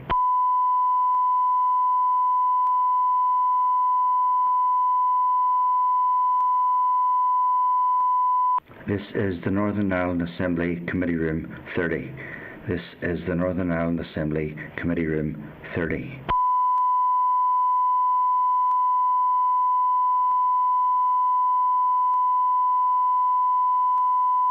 This is the Northern Ireland Assembly Committee Room 30. This is the Northern Ireland Assembly Committee Room 30.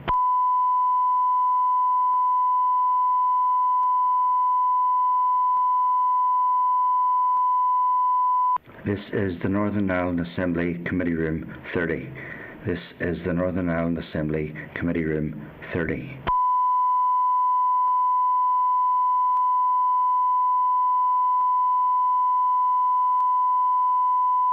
This is the Northern Ireland Assembly Committee Room 30. This is the Northern Ireland Assembly Committee Room 30.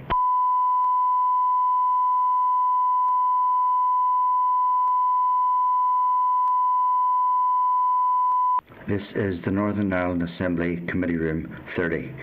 This is the Northern Ireland Assembly Committee Room 30.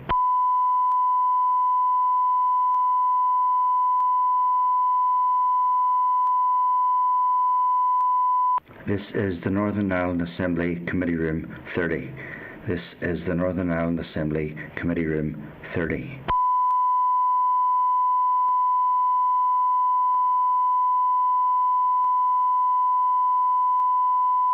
This is the Northern Ireland Assembly Committee Room 30.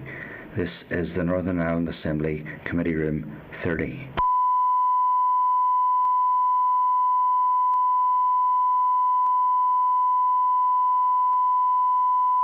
This is the Northern Ireland Assembly Committee Room 30. This is the Northern Ireland Assembly Committee Room 30.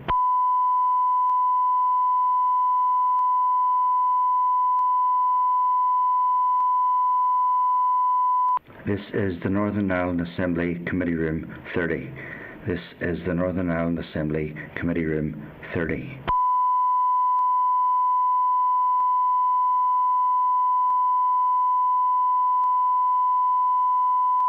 This is the Northern Ireland Assembly Committee Room 30. This is the Northern Ireland Assembly Committee Room 30.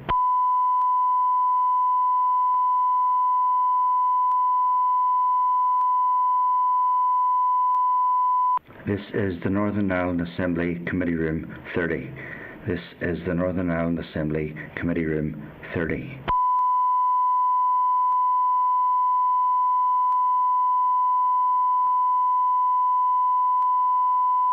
This is the Northern Ireland Assembly Committee Room 30. This is the Northern Ireland Assembly Committee Room 30.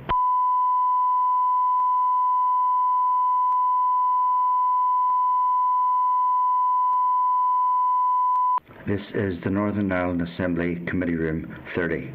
This is the Northern Ireland Assembly Committee Room 30.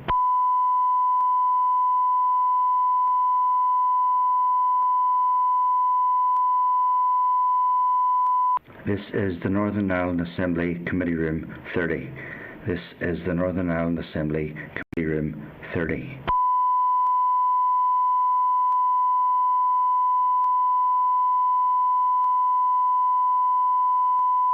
This is the Northern Ireland Assembly Committee Room 30. This is the Northern Ireland Assembly Committee Room 30.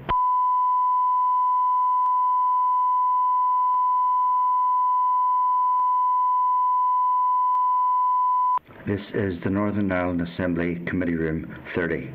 This is the Northern Ireland Assembly Committee Room 30.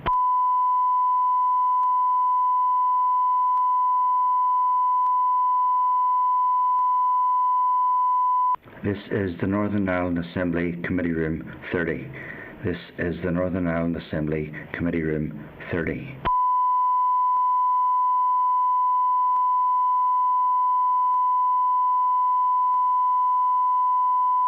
This is the Northern Ireland Assembly Committee Room 30.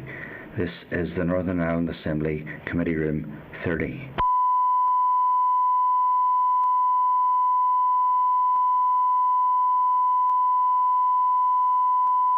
This is the Northern Ireland Assembly Committee Room 30.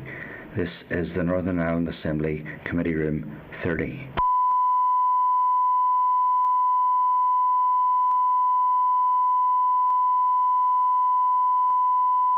This is the Northern Ireland Assembly Committee Room 30. This is the Northern Ireland Assembly Committee Room 30.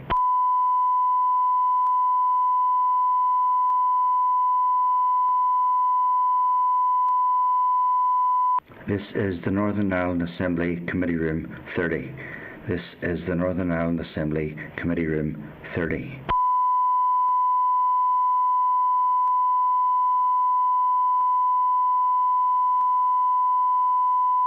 This is the Northern Ireland Assembly Committee Room 30. This is the Northern Ireland Assembly Committee Room 30.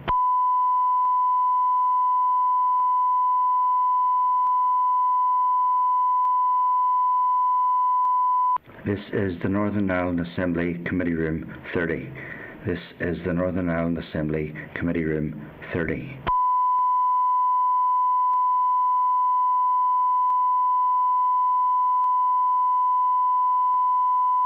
This is the Northern Ireland Assembly Committee Room 30. This is the Northern Ireland Assembly Committee Room 30.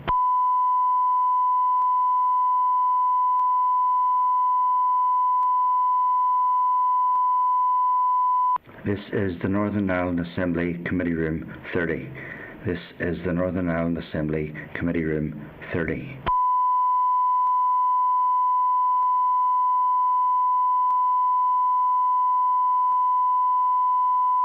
This is the Northern Ireland Assembly Committee Room 30. This is the Northern Ireland Assembly Committee Room 30.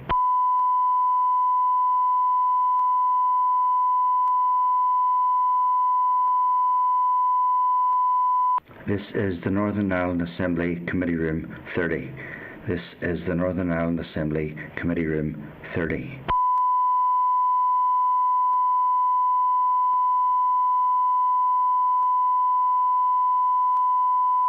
This is the Northern Ireland Assembly Committee Room 30.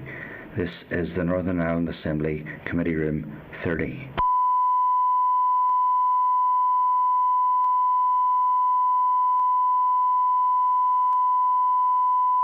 This is the Northern Ireland Assembly Committee Room 30.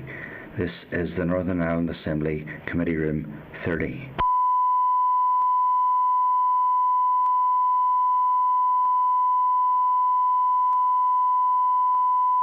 This is the Northern Ireland Assembly Committee Room 30. This is the Northern Ireland Assembly Committee Room 30.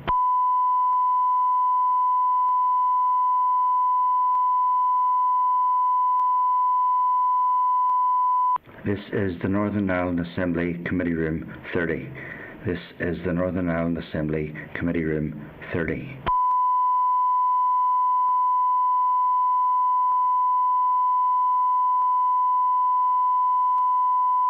This is the Northern Ireland Assembly Committee Room 30. This is the Northern Ireland Assembly Committee Room 30.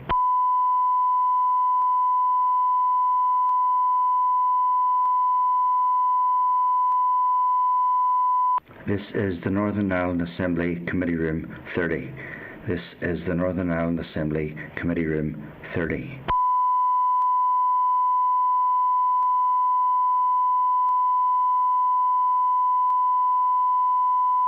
This is the Northern Ireland Assembly Committee Room 30. This is the Northern Ireland Assembly Committee Room 30.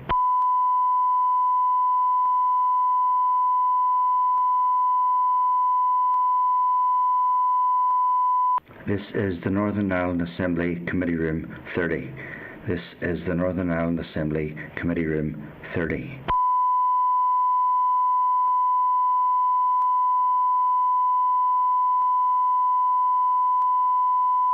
This is the Northern Ireland Assembly Committee Room 30. This is the Northern Ireland Assembly Committee Room 30.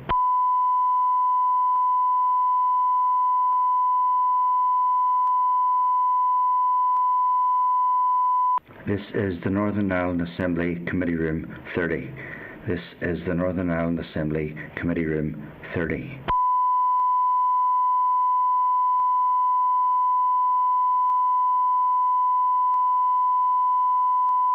This is the Northern Ireland Assembly Committee Room 30. This is the Northern Ireland Assembly Committee Room 30.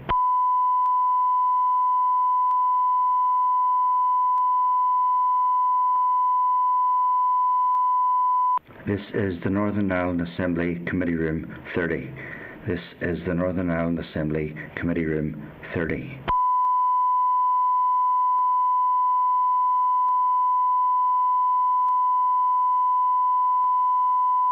This is the Northern Ireland Assembly Committee Room 30. This is the Northern Ireland Assembly Committee Room 30.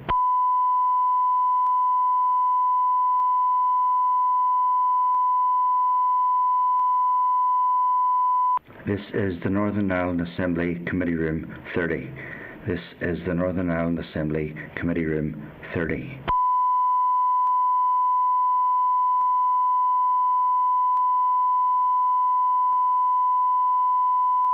This is the Northern Ireland Assembly Committee Room 30. This is the Northern Ireland Assembly Committee Room 30.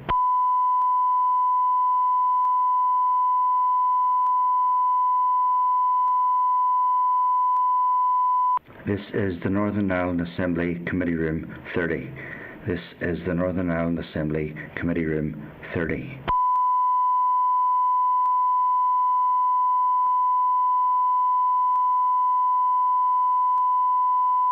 This is the Northern Ireland Assembly Committee Room 30. This is the Northern Ireland Assembly Committee Room 30.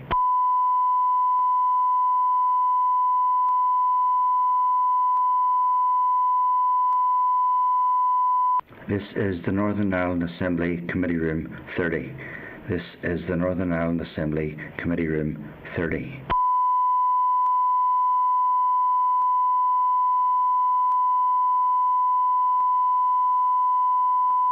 This is the Northern Ireland Assembly Committee Room 30.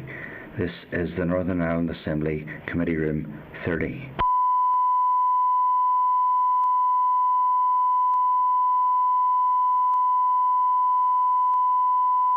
This is the Northern Ireland Assembly Committee Room 30. This is the Northern Ireland Assembly Committee Room 30.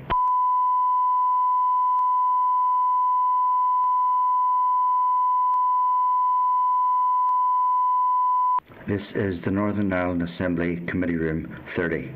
This is the Northern Ireland Assembly Committee Room 30.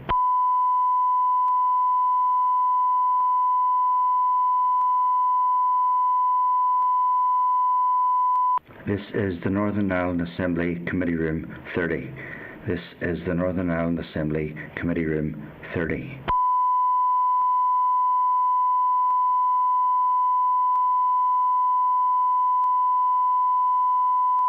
This is the Northern Ireland Assembly Committee Room 30. This is the Northern Ireland Assembly Committee Room 30.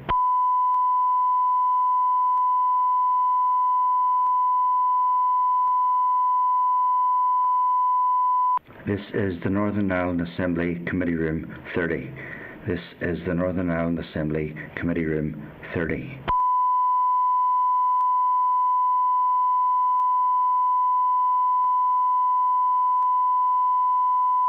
This is the Northern Ireland Assembly Committee Room 30.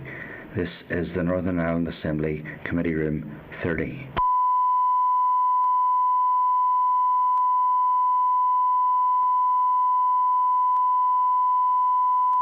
This is the Northern Ireland Assembly Committee Room 30.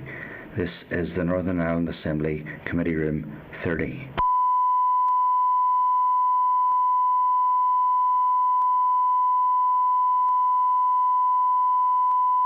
This is the Northern Ireland Assembly Committee Room 30. This is the Northern Ireland Assembly Committee Room 30.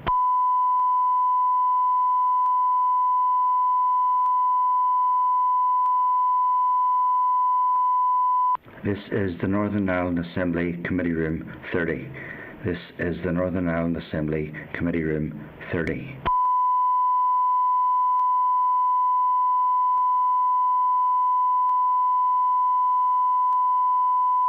This is the Northern Ireland Assembly Committee Room 30. This is the Northern Ireland Assembly Committee Room 30.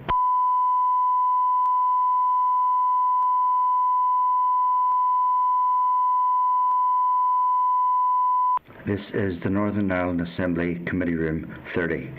This is the Northern Ireland Assembly Committee Room 30.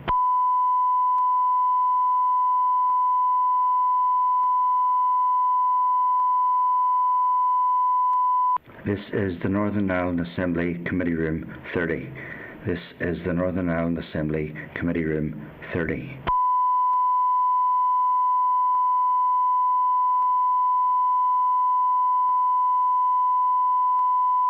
This is the Northern Ireland Assembly Committee Room 30. This is the Northern Ireland Assembly Committee Room 30.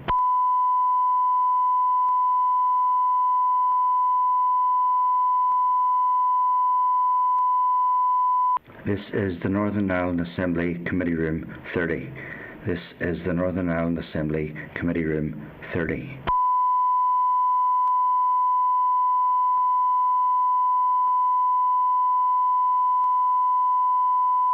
This is the Northern Ireland Assembly Committee Room 30. This is the Northern Ireland Assembly Committee Room 30.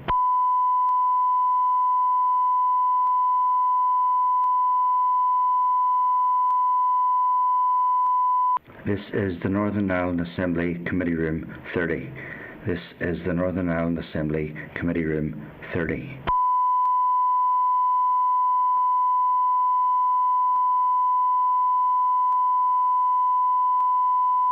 This is the Northern Ireland Assembly Committee Room 30. This is the Northern Ireland Assembly Committee Room 30.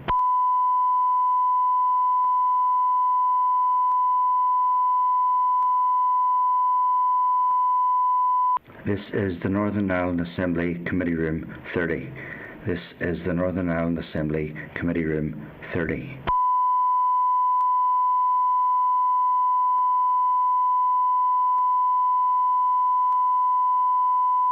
This is the Northern Ireland Assembly Committee Room 30. This is the Northern Ireland Assembly Committee Room 30.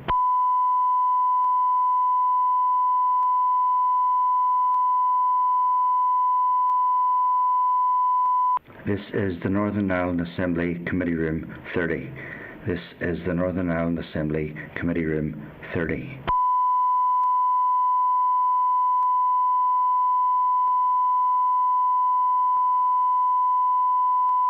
This is the Northern Ireland Assembly Committee Room 30. This is the Northern Ireland Assembly Committee Room 30.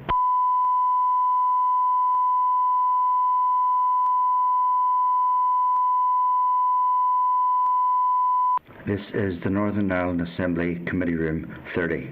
This is the Northern Ireland Assembly Committee Room 30.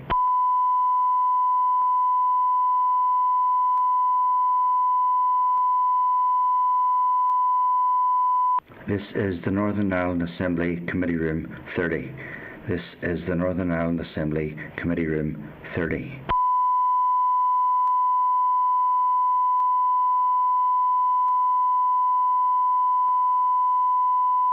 This is the Northern Ireland Assembly Committee Room 30. This is the Northern Ireland Assembly Committee Room 30.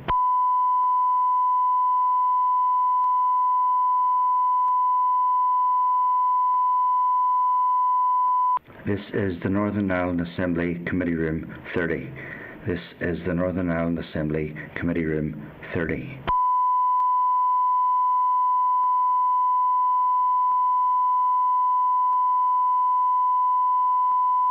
This is the Northern Ireland Assembly Committee Room 30. This is the Northern Ireland Assembly Committee Room 30.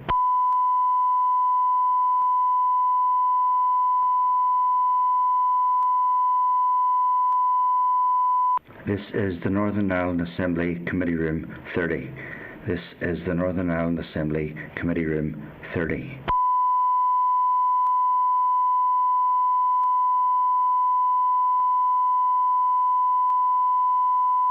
This is the Northern Ireland Assembly Committee Room 30. This is the Northern Ireland Assembly Committee Room 30.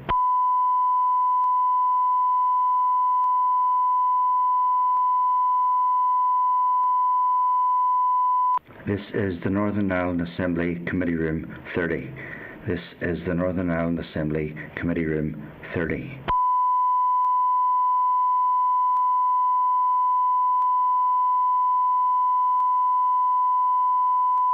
This is the Northern Ireland Assembly Committee Room 30. This is the Northern Ireland Assembly Committee Room 30.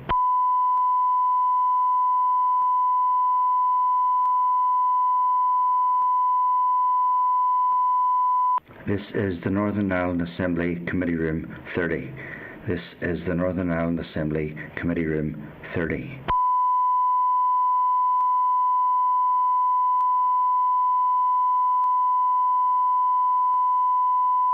This is the Northern Ireland Assembly Committee Room 30. This is the Northern Ireland Assembly Committee Room 30.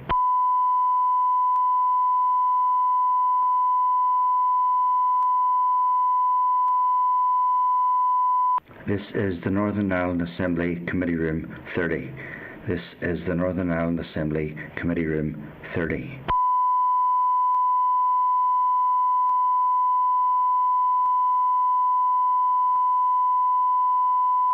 This is the Northern Ireland Assembly Committee Room 30. This is the Northern Ireland Assembly Committee Room 30.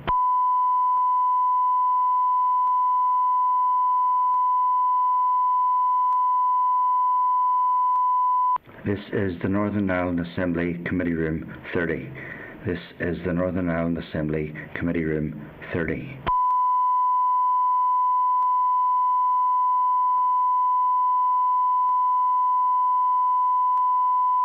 This is the Northern Ireland Assembly Committee Room 30. This is the Northern Ireland Assembly Committee Room 30.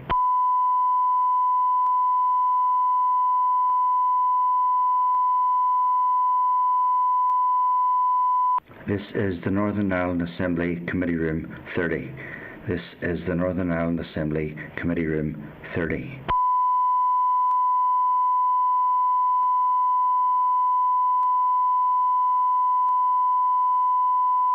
This is the Northern Ireland Assembly Committee Room 30. This is the Northern Ireland Assembly Committee Room 30.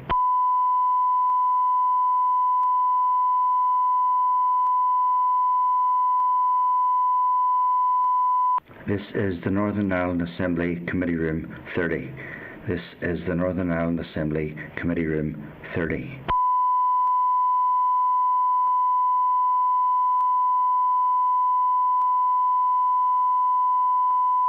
This is the Northern Ireland Assembly Committee Room 30.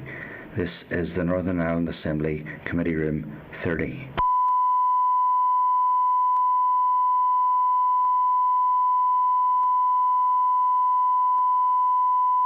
This is the Northern Ireland Assembly Committee Room 30. This is the Northern Ireland Assembly Committee Room 30.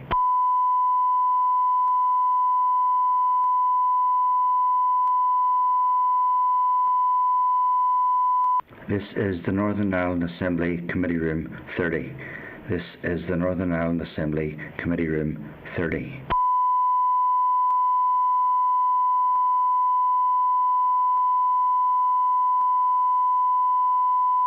This is the Northern Ireland Assembly Committee Room 30. This is the Northern Ireland Assembly Committee Room 30.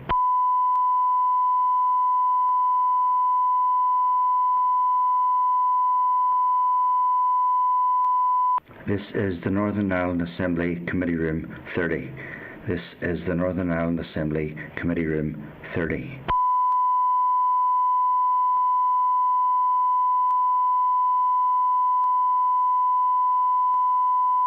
This is the Northern Ireland Assembly Committee Room 30. This is the Northern Ireland Assembly Committee Room 30.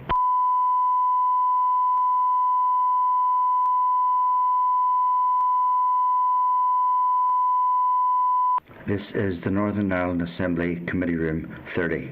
This is the Northern Ireland Assembly Committee Room 30.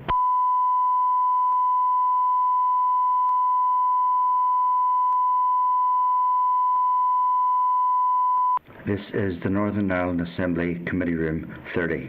This is the Northern Ireland Assembly Committee Room 30.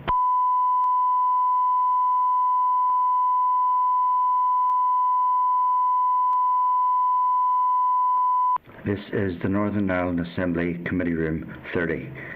This is the Northern Ireland Assembly Committee Room 30.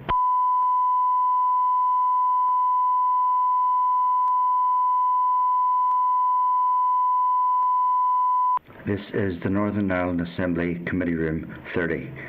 This is the Northern Ireland Assembly Committee Room 30.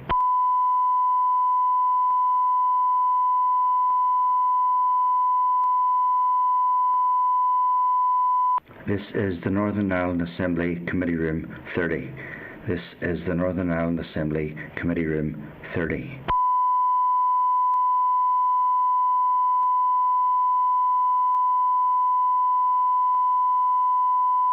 This is the Northern Ireland Assembly Committee Room 30. This is the Northern Ireland Assembly Committee Room 30.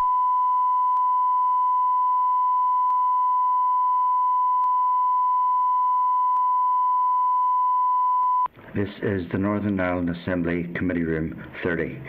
This is the Northern Ireland Assembly Committee Room 30.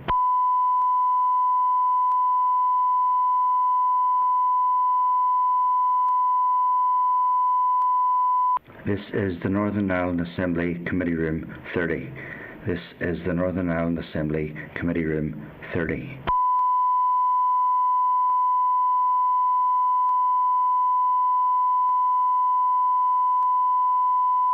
This is the Northern Ireland Assembly Committee Room 30. This is the Northern Ireland Assembly Committee Room 30.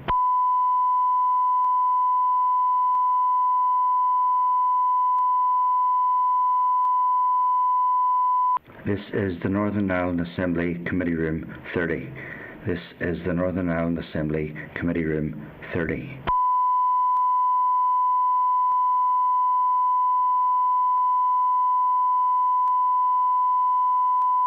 This is the Northern Ireland Assembly Committee Room 30.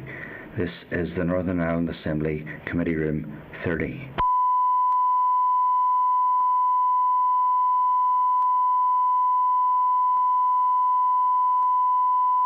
This is the Northern Ireland Assembly Committee Room 30. This is the Northern Ireland Assembly Committee Room 30.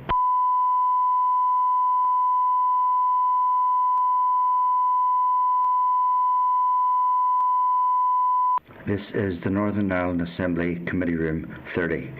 This is the Northern Ireland Assembly Committee Room 30.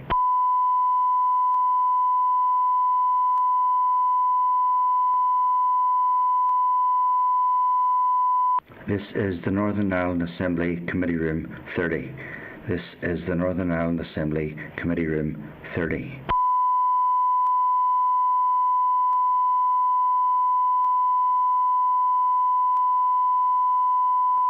This is the Northern Ireland Assembly Committee Room 30. This is the Northern Ireland Assembly Committee Room 30.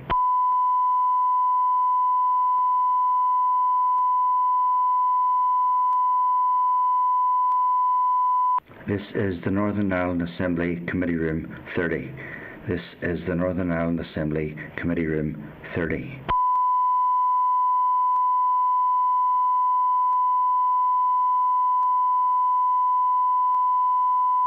This is the Northern Ireland Assembly Committee Room 30.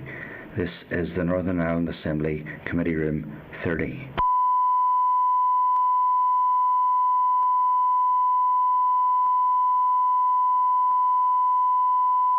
This is the Northern Ireland Assembly Committee Room 30. This is the Northern Ireland Assembly Committee Room 30.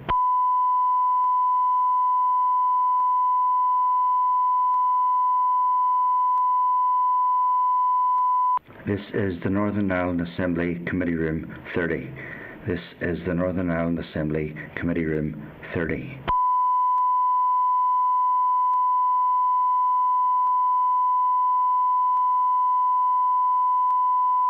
This is the Northern Ireland Assembly Committee Room 30.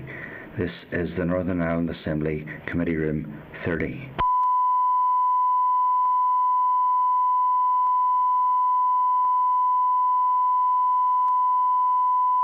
This is the Northern Ireland Assembly Committee Room 30. This is the Northern Ireland Assembly Committee Room 30.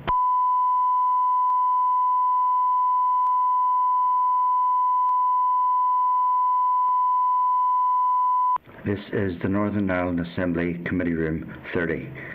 This is the Northern Ireland Assembly Committee Room 30.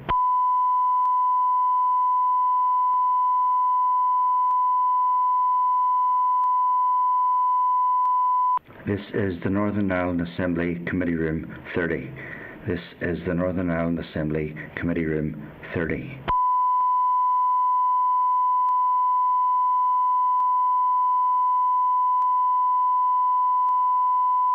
This is the Northern Ireland Assembly Committee Room 30. This is the Northern Ireland Assembly Committee Room 30.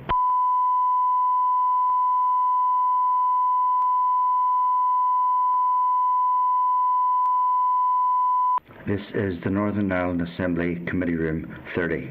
This is the Northern Ireland Assembly Committee Room 30.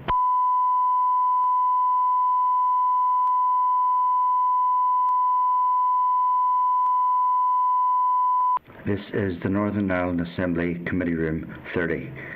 This is the Northern Ireland Assembly Committee Room 30.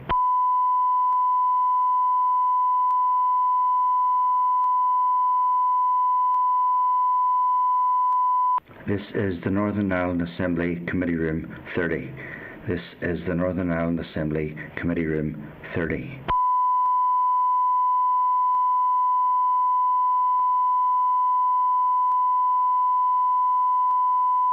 This is the Northern Ireland Assembly Committee Room 30. This is the Northern Ireland Assembly Committee Room 30.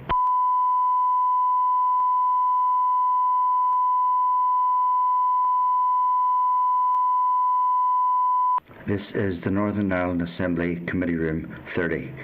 This is the Northern Ireland Assembly Committee Room 30.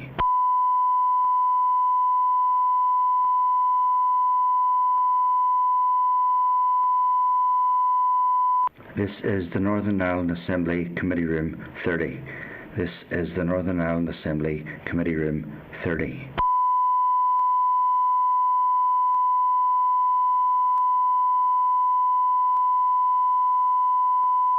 This is the Northern Ireland Assembly Committee Room 30.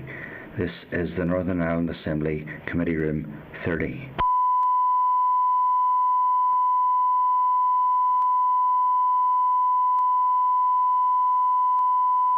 This is the Northern Ireland Assembly Committee Room 30. This is the Northern Ireland Assembly Committee Room 30.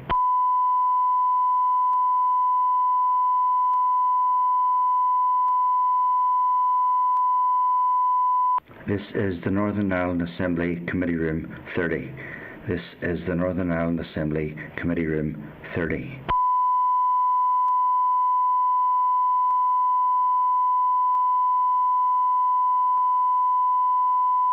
This is the Northern Ireland Assembly Committee Room 30. This is the Northern Ireland Assembly Committee Room 30.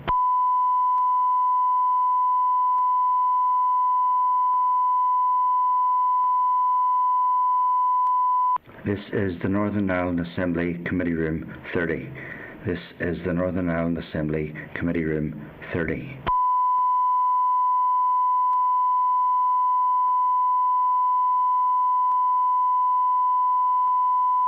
This is the Northern Ireland Assembly Committee Room 30. This is the Northern Ireland Assembly Committee Room 30.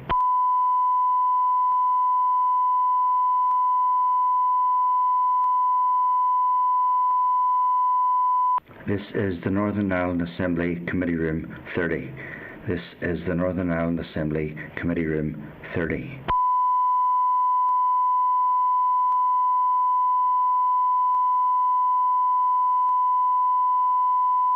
This is the Northern Ireland Assembly Committee Room 30. This is the Northern Ireland Assembly Committee Room 30.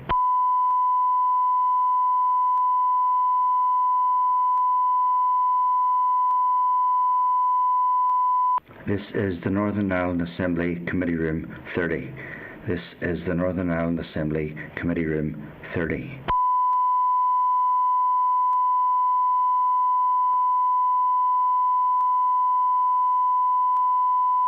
This is the Northern Ireland Assembly Committee Room 30. This is the Northern Ireland Assembly Committee Room 30.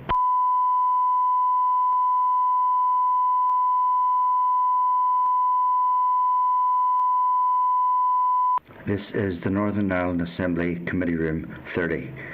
This is the Northern Ireland Assembly Committee Room 30.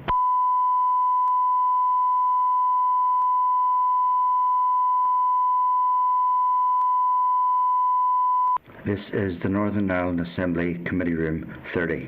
This is the Northern Ireland Assembly Committee Room 30.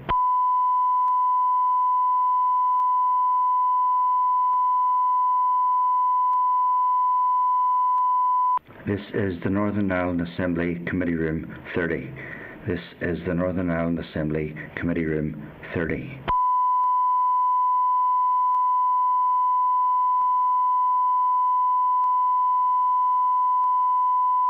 This is the Northern Ireland Assembly Committee Room 30. This is the Northern Ireland Assembly Committee Room 30.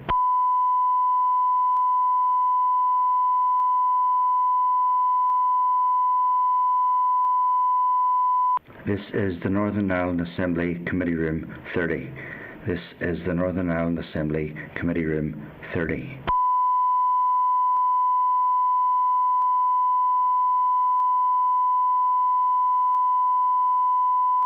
This is the Northern Ireland Assembly Committee Room 30. This is the Northern Ireland Assembly Committee Room 30.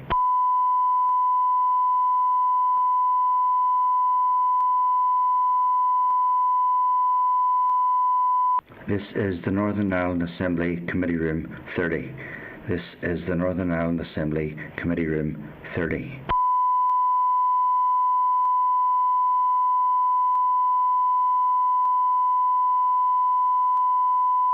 This is the Northern Ireland Assembly Committee Room 30.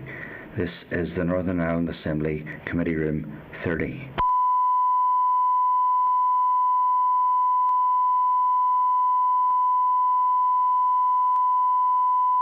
This is the Northern Ireland Assembly Committee Room 30. This is the Northern Ireland Assembly Committee Room 30.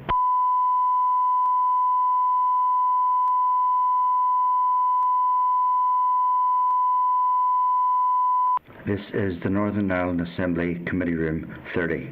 This is the Northern Ireland Assembly Committee Room 30.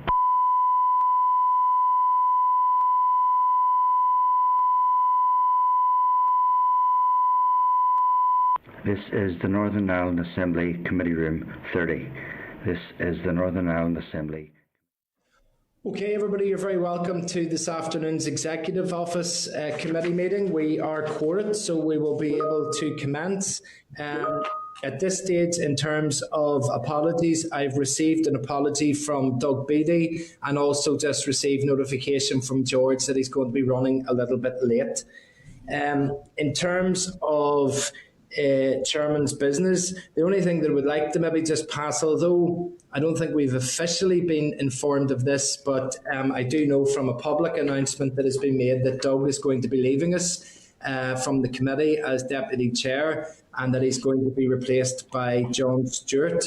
I think that needs to be officially approved by the Assembly next week or the week after, and will be on an order paper. But I would just like to record my thanks to Doug for the work that he's done as Deputy Chair, and to wish him well in the new roles that he takes on. And I'm sure that we'll all look forward to welcoming John whenever he comes on board, either next week or the week after.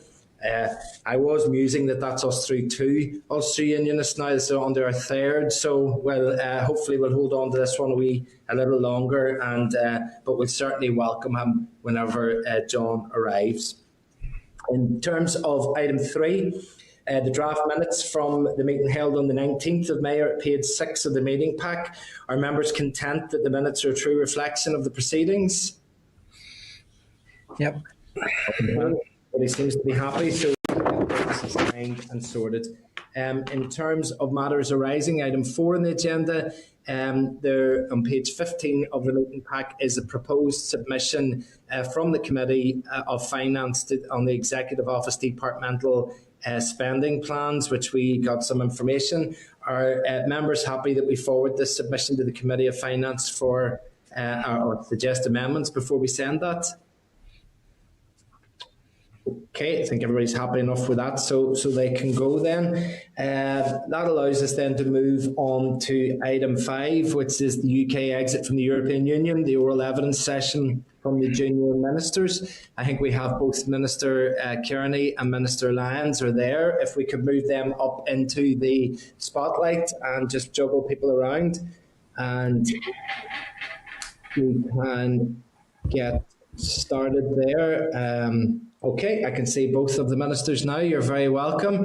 Thank you for coming along today to give us the update, and I can pass over to yourselves if you want to give us that oral briefing, and then we can move to some questions afterwards. Thank you very much indeed. Colin, am I audible? Can you hear me? Yeah, okay, that's great. Well, Gurmaigat, agus sé maha said on the Colty, a lig Erlina or Tranona. It's good to see you all again, Colin. Thank you. So to kick off, Gordon and I will provide a short update for you today on EU exit issues since we last met. At our last appearance before the committee, we advised that the co-chair of the joint committee, David Frost, and his EU counterpart, Maros Shefčovič, were continuing at that point to discuss issues associated with the protocol, and that they had agreed to further engagement with our local business groups, civil society and other stakeholders. The committee will be aware that on week commencing the 10th of May, week before last, David Frost spent 2 days here, during which he met in person with a range of different businesses from across various sectors, as well as with community representatives. And we welcome that first official visit here by David Frost, which gave him, I hope, an opportunity to hear directly from our local traders about the challenges which they're facing. Local businesses also welcomed that visit, but they have asked for more in-depth and regular engagement on the challenges that they continue to face. In their ongoing engagement with both David Frost and Maros Shefčovič, business representatives have consistently stressed the need for stability, certainty, simplicity and affordability, a message that we have discussed on many occasions in these committee sessions. And while there remain both technical and political dimensions to the range of issues that need to be addressed, we hope that in their ongoing discussions, the British government and the EU will focus on solutions that can address the concerns of our local businesses. The committee may be aware that the British government and the EU are discussing a draft work programme as they seek an agreed way forward. For our part, we continue to engage as necessary in order to ensure that both the British Government and the EU both fully understand our unique position and the impacts, and we will continue to reiterate the importance of engaging with our local stakeholders. The committee will have seen recent reports in the media in relation to the supply of medicines. Officials in the Department of Health have been working closely with their counterparts in the Medicines and Healthcare Products Regulatory Agency, that's the MHRA, on that issue. And it is important to ensure clarity of understanding across all interested parties, both on this particular issue and on the wider issue of the approval of new drugs. We're all in agreement that the priority is to ensure equitable access to new drugs for all of our citizens, and we hope that any concerns can be quickly resolved. As an executive, we also continue to review the impacts of the end of the transition period, and we will keep working to identify, assess and seek to resolve issues that are having an impact on our businesses and community. Our officials are in regular contact with the Trader Support Service on the particular challenges that businesses are facing in relation to customs, as well as on the special customs processes that could be of assistance. Officials are also engaging closely with the Cabinet Office on a range of issues. And before I hand over to Gordon at this stage, Colin, if I may just associate myself with your remarks in relation to Doug Beattie. I have always found Doug to be a consistently very courteous colleague on these calls. His contributions have always been thoughtful. He's been interrogative, but courteous and pleasant in how he has conducted his business and hosted myself and Gordon. Thank you. Okay, that was almost a perfect handover to Gordon, who had dropped off the call and back on again. So hopefully, Gordon, you'll get your... Are you good to go now? Yeah, if you can hear me. Yeah, perfect. Thank you. Apologies for that. I was on my laptop and it decided to do an automatic update. So had to get the iPad out there. So apologies for that. I'd like to update the committee today on the formal engagement between the UK and the EU, including the meetings of the Joint Consultative Working Group. And I'll also provide an update on the EU settlement scheme. The committee may be aware that the government had indicated that they would respond by mid-May to the EU's letter of formal notice on the government's unilateral extensions to the grace periods. We understand that the government sent a response on the 14th of May, and we are keeping this a legal challenge under review. The committee will also be aware that at the meeting of the Joint Committee, which the First Minister and the Deputy First Minister attended on the 24th of February, the UK and the EU agreed that their teams should engage further in technical discussions and come back to the Joint Committee.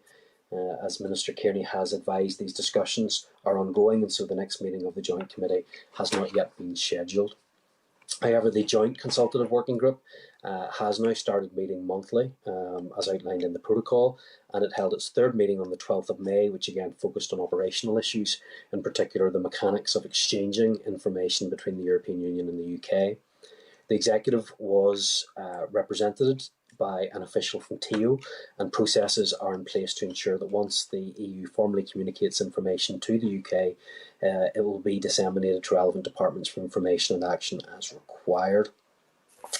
It's important that we are also included in the Trade and Cooperation Agreement governance structures at every level, and officials continue to engage with UK government regarding executive participation in these structures, which we hope will progress now that ministers have been put in place in Scotland and Wales. Work also continues on common frameworks and legislation, including the development of a system to support the tracking and monitoring of legislation contained in the protocol. And the committee will also wish to note the Cabinet Office published its latest report on common frameworks last week. Now, turning to the European Union settlement scheme, the committee will be aware that we're also approaching the deadline for this scheme, which will close to new applications on the 30th of June 2021. EU, EEA and Swiss citizens living here make a valuable contribution to both our economy and, of course, our wider society. And to help increase awareness of the scheme and encourage all who are eligible to apply, The Home Office media campaign has been running from the beginning of February. We are supplementing this with our own local campaign, which, as well as raising awareness of the EU settlement scheme, seeks to show the contribution that EU citizens make to life here. The advertising features EU citizens who've made their home here, and the messaging encourages friends, family and colleagues to make sure EU citizens know how to apply to the scheme and where to find more information. We would be grateful for any help that members of the committee could provide in ensuring that this message reaches their constituents. The Executive Office has also been working with the advocacy agencies Advice NI and STEP to support the work that is ongoing in local communities. So officials will continue to engage with the Home Office to encourage an appropriate and flexible approach in terms of those needing to make a late application to ensure that they can continue to live and work here. So, Mr. Chairman, I hope that this provides a useful and helpful update on EU exit matters. Okay, is that both finished? Yes? Yep, okay, that's grand. Thank you very much indeed for the update there. That is appreciated. Obviously, I want to, one of the things that I'd like to take an angle on is the protocol. And I suppose, in essence, we've heard an awful lot of noise about the protocol and its impact. And to be fair, it could be said increasingly that we're only hearing about the negatives. And I noted that last week, the Derry Chamber of Commerce, who had undertaken a study, said that around about 80% of those that were participating in their survey said that they were not experiencing any significant impact as a result of the protocol. And I think we can all agree that that is obviously something that is positive. And I want to try and maintain that positive theme, because this also was something that came up in conversations with various committees in the last number of weeks. And I wanted to ask the ministers, and I suppose particularly yourself, Minister Lyons, if you can see any positives from the protocol, and if that can mean setting aside the negatives, but actually saying, are there any opportunities for businesses here? Are there any positives that we can discuss about the protocol and its implementation? Well, look, Mr. Chairman, I can obviously see the benefits of having access to the EU single market. Of course, that puts us in a good position, and I'm not going to be churlish about that. Though you're asking me to do something very difficult, which is to say, to leave aside all the negatives that come with the protocol, because although there may be some positives in terms of the EU access, I don't think that in any way, it doesn't even come close to outweighing the negatives that we are facing as a result of East-West trade and the difficulties that's been caused to East-West trade. So, I don't want to be churlish about this. I don't want to always seem to be banging on about the same issue, but it's the fundamental one, and it's the one that needs addressed. We do a huge amount of trade east-west, more than we do north-south, more than we do with Europe. And so I think we need to be focusing on sorting that issue out and making sure that we don't have the trade hampered in the way that is currently being hampered. Because remember, Northern Ireland to UK, very integrated, very dependent. All of those things are massive. And I think the fact that it's even acknowledged in the protocol that they want to limit the amount of checks, which they failed in doing, that they want to ensure ease of trade between Great Britain and Northern Ireland, which has failed. It's recognised in the protocol itself, the importance of those things, and yet they've not managed to achieve that.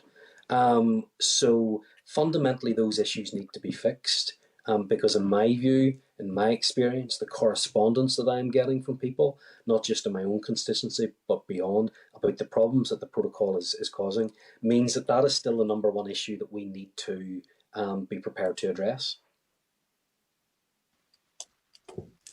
Declan, Minister Kearney. Yeah, thanks, Colin. I think there is a need for a balanced approach to be taken to all of this.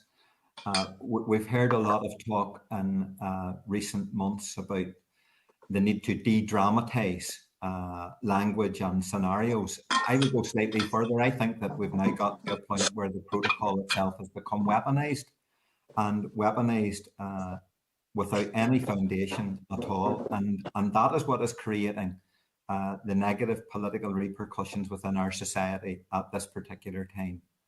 Of course, when you consider the manner in which that Brexit was brought about, when you consider that that is now 5 years ago since the referendum that took place, and you rehearse the period or the passage of time since then, when you look at the fact that there was the option of the backstop brought forward by Theresa May's administration, which arguably was a much improved alternative to the current protocol, but Theresa May was made to fall on her sword over the issue of the backstop. Now we've had a further negotiation away from the backstop and into the protocol, and that was with a view to trying to get the hardest Brexit possible. Now, the European Commission, the European Union, recognise that this is a special and distinct place. It's much too heavily invested in our peace process not to accept that this is an exceptional region. And therefore, I think that's why we saw the solidarity that was shown and the focus and attention that was brought by the European Commission to developing the protocol as a mechanism to try and mitigate the worst effects that would be imposed upon us as a result of a hard Brexit. And we're now 5 months into trying to work our way through the implementation of the protocol. I'm not surprised that there has been frustration, that there have been blips, there have been difficulties, and that there have been difficulties. I will concede that that has been the case. But this is 5 months into an international treaty that it has now taken over 3 years to negotiate in 2 different iterations. So is it any wonder that we are still in the process of trying to work out how there can be a smooth operation of the protocol? Step back from that reality. Step back from the fact that it has been wrongly weaponized for, in my opinion, quite unjustifiable political reasons. Then what we need to see is the bigger strategic picture. And the fact is that this region, the North, now has access to dual market opportunities. That point has been accepted and conceded by INI. They're talking about the prospect of 30 foreign investors now looking at the North in the context of the new trading realities. There are 27 other members of the European Union. They paid billions into the European Union to have the privilege and the access of being able to have membership and trade within the single European market. The North has now been taken out of the European market, but still has access to the European market. Now, what's not to like? In that context, I think we have to double down, work very hard to ensure that stability and certainty is guaranteed to our local businesses and to our broader community as well, that apprehensions that exist, which in some instances have been manufactured apprehensions, are assuaged and resolved, that we take the constitutional bitterness that has been injected into this issue out of the issue, and we start to concentrate strategically on how we can ensure that local businesses, in fact, become much more profitable as a result of access to both the internal market of the British state and the single European market of the European Union. There is a difficulty that if you keep repeating a false logic, that you actually start to believe it.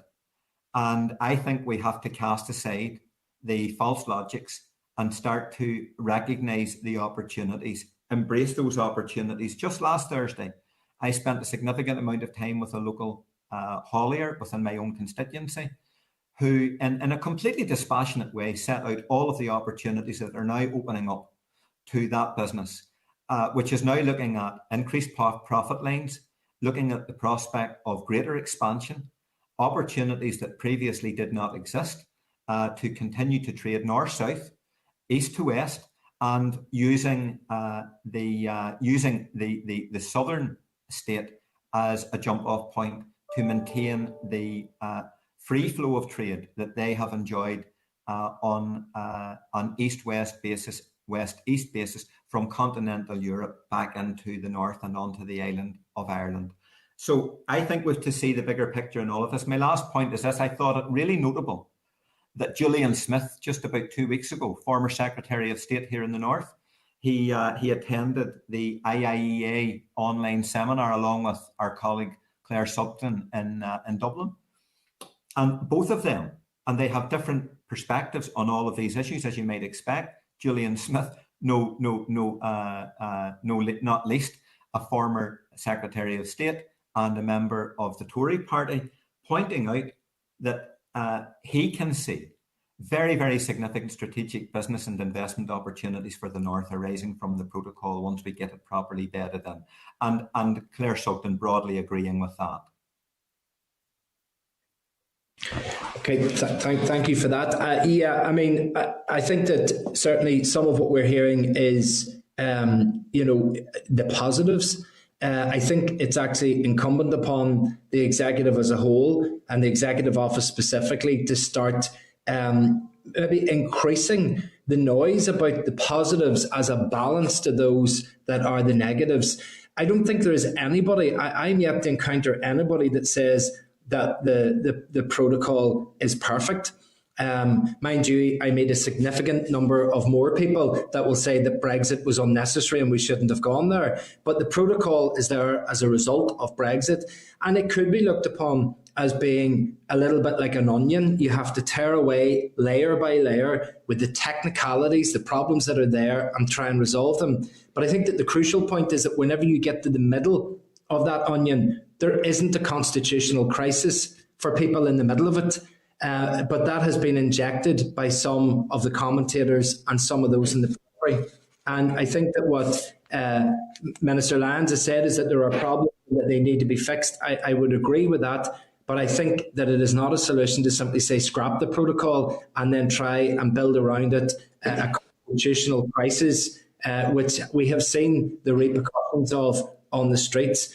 And I agree with you, Minister Kearney, former Secretary of State Julian Smith did say about there being a huge uptick in inquiries from overseas companies. And I know that certainly the seafood sector is saying that it can see significant opportunities because it's able to get much easier from west to east than there is from east to west, and therefore they're seeing the opportunities. And we know that if multinational companies can come in and locate here, they will get access to dual markets, and that is good. But can I ask you as a department... Mr. Chairman, can I just come in on this, because I think we're in danger here of living in a fantasy world and ignoring the real issues that are out there, and especially the feelings that are out there within the unionist community.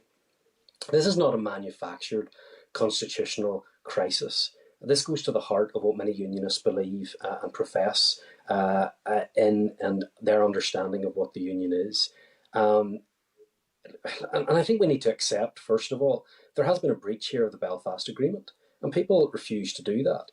But the position of Northern Ireland within the United Kingdom has changed, and the consent mechanism, the cross-community consent mechanism, has been blown to bits on this issue. And for it to be implied that this is in some way manufactured or not real is wrong. The feeling out there is one of anger and a sense that people have been let down by our government and that Northern Ireland is being treated differently. And this does not help to maintain the peace, as many in the EU and in the Irish government have said. It is threatening it because it threatens, I think, the Good Friday Agreement. I think it threatens our place within the United Kingdom. It does damage to the UK internal market. So I can understand people wanting to have different perspectives on Brexit and the protocol and all the rest of it. But let's not underplay the real concerns that are out there and the damage that this is doing, not just to the constitutional position of Northern Ireland, but to the economic and social fabric of Northern Ireland as well. So always happy to have these debates and these discussions, but I think the protocol is fundamentally flawed. I don't think a few tweaks here and there are going to help it, because it goes to the heart of significant constitutional, social and economic issues.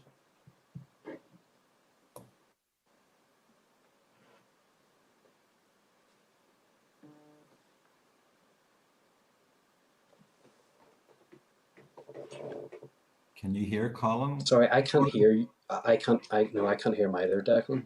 Sorry, yeah, that's my fault. I was saying that I felt there's a significantly different tone to your second answer to your first one there, Minister Lyons.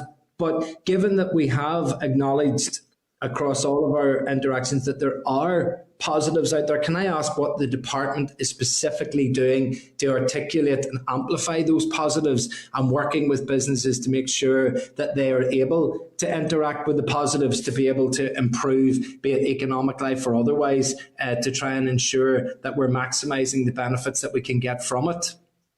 Well, I think first and foremost, we can't ignore the problems that are there, and that's where our focus needs to be, on addressing the issues that are of most concern to people right now and trying to sort out those problems. And I think that's what people would expect us to do, which is to make sure that we deal with these really pressing issues that that people are currently facing. And because it's businesses that are under pressure, it's businesses that can't get supplies in or are burdened with so much extra paperwork compared to what they had before, for bringing in products that are going to remain within Northern Ireland and have no danger of going into the EU single market. So our focus right now has been trying to limit the impacts and the negative impacts and the outworkings of the protocol.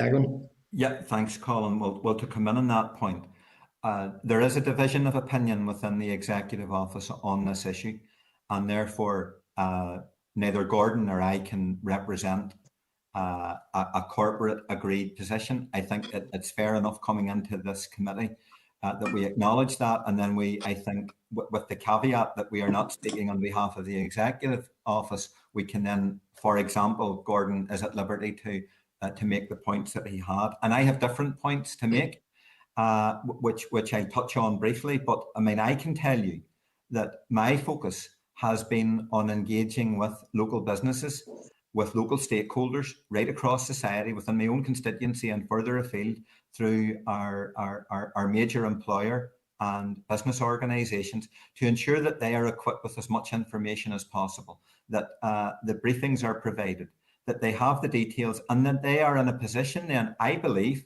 as business people who are problem solvers, who are change champions in their own right, they're in a position then to work out in an unsculpted way how, in fact, these opportunities can be shaped. Now, we have to ensure that they are given access to as much information as possible. That's why I have been an advocate and a proponent for an increased engagement by the European Commission with our business sector and with civic society here in the north, and of course also by the British government itself.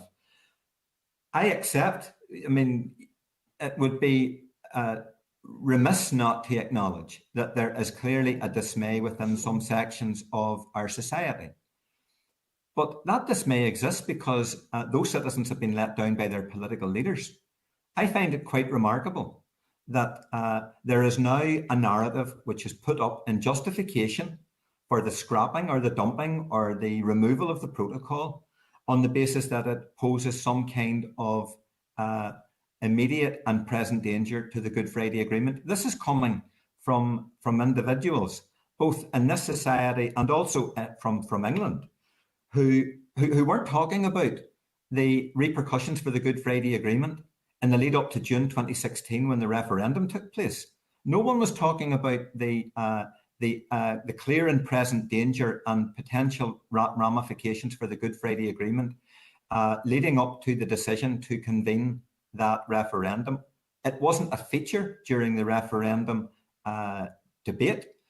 It was raised during the referendum debate in this society by my own party. I know your own party was directly involved in highlighting that as something that could be very badly damaged if, in fact, we ended up with a hard Brexit.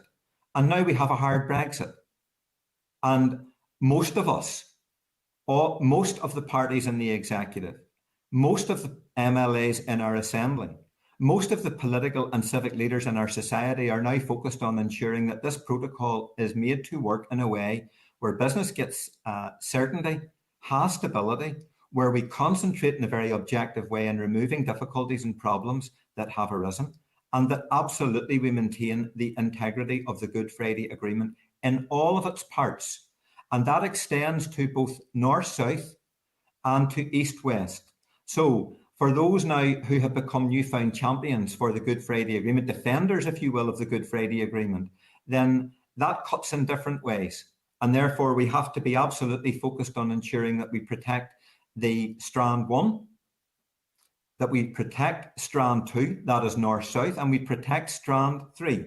There'll be a meeting next week of the British-Irish Council. All ministers should be in attendance and participating at that forum, and there will be an opportunity for us to address collectively across all of the relevant administrations some of these issues. The following week, there will be a meeting of the North-South Ministerial Council plenary session. I hope that all ministers in the North will attend that, because not to do so would be a potential prima facie breach of the ministerial code. And there has been enough messing around with attendance at sectoral meetings of the North-South Ministerial Council of late. It's time now for all of us to buckle down, work all parts of the Good Friday Agreement, work all strands of the Good Friday Agreement, and to do that on behalf of the betterment of all within our society. And yes, let's deal with the technical difficulties around the protocol. Let's get those worked out. Let's open up the opportunities. Let's optimise them. And where there are concerns and fears within society that I think have been wrongly whipped up by some who should know better, then let us engage. Those who have a progressive view of how we can move forward in this society within these new trading realities, let us engage, let us outreach, and let us try to assuage some of those concerns and apprehensions. Thank you. Thank you. Well, I'll conclude just by highlighting from those two answers that there are positives, but we're focusing on the negatives. And I think sometimes a statement can contain an answer. And I think if we're wondering why everybody in big numbers in certain communities are having a negative view on what's happening, maybe it's because we're constantly focusing on the negative, and that maybe if we started to articulate the positives, it would provide a bit of balance, which may allow a more rounded discussion in all communities, and then help us all to move into that problem-solving mode. I'm going to move on next and ask Martina Anderson to come up into the spotlight, and then pass over to Martina for her questions. Martina. Thank you, Chair, and thank you to both ministers for your contributions today. I have to say that Brexit has been an unmitigated disaster, and we said that would be the case, and the protocol is the least worst option. And as the only MEP who voted for it, along with an only MEP in the North who voted for it, along with 650 MEPs, I called it at the time an ugly compromise, but it was one that gave us a degree of special status. And Minister Lyons, you'll not mind me hopefully just saying to you with regards to some facts and statistics we've been presented with from NISRA, because just for your own information, because I've heard you say it before, the total trade from the north to the south, from the north to the south to the EU and the rest of the world far exceeds the sale to Britain. And there's a greater number of businesses in the north sell products from the north to the south than goes from the north to Britain. Now, that's not to diminish or take away the concerns that people have about getting a harder border in the Irish Sea. We knew there was going to be a harder border somewhere. And as the head of the delegation for Sinn Féin in the European Parliament, we were working very hard to ensure that it didn't come to land on the island of Ireland. So we are where we are because of Brexit, but we were always going to have a border somewhere. So can I ask you, in terms of Brexit and the implications now for the executive, and what I would call financial asset stripping of the executive budget. And it's to get a sense from yourselves, what is the executive's position on this? Because we know that we're facing the loss of EU Social Fund, ESF it's called, EU Regional Development Fund, the RDS, And yet we've no confirmation at all from the British government, who's been telling us they're going to replace this from the Shared Prosperity Fund. We've heard nothing really in terms of other than promises. And then Britain's internal market bill, which emanated again from Brexit, gave Whitehall a new financial assistance powers over the north. And it has established 3 funds that unfortunately cut across responsibility and the responsibilities of several executive departments. Now, before anyone that's maybe listening may have thought 3 new funds, as some people had hoped, that they were going to be additional, that they too are financially asset stripping the executive's budget by £70 million per year. So is the executive speaking with one voice? Is there one position with regards to the financial asset stripping of the executive budget being caused by Brexit?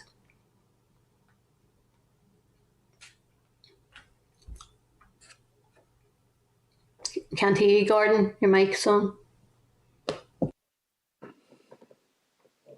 There we go.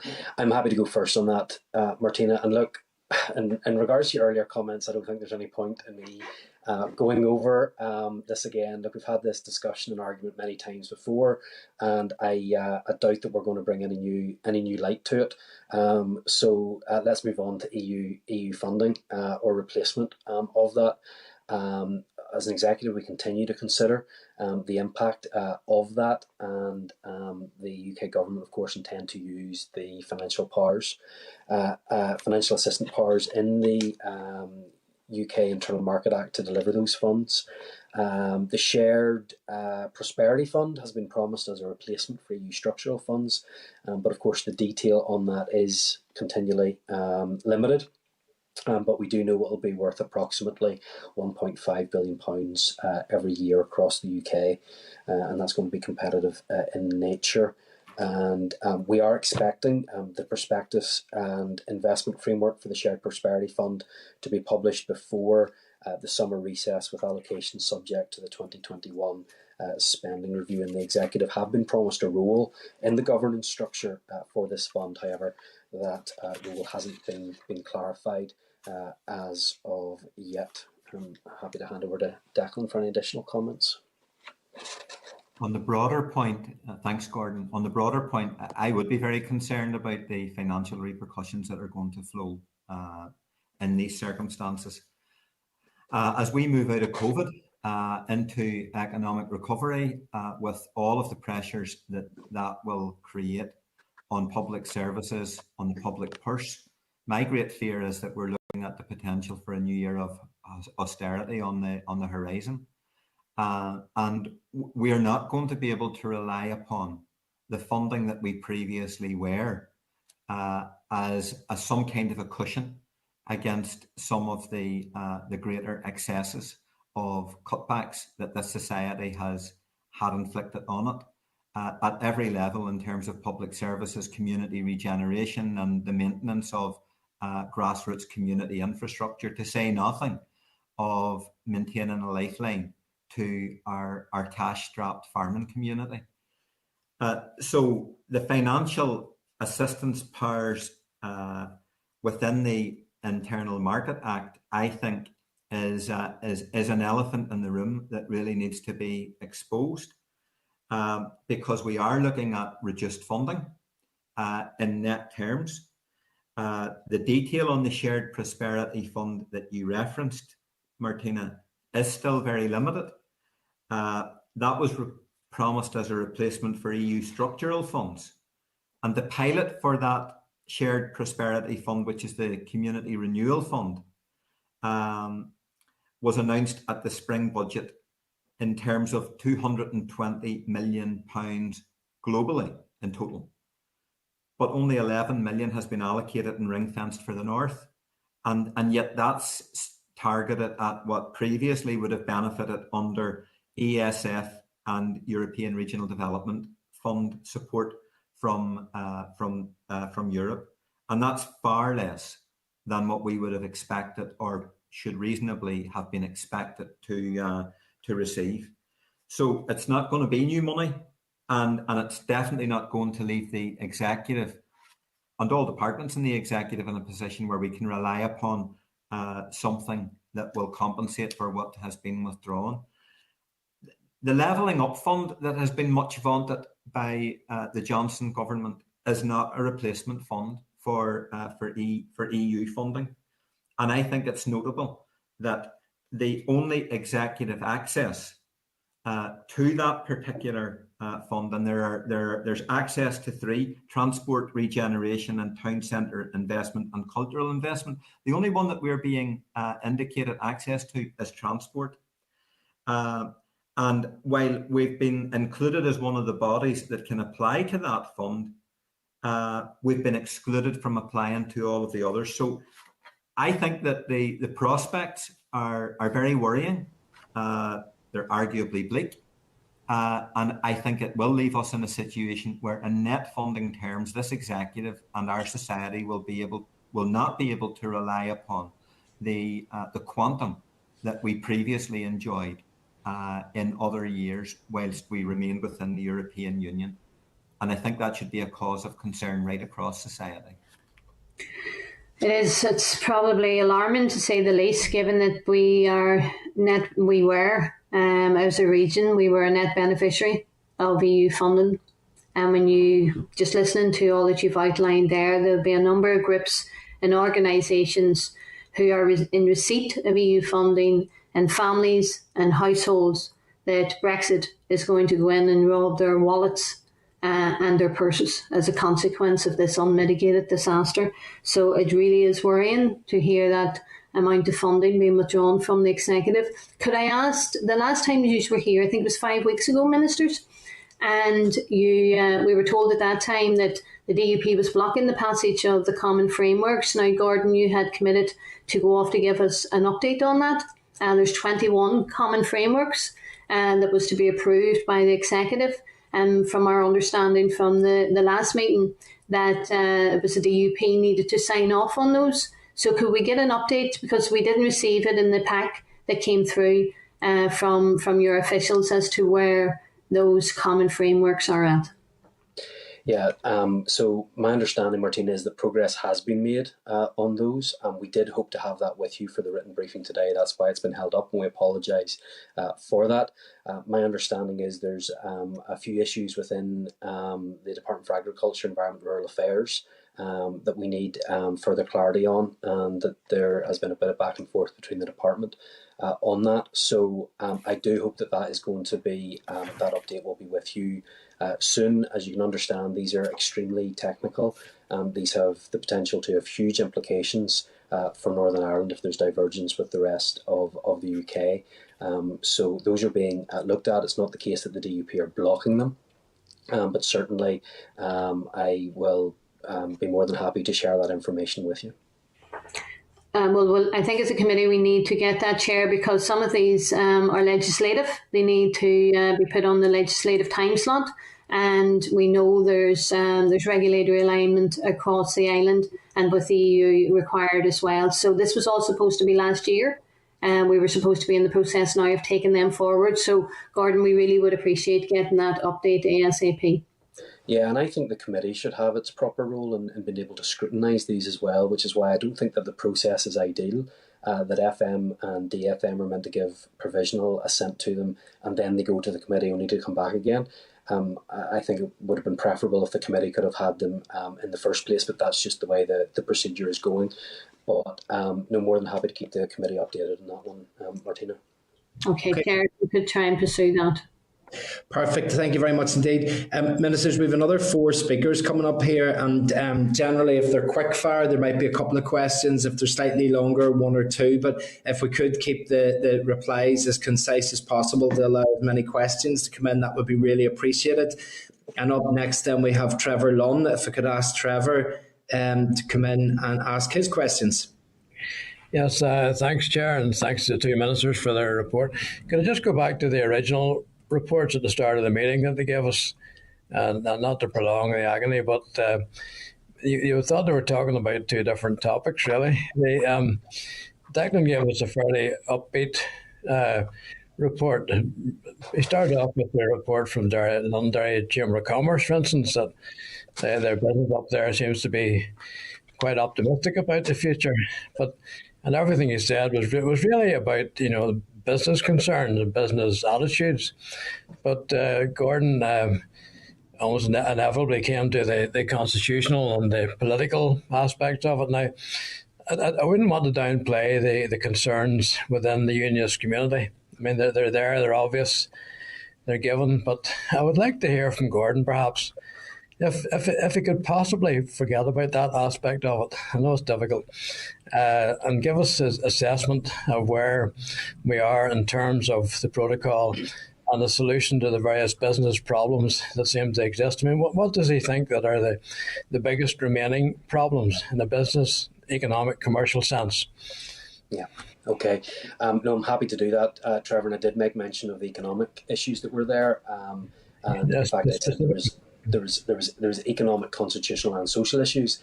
The reason why I talked about the constitutional issues is because that the question was put as this was being manufactured in some way, or as if it wasn't real. But I can tell you that the economic consequences of this are just as real and are just as pressing. And certainly there's a number of issues that are coming up. I think the most pressing issue is the end of the grace periods and the issue for supermarkets and for food products coming in. That's still a concern. That needs to be dealt with, and I'm glad that Lord Frost has said that there will need to be progress, or else further action will need to be taken.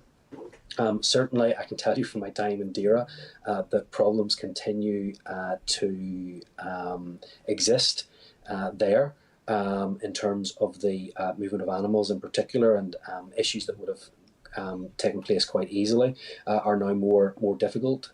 There's goods that are still not coming in.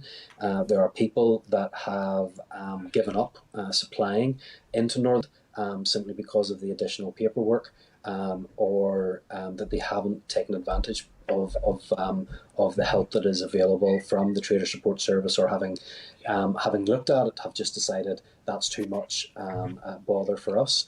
Certainly, I would encourage you to get in contact with both the Department for the Economy and the Department for Agriculture to hear some of the issues that they're getting through. I'm certainly getting, as a constituency MLA, I would be surprised if others are not. Maybe it's because I represent an area with a port, and more people are coming to me about that. But I would say the main issues are businesses not being prepared to sell from GB into the rest of the UK. Still some issues around paperwork in particular, and the level of paperwork that's required. So those are the main issues I'm getting. That's at a very high level, Trevor, but I can certainly tell you that it's not in any way all plain sailing, and the constitutional issue is the only one that we're facing. It's very much economic as well, and I can give you there's a file in my office of the different types of issues that people are bringing to me, and it is very real. Yeah, Declan, do you want to comment there? Yeah, thanks, Trevor. I think that the approach that's been taken increasingly in the last few weeks by the British government to this issue is completely counterproductive. It's very regressive. It creates precisely the wrong acoustics for trying to allay concerns within our wider community about these other issues that have been injected into the equation. And I distance myself from Gordon's point about these matters not having been manufactured. I think, to be quite frank with you, we saw a turning point in relation to the whole approach towards the protocol when a lucid poll was carried out at the beginning of January, and those results were disclosed. And I think that detonated an effect within wider unionism, and then the protocol became the scapegoat for other difficulties within the broader community. Now, David Frost is not helping with the approach that he has adopted towards this. His force majeure letter is entirely wrong-headed. I think we have to have a meeting of minds. I I spoke in the last meeting about a lack of trust. That trust needs to be established, re-established. It needs to be bottomed out. And then the European Commission and the British government need to knuckle down to finding the pragmatic and the practical solutions that, in my opinion, would have the effect of removing the greater majority of all of the checks that currently apply. And this has been well telegraphed. There are models and there are templates that can be followed. If, in fact, the British government is willing to accept that there can be agreement on respecting established standards for food protection, on phytosanitary controls, and other measures that in any normal situation you would want to have in place to maintain food safety, public health and animal welfare. Now, the Swiss have a model which deals with that with the European Union. It falls within a broader system known as the European Union SPS zone. Other countries which are not members of the European Union, including Switzerland, including Norway and Iceland and several others, are participants within the SPS EU zone, and that ensures that there is no irritation, there are no difficulties in relation to trade flows and the moving of foods and animals from those countries into the EU and back from the EU into those countries. So there are mechanisms that can be found if the political will is there, Trevor, to actually put them in place. But that does require political will, and it means that this particular British government, in fact, I would go so far as to say this English government, moves away from taking a very incendiary and a very nativist approach. What they've done is they've given primacy to fabricated sovereignty issues as opposed to looking sensibly at how we can embrace new trading realities for the benefit of all of our citizens. People here in the north are the fall guys for all of that misguided thinking that informed the whole approach to Brexit pre-June 2016. Chair, I had two short questions. It's not my fault that the answers were quite long, but at least they were fulsome. The second one is unconnected to that. Is there anything that junior ministers can tell us about the possible gap in Peace Plus funding at the end of this year?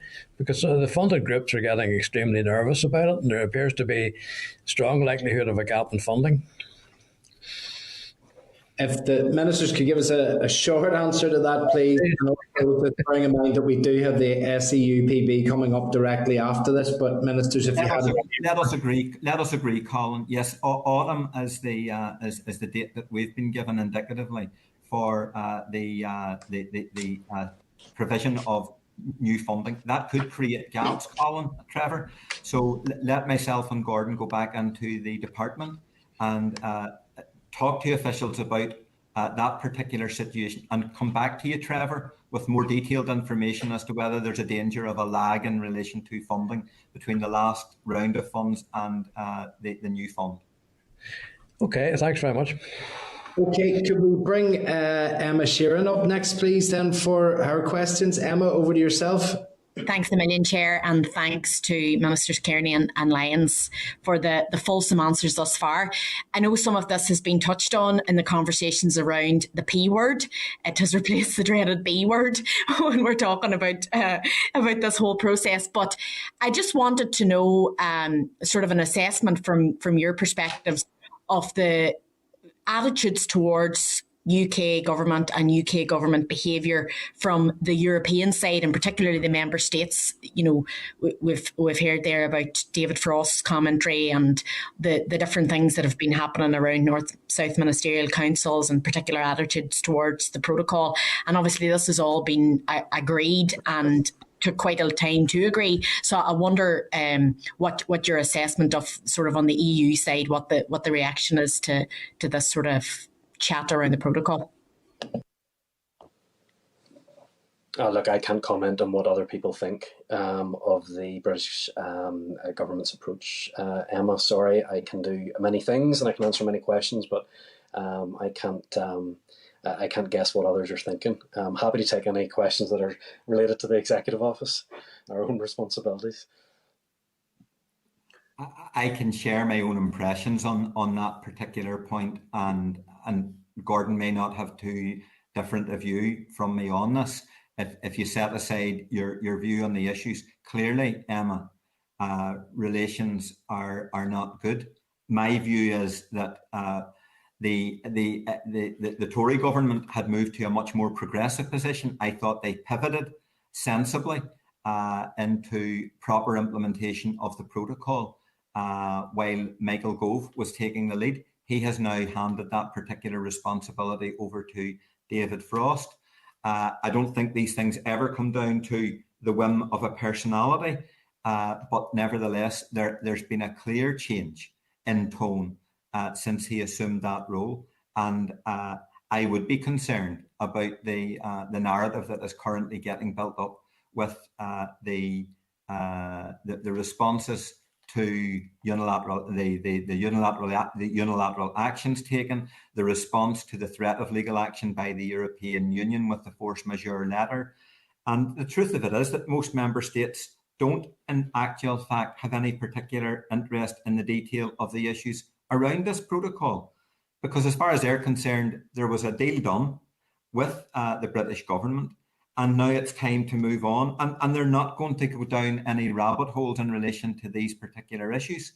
As I said earlier in a previous answer, there are other members of the European Union who invest heavily, substantially in the European Union to have the privilege and the access and benefit of trading within the single European market.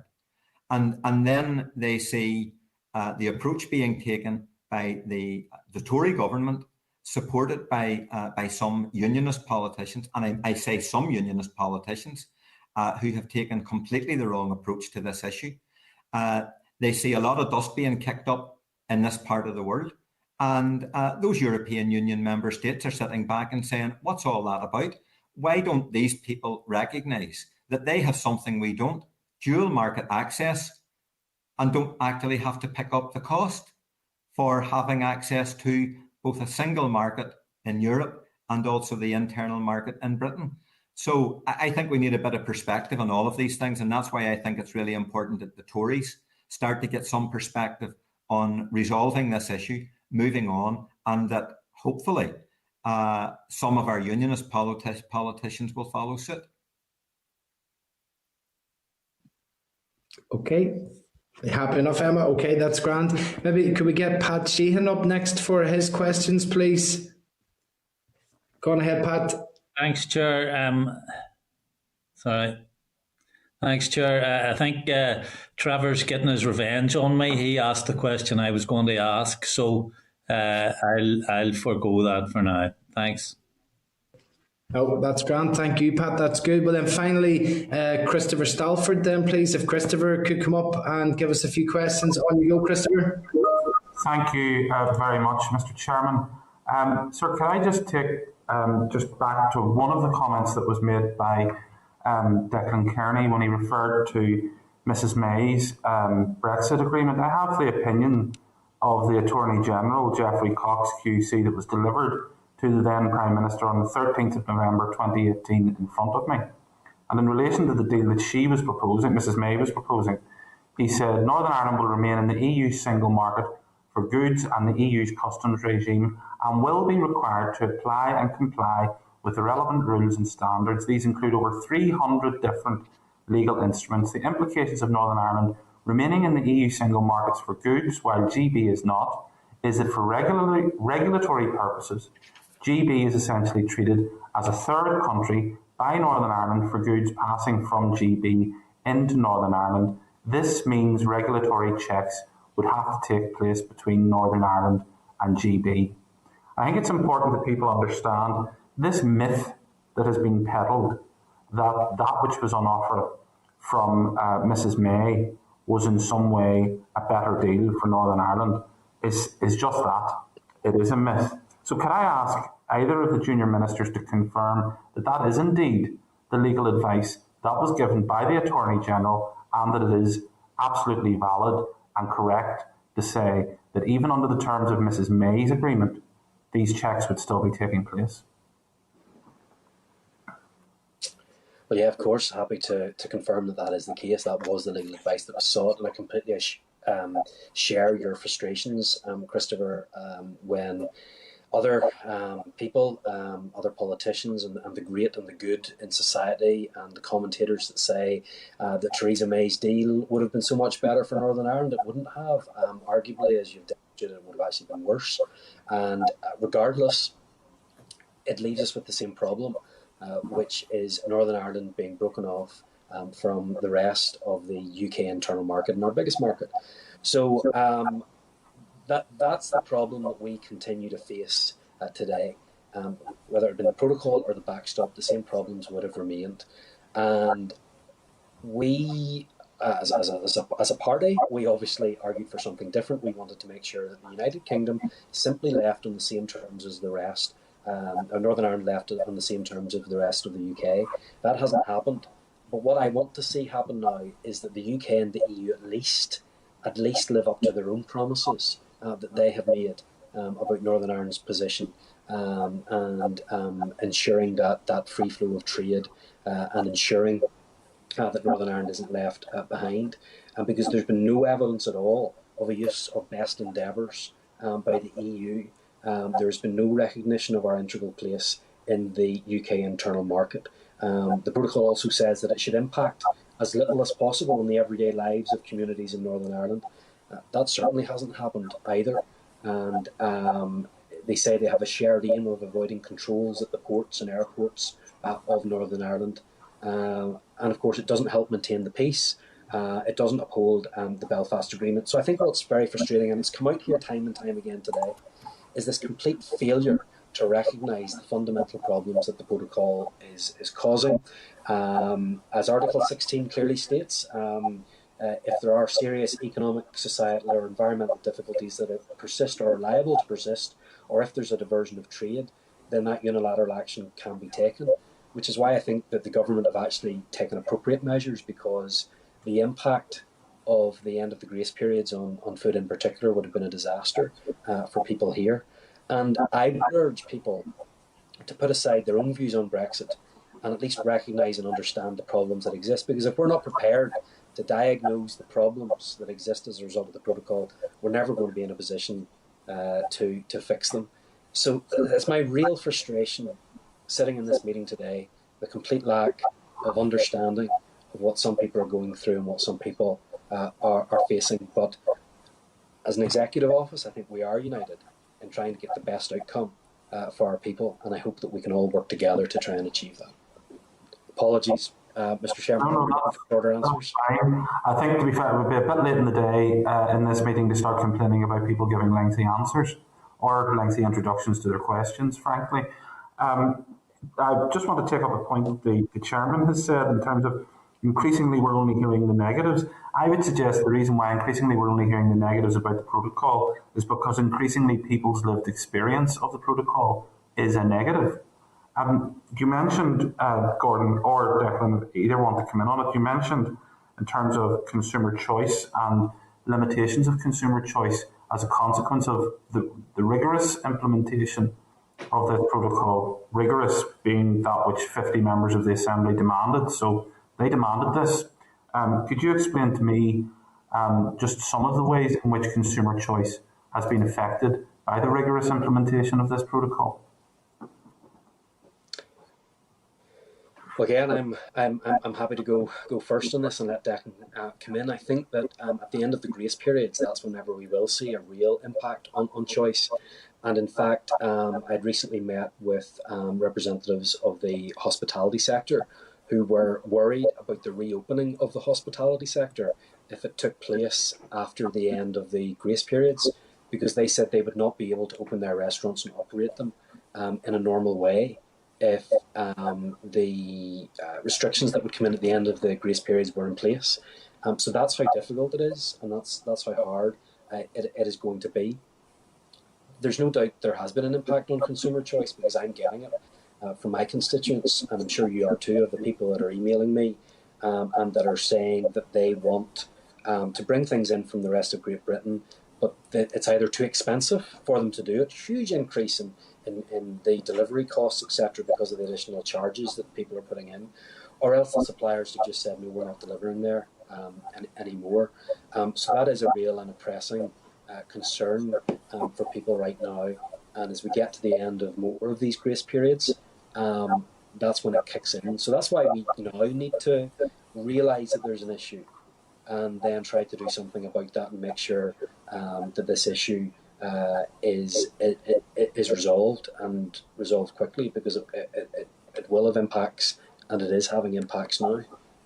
I'll hand over to Declan. To be fair to him, Lord Frost, I think it was an article, I'm not certain if it was the Daily Telegraph or the Daily Mail, give you a flavour of my reading habits there, but I think Lord Frost actually in an article identified that he was in Arcadia, Delhi in Belfast, and identified basically the difficulties that that business was having in terms of importing products. I want finally just to raise the issue, and I know we have the SEUPB in with us next, but just to raise again the issue that Trevor Lunn raised in terms of Peace Plus not being available to 2023.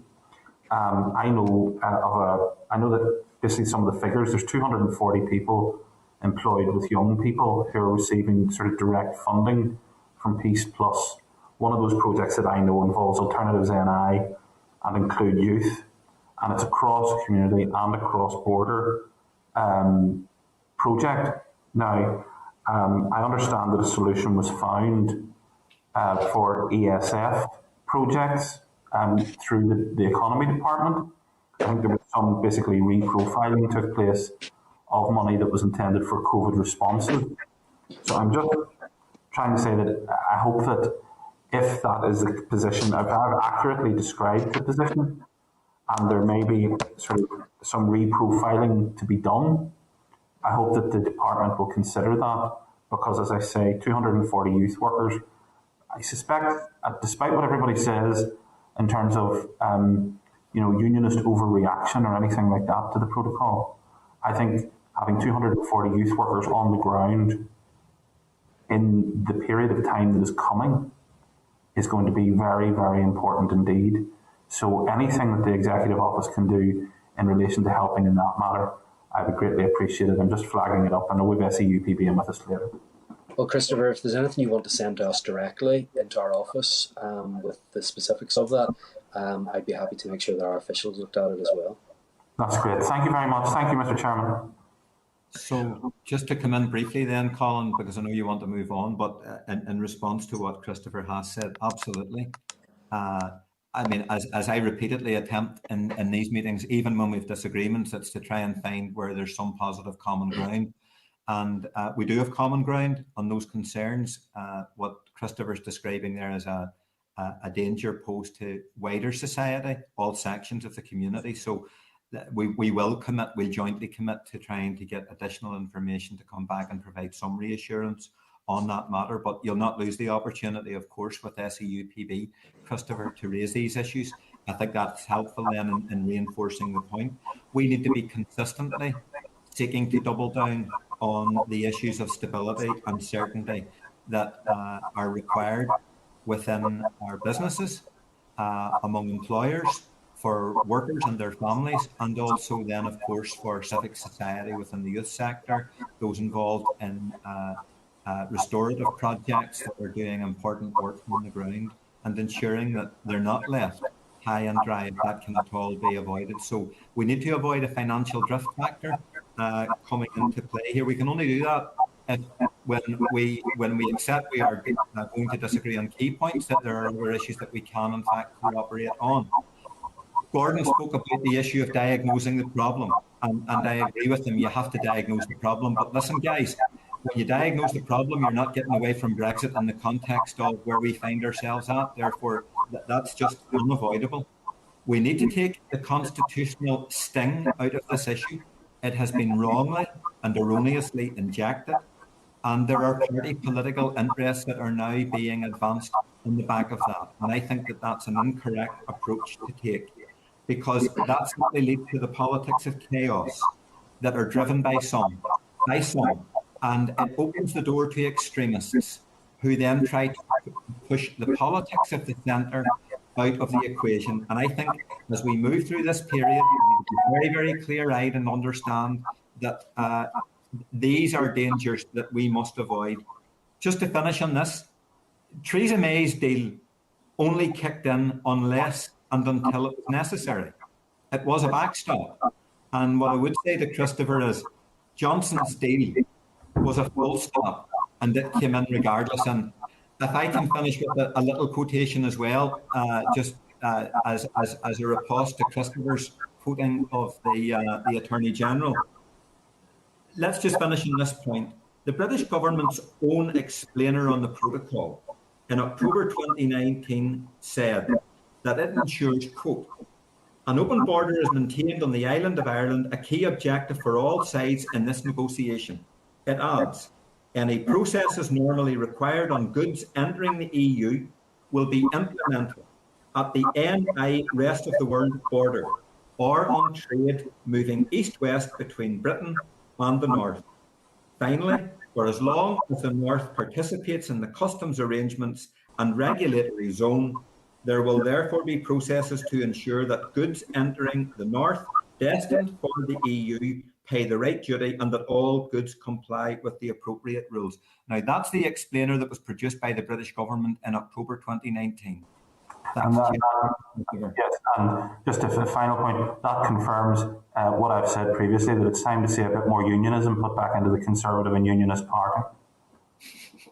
Okay, we'll start trying to finalise each other with final points, but yes, look, Ministers, thank you very much for your attendance here today. I was reflecting there on Emma's and suggestion that if the Brexit process was the B word and the protocol is the P word, we may hope that the next section isn't called the future, or we could be in lots of trouble. But certainly we do need to move forward, and we do need to find solutions. And all that I can do is impress upon you both that we look for solutions, whatever they are, because solutions will mean stability within our community and stability going forward for people, which is really important. But thank you very much for your attendance here today, and we'll let you get on. Thank you very much indeed. Okay, thank you. Okay, members, we'll just take a moment or two just to up back in again. Is there anything that anybody wants to add on the back of that intervention or that contribution there, sorry, from the ministers? Martina? Just to pick up on what Gordon had said, 5 weeks ago we were told we were going to get an update on the 21 frameworks. 5 weeks on, and notwithstanding the difficulties that he outlined, we're still waiting on that update. These are important frameworks for data alignment across the island, and I can understand what he had said in relation to agriculture, but we need to be getting briefed on those, and we really need to put some pressure on how these need to be taken forward, because you're losing time in the legislative framework to resolve these and get them sorted out this side of this mandate. Okay, thank you very much indeed. Michael, I'm sure you've captured that there then to write for that. Any other issues that wants to raise in the back of that? Okay, thank you very much. Members, then we can move on and invite into the spotlight Gina McIntyre, the Chief Executive of the Special EU Programmes Body, along with Declan McGarrigle, the Programmes Manager, to give us a quick briefing. Thank you very much indeed to both of you for joining us here today. We'll probably just follow the usual format of passing over to yourselves to give us a quick update, and then we could move into some question and answers at that stage. So if you're happy enough, Gina, Declan, we'll pass over to yourselves. Okay, good afternoon everybody. Thank you, Chair. I'll just give you a quick update on the results of the consultation which ended on the 12th of May for Peace Plus programme. You were provided with a briefing, but that was before the consultation ended, so we're just going to give you an update if that's okay. We were absolutely delighted with the response we received to the consultation. We had 415 respondents who filled in the surveys, so that was a fantastic response. 3/4 of those were from organisations and 1/4 then was from individuals. And really the most important point to note is the overwhelming support for the programme as it was drafted. And the 6 themes, if you recall back in, I think it was November, outlined the content of the programme. So there were 6 themes with 21 investment areas throughout those 6 themes. But there was significant support for the programme. The strongest, we marked it in categories of strongly agree, don't know, and strong, don't agree. And the highest scores we received in the strongly agree was 92%, and the lowest being 69%. For the budget allocations, again, the highest scores were in the region of 76% and the lowest 63%. So that shows you the overwhelming support for the content as it was presented. And the quality screening was also presented as part of that consultation, and there was strong support for that. There was strong support for the administrative proposals that we put forward in relation to helping projects and training and that type of thing. And we're continuing now with the qualitative analysis of the report. But as you can imagine, a lot of it is very, very positive. So, we're particularly focused on any issues coming forward that we can bring in constructively to the programme. But as you can tell, there's actually very little. There was 40% of the respondents came from the community and voluntary organisations, and then we had a wide range of respondents from other agencies such as business organisations, social enterprises, education agencies, environmental agencies, government agencies, research organisations, youth organisations, and 13% who were described as just generally other. But that included arts and cultural organisations, sporting, human rights organisations and accredited bodies. So you can see that there was a wide range of support, and the respondents, this is the most interesting part for us, I think, and the most exciting part is that in the main, the respondents were that those that wanted to get involved in the programme was 49%. So these were people who hadn't been involved in the programme before, but really wished to get involved in the programme going forward. And so that was really, really good for us because, I suppose people expect, it's everybody that knows the programmes will respond, but it wasn't. 50% almost were from new people. And 40% of the respondents have previously or currently been involved in the Peace and Interreg programme, and another 13% have an interest through stakeholder groups. We had 62 of the respondents were based in Northern Ireland, 80% in the border counties, and also 18% in the rest of Ireland. And that speaks, and 2% in other regions, including Scotland, England, and indeed America. And that just speaks to the new sort of aspect of the programme of functional areas where we can do a lot more north, south, and east, west. We did a lot because obviously we couldn't go out and do the normal physical events that we would have done, such as the road shows around the area and meeting people. So we obviously had to do it all through social media. And we used a wide range of social media, Twitter, Facebook, LinkedIn, all of those that you can expect. We also did some print and advertising campaigns. We emailed directly with mail shots 2,300 recipients. And we also did some partnering work with very relevant interest groups such as NICFA, The Wheel in Ireland, Community Relations Council, PUBL, Northern Ireland Environment Link, social enterprises, and we did specific events for young people. We did a video, we did a dedicated consultation page. We had a useful video which outlined the programme, in more general terms, and we used social media channels, YouTube channels. We had an infographic, we had an easy read format, and we also went through and prepared what we called navigation papers because of the size of the programme and the range of things that can be supported. We wanted to ensure that all of these sectors understood that there were a lot of investment areas out of the 21 that they could get involved with, and not just the ones that maybe had their title as such, maybe in terms of, for instance, health or environment or community.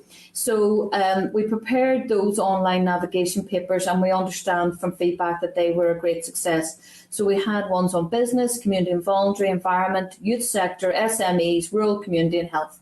And we also obviously did video messaging and specifically targeted for children and young people. So we did get great response to it.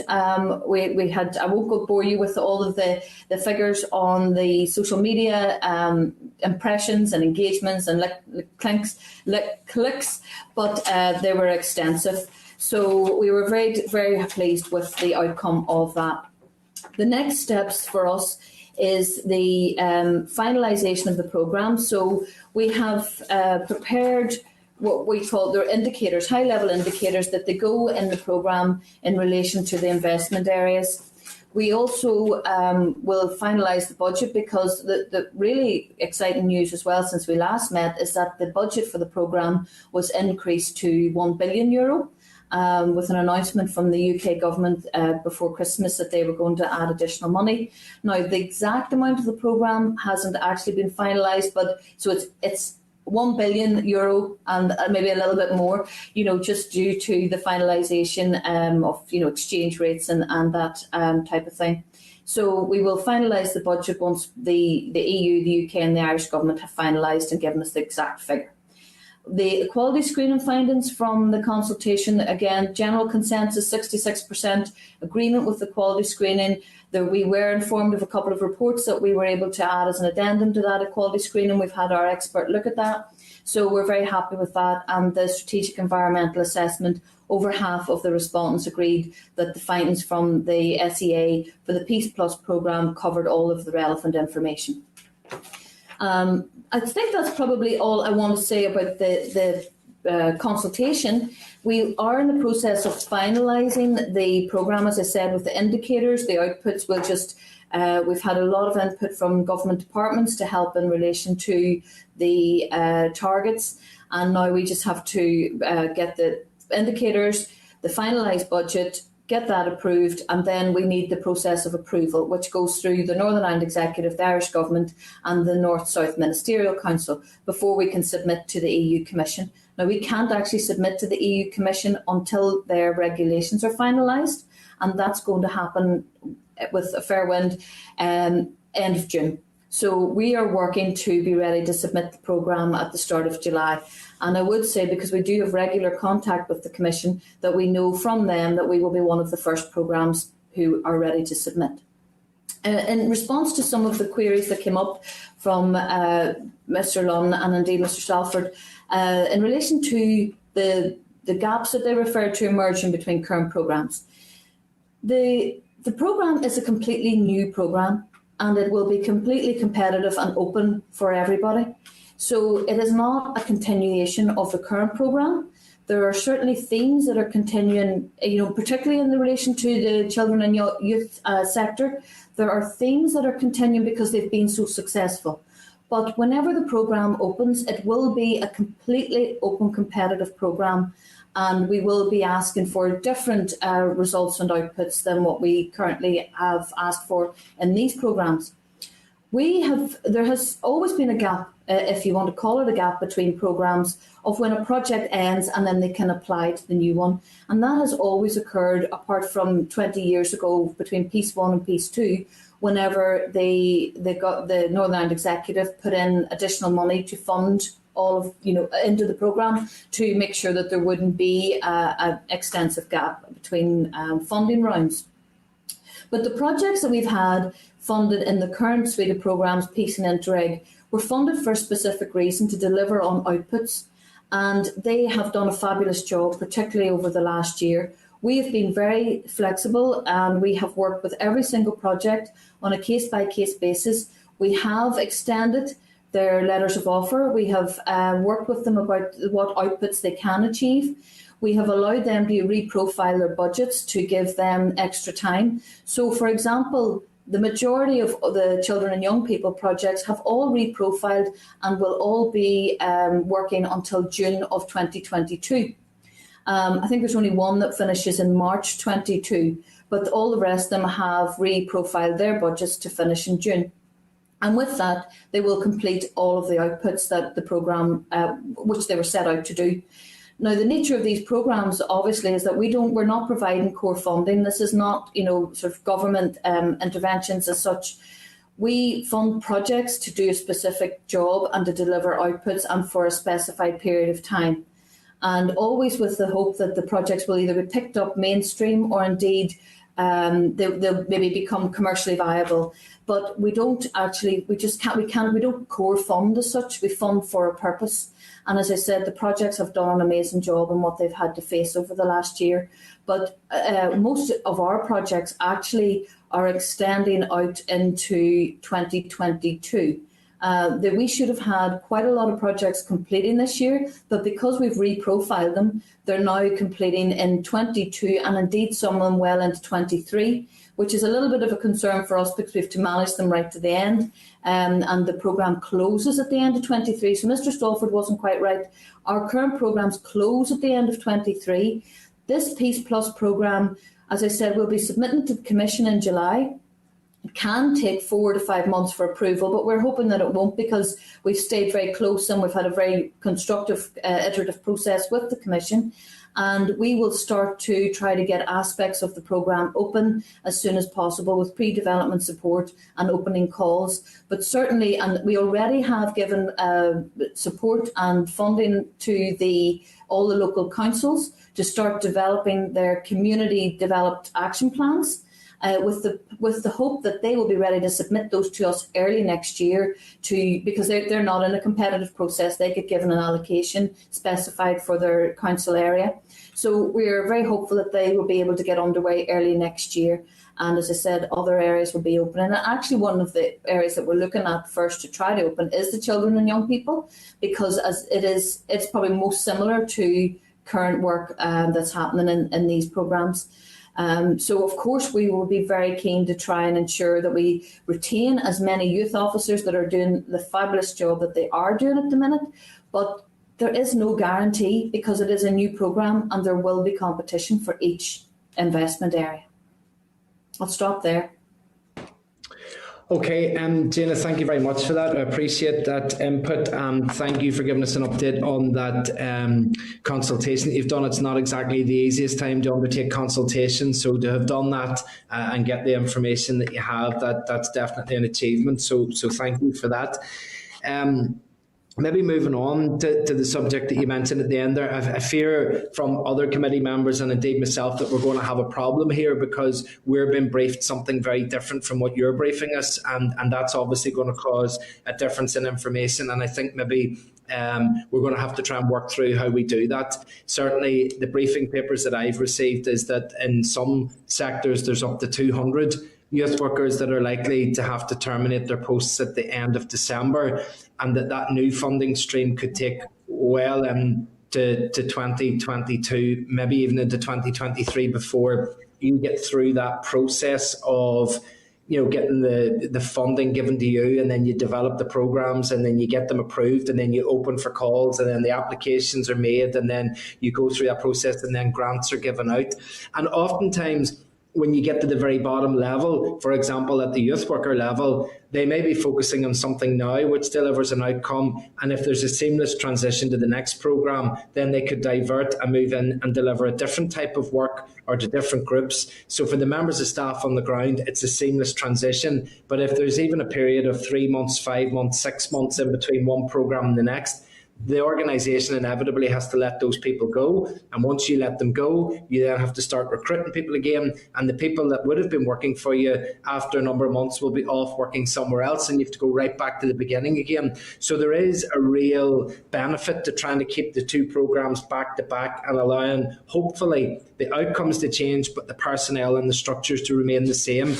How realistic is it for that type of scenario, albeit that you cannot tell me, well, that group will get that money or get that funding. But if hypothetically a group did apply to the new fund and was successful, what's the opportunity for things to go seamlessly rather than maybe with a gap in between? Well, I'm not sure where you're getting your information, Chair, because we're not aware certainly of youth workers who are closing projects at the end of December. As I said, we have been working very hard to facilitate extensions, and indeed I know we've granted over 60 extensions. And we only have 90 projects in the Peace programme as such. So, there have been numerous extensions into next year and into 23. And so the young people projects are all extended to June 22. So I'm not sure where those youth people that you're talking about at the end of December, we've no knowledge of those at all.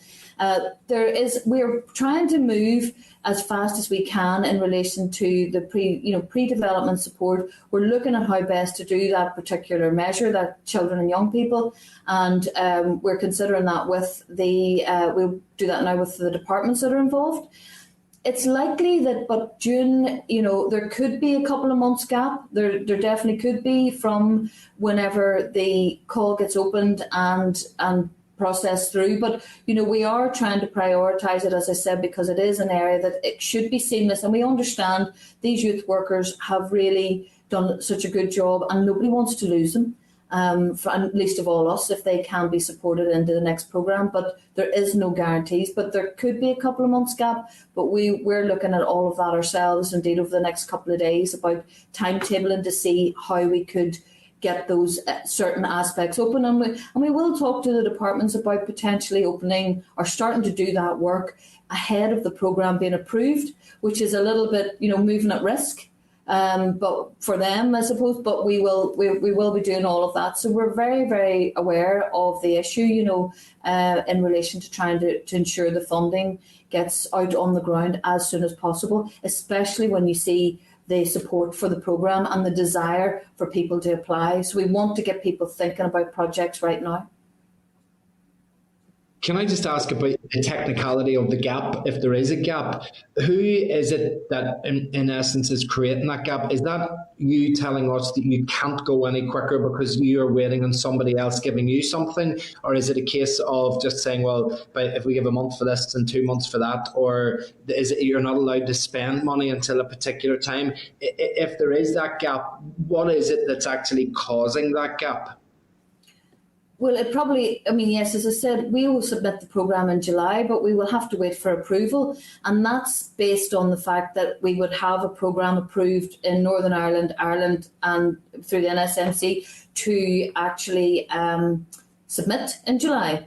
And then once it's submitted to the Commission, then we have to wait for them to approve it as well. So there is a bit of time there, but what I'm saying is that we're looking at how we could potentially move ahead if the departments start getting the paperwork ready, start getting the call material ready and the targets ready, to see if we can get ahead of it to avoid a gap, particularly in that area. But there is no guarantees because we just need to move as fast as we can. But there is no guarantees that there won't be a couple of months of gap. No.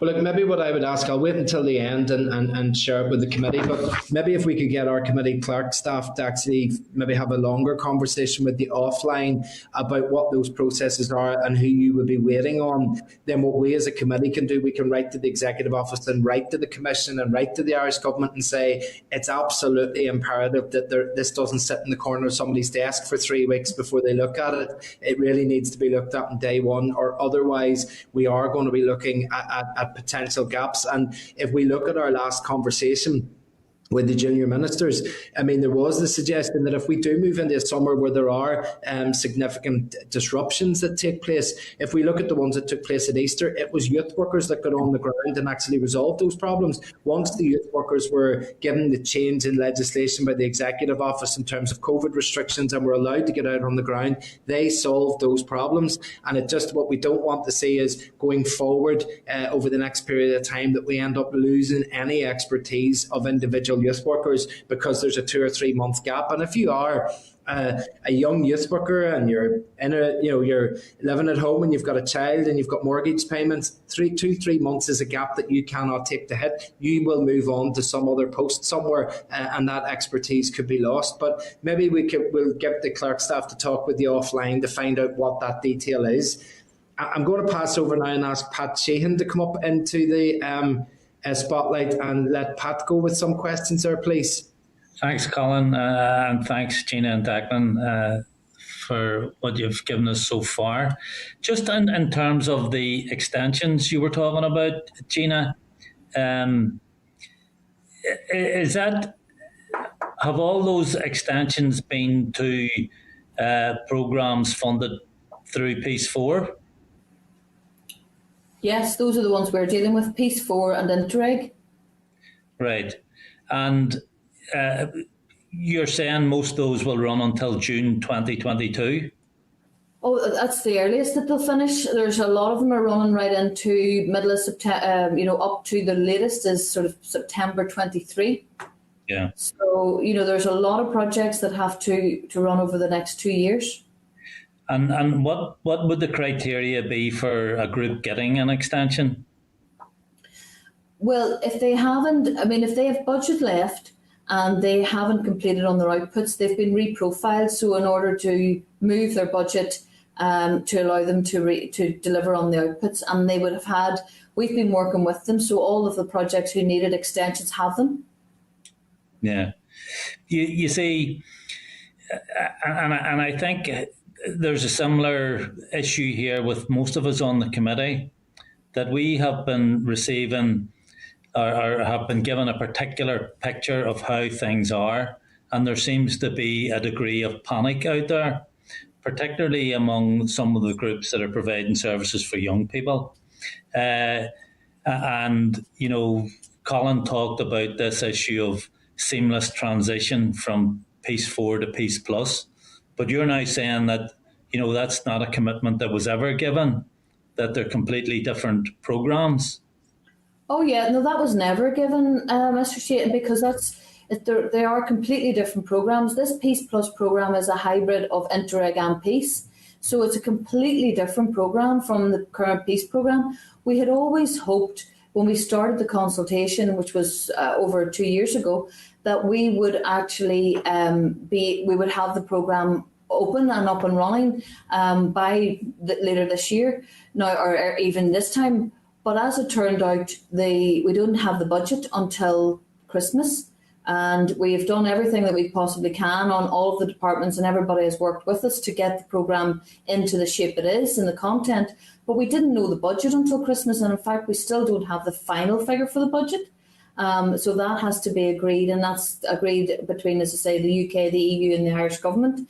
And I know they're working hard on it, so it's not that anybody's dragging their heels, but also the EU regulations were due to be finalised by December of 2020, and they weren't. They're now not going to be finalised until June 21, and we cannot submit the programme until the regulations are finalised. So there's been other factors. We'd always hoped that the programmes would have dovetailed, if you like, but there was never any guarantee, and we cannot guarantee any organisation any role in the Peace Plus programme at this stage, because it will be entirely competitive, and especially when you do see as well 50% of the respondents are people who want to get involved in the programme who have never been involved before. So that, it is an open and competitive programme. Yeah, but you do accept there may be organisations that have to make workers redundant as a result of the gap between the ending of this programme and the funding coming for the new one? I would hate to see anybody being made redundant, and as I say, especially the people who've got the skills and in particular the youth workers. But I would have to say that's not, if there is redundancies to be made at times, it's not as a result just of the gap between these programmes. It may be that the organisations apply to the Peace Plus programme and don't get funded. That's nothing to do with the gap. They're completely different programmes. Okay. And please don't think I'm taking lightly the fact that anybody would be made redundant, because we're not. And we want to retain as many people who've been involved and have built the skills up as possible from the current programme into the new programme. But there's bigger factors outside of our control, as your previous conversation was talking about. There are other parties involved here as well, and we had to wait for the budget to be confirmed at Christmas, and we still don't have the final figure. And as soon as we have the approvals, then for the necessary approvals to submit it to the Commission, we will. Okay, just one final question, because I'm sure some of the other committee members will pick up on this. Has there been an underspend in the current funding? No, we're 103% committed in the Peace programme. Now, we will always, as a management technique, look to consider that there may be some underspends emerging in different projects who may not have been able to do certain activity that they had planned to do. But most of that underspend at the minute that we would have maybe anticipated happening is being used to extend projects out. So it would appear that a lot of them are going to spend in full. But we will monitor very closely now to see if there is any underspend emerging from projects. And then we will have to look first of all to the projects within that are currently funded. Can they deliver the outputs that they are required to deliver in their contract? If they maybe need additional costs to do that in order to deliver an extension, that would be our first port of call. And then before we would look for any particular new projects or to add new targets to the programme. And is there any suggestion that an underspend in the funding may be used to plug an overspend in the capital side of things? There's a possibility that if there's underspend emerges anywhere in the programme, it may be used on some of the projects who, maybe the capital ones, who might have increased costs due to COVID, and they have to deliver their output, and they could be partly built, and they have to deliver. So that would be the first place we would look in order to make sure that the outputs that are agreed in the programme are actually delivered. Because if they're not delivered, then that puts those projects in jeopardy as well. Okay, thanks for that. Thank you. Thanks, Chair.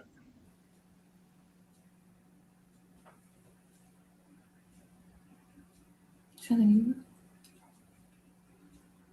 think the chair's frozen. Are we frozen? I'm still here.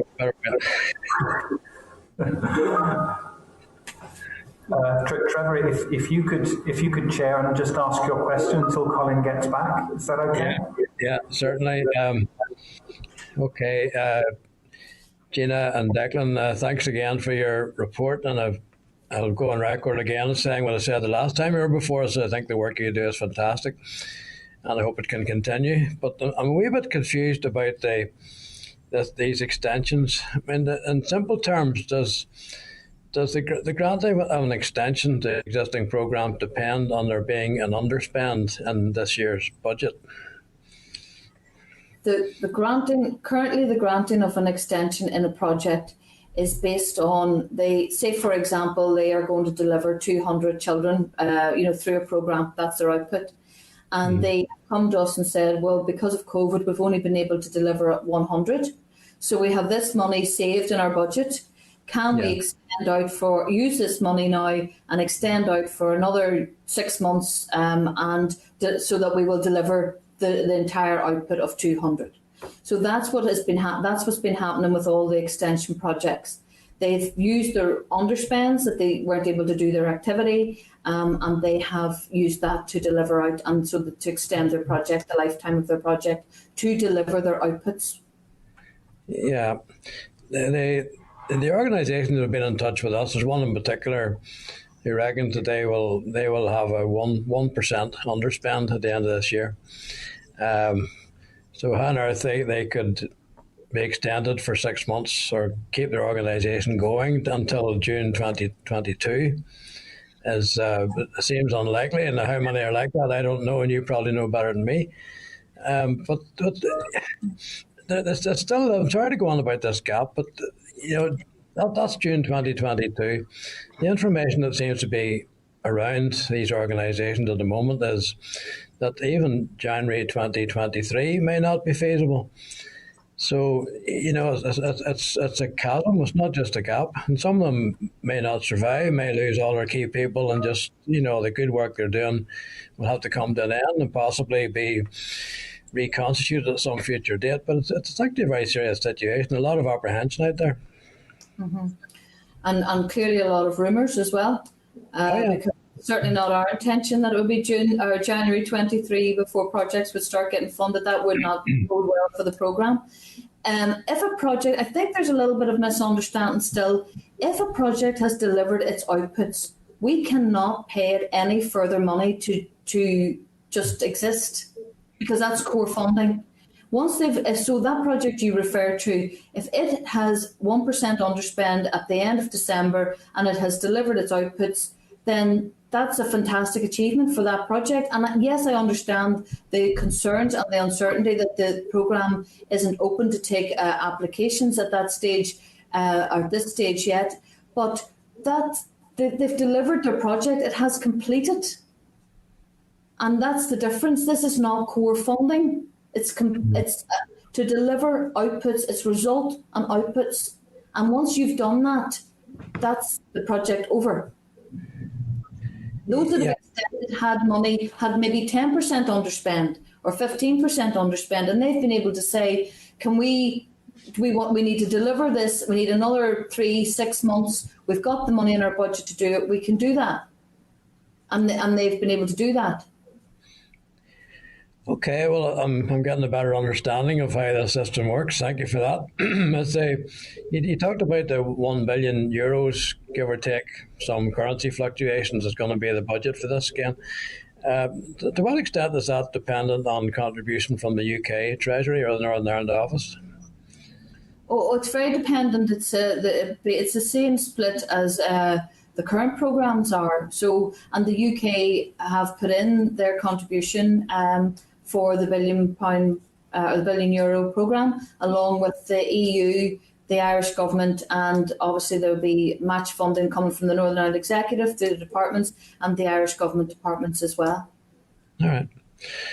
Okay, thanks very much for that. Thank you. Okay, thank you for that, Trevor, and thank you for whoever got you up into that part of the meeting there as I dropped off. Could I ask for Martina Anderson to come up next then for her question, please, and we'll pass over to Martina. Thank you, Declan. Thank you, Gina. Always good to hear from you. And I think, Gina, that it's one of those sayings, sometimes you don't know what you have until it's gone. And I think in the middle of all the Brexit madness and discussions and, the protocol, the impact of the protocol, I don't think maybe enough people took account of the fact that this is an amalgamation between two standalone distinct programmes at one time, Peace and Interreg, and now these two are merging into the Peace Plus. So we all know, Gina, I'm a fan, and the EU has had a significant impact on the north and the border regions of Ireland, and it's important that the potential benefits of Peace funding, the Peace Plus funding now, is realised for communities. So can I ask you about the local action plans that you talked about? If they're containing broad-based perspectives in the community, in terms of, you talked about children and young people, we know the importance, all of us, of youth services and youth officers who are on the ground, and also those who work within the context of those struggling with mental health issues. So how broad-based, are the local action plans? Are they scoping up as wide as they can, capturing as much as they can for those people who work in the communities? Thanks, Martina. Yeah, you're right. I think maybe part of the issue is the fact that this Peace Plus programme is going to be the only programme. And we haven't heard people complaining about gaps. I mean, there's always people who worry about it, but in particular the youth sector, I would like to say that maybe they are ESF projects that are concerned, because I'm not aware of any of our youth projects causing, having any problem, given that they're funded to June 22. In relation to the local action plans, we've done a couple of things there. We have given each of the councils have a sort of an allocation of resource, which comes out of their own action plan, but we're giving them that to use in advance so that they would have staff there to develop the plans. We've also provided some consultancy help from outside, which we've hired a group of consultants who they will each work with the councils to help them and advise them in the delivery or the development of the plan. But it's going to be really focused on the community developing the plan. It's about the community needs. And we have given some ideas, but we're not being prescriptive, but the plan has to show how they have gone to every ward and in the council, and that it's cross community in the areas that they're working in. that we have kept it quite flexible in that we have said that it's to focus on 3 areas: regeneration of the community, and that can involve anything from small capital projects, and it could be training projects, it could be social enterprise or social economy projects, it could be women's projects, it could be anything in there that's going to regenerate their area. Then the other area is about building positive relationships, and the final one is about celebrating culture, identity, diversity. So it's very flexible, but it all has to be done on the basis of cross-community and or cross-border in certain areas. So for certain councils that would work for as well. Declan, do you want to add anything about how they will develop the plans with communities? Yeah, I suppose we're very much trying to go down a kind of co-design kind of route, and I suppose around the kind of community planning models that a lot of local authorities are already using and are required to use, and the same in the border counties as well. Mm-hmm. So we're very much trying to drive it down to that sort of DEA level or LEA level, mm-hmm. Or potentially have clusters of DEAs working together. In partnership to develop these plans, and also to have governance at that level as well. So as Gina said, it's very much around those 3 sort of core kind of themes, but it is quite broad as well. Mm-hmm. But we're working with a kind of group of consultants, a consortium of consultants who are going to work across all 17 local authorities to kind of help with that kind of co-design process, also to kind of look at best practice and models that exist already. So they're conducting some mapping and feasibility at the minute, and they're engaging directly with local authorities really in the next number of weeks to start that process. Mm-hmm. And that kind of programme of support will continue really over the next period of time, really the next 6 months, as we work to get the programme approved. So picking up, I suppose, in terms of, we're trying as much as possible to offer that support now, to assist local authorities, even in advance of that kind of programme being approved, because we know this is a kind of core area where there is this ring-fence money for local authorities around investment area 1.1.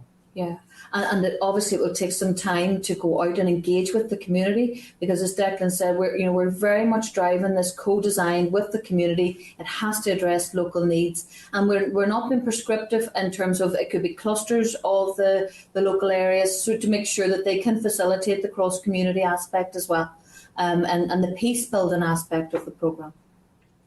I think a Peace Plus co-design process, without doubt, it can make an even greater impact by ensuring that funding reaches those organisations that continue to build and develop the peace and political process. And you talked about not just within their communities, but also building positive relationships across. And one thing that I have been concerned about in the past, and I've raised it with you, and I'm fully, absolutely supportive of the need for cross-community. And I see you have cross-border because that will be important with the Interreg as well. But what we don't want is a situation where it's cross-community and it ticks a box. Yeah. And you have situations where, for instance, I come from a city where you have 80% of them from one particular tradition. And, a project not being funded because in terms of cross-community, it then only becomes a tick box exercise to try to draw down funding. And I think some of those lessons of the past have been learned around some of that. But see, in terms of all the positive implications that all of the work can co-design that you talked about, building a positive community relations, we also know that there are people who have been involved and on the street at times of need and times of tension, addressing situations. I'm talking about in my own constituency, ex-prisoners, ex-combatants, working together sometimes when there's tensions and making contributions to society in that way.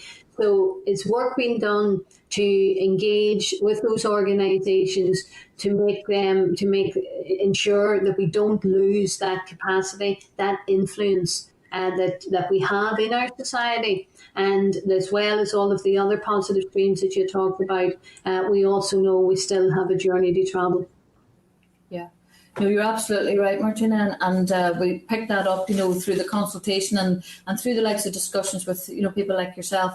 And in theme 1, you'll see that we have a full investment area of 1.2 called Empowering Communities, and that is about looking at those issues. There will be a small projects fund in there with projects up to £100,000 to do peace building work, and it's to address those things that you're talking about, the local people on the ground who just need some support to actually make what they're doing even better than what they're already doing themselves voluntarily.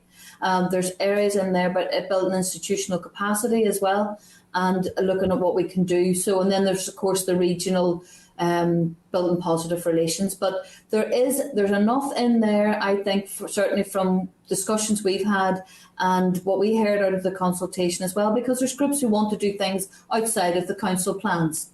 And they've got their own, they have their own project ideas, but they needed something on a smaller basis. So that is all built in there. But yeah, for those, particularly the groups you mentioned as well.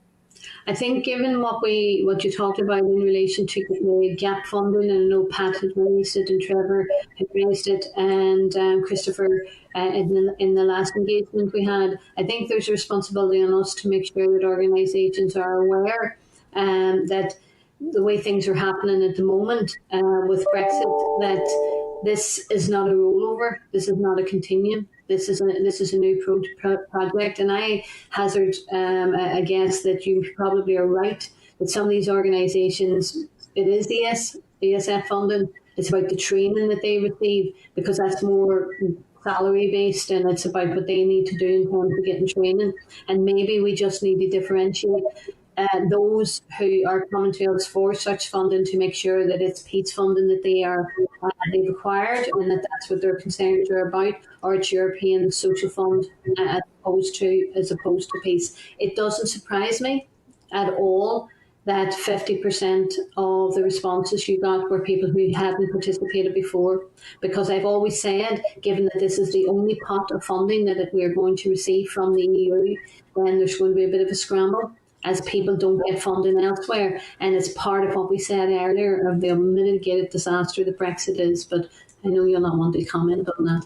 But thank you very much. I appreciate everything that you have done in the past and continue to do. Thank you. Okay, we're going to maybe ask George to pop up into the spotlight just to check if there's any questions for himself. George, is there anything that you would like to ask or check out? Chair, first and foremost, my apologies. Standard and Privileges meeting went on to about 3:30, so I'm only joining in the last half hour or so. So I have no questions at the moment. So thank you very much. Okay, that's grand. Thank you. Maybe look, Gina, before we leave it, I think we've been given the information that we've been given, and there's maybe a suggestion that it's not right or that it might be different funds. So can I just clarify, the Peace 4 Youth project maybe would strike me as being funded by Peace 4 rather than the ESF. So is the Peace 4 Youth funded by Peace 4? It is. Yes. And those are the ones that are extended out to June 22. June 22, okay. And then obviously it still is a case, maybe of putting it a different way.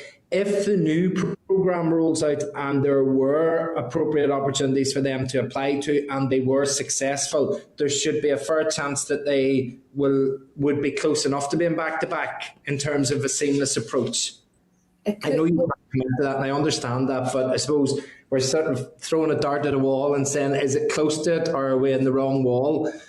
I think that we would like to think that we could be close to it. We would certainly do everything we can. I mean, there are factors outside our control, but there are factors inside our control as well that we can timetable and start to develop some work and, put resources at it. So there are things that we can do.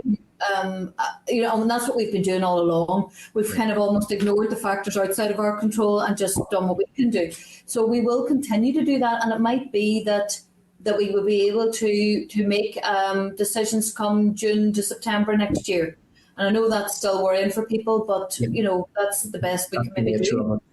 Well, look, maybe what I'll do is I'll speak to the committee as we normally do after a presentation, just to say is there any future actions. But I think maybe one of them might be about if we can help with any of those things that are outside your control that might be closer to being within our control, to see if there's ways that we can help there as well. So, but look, everybody's indicated that wanted to ask questions has done so. Thank you very much indeed for your attendance today. It's always appreciated, and we look forward to interacting with you again in the future. So thank you very much indeed. Thank you.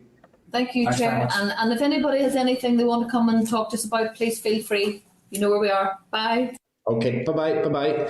Okay, members, we can bring people back up again.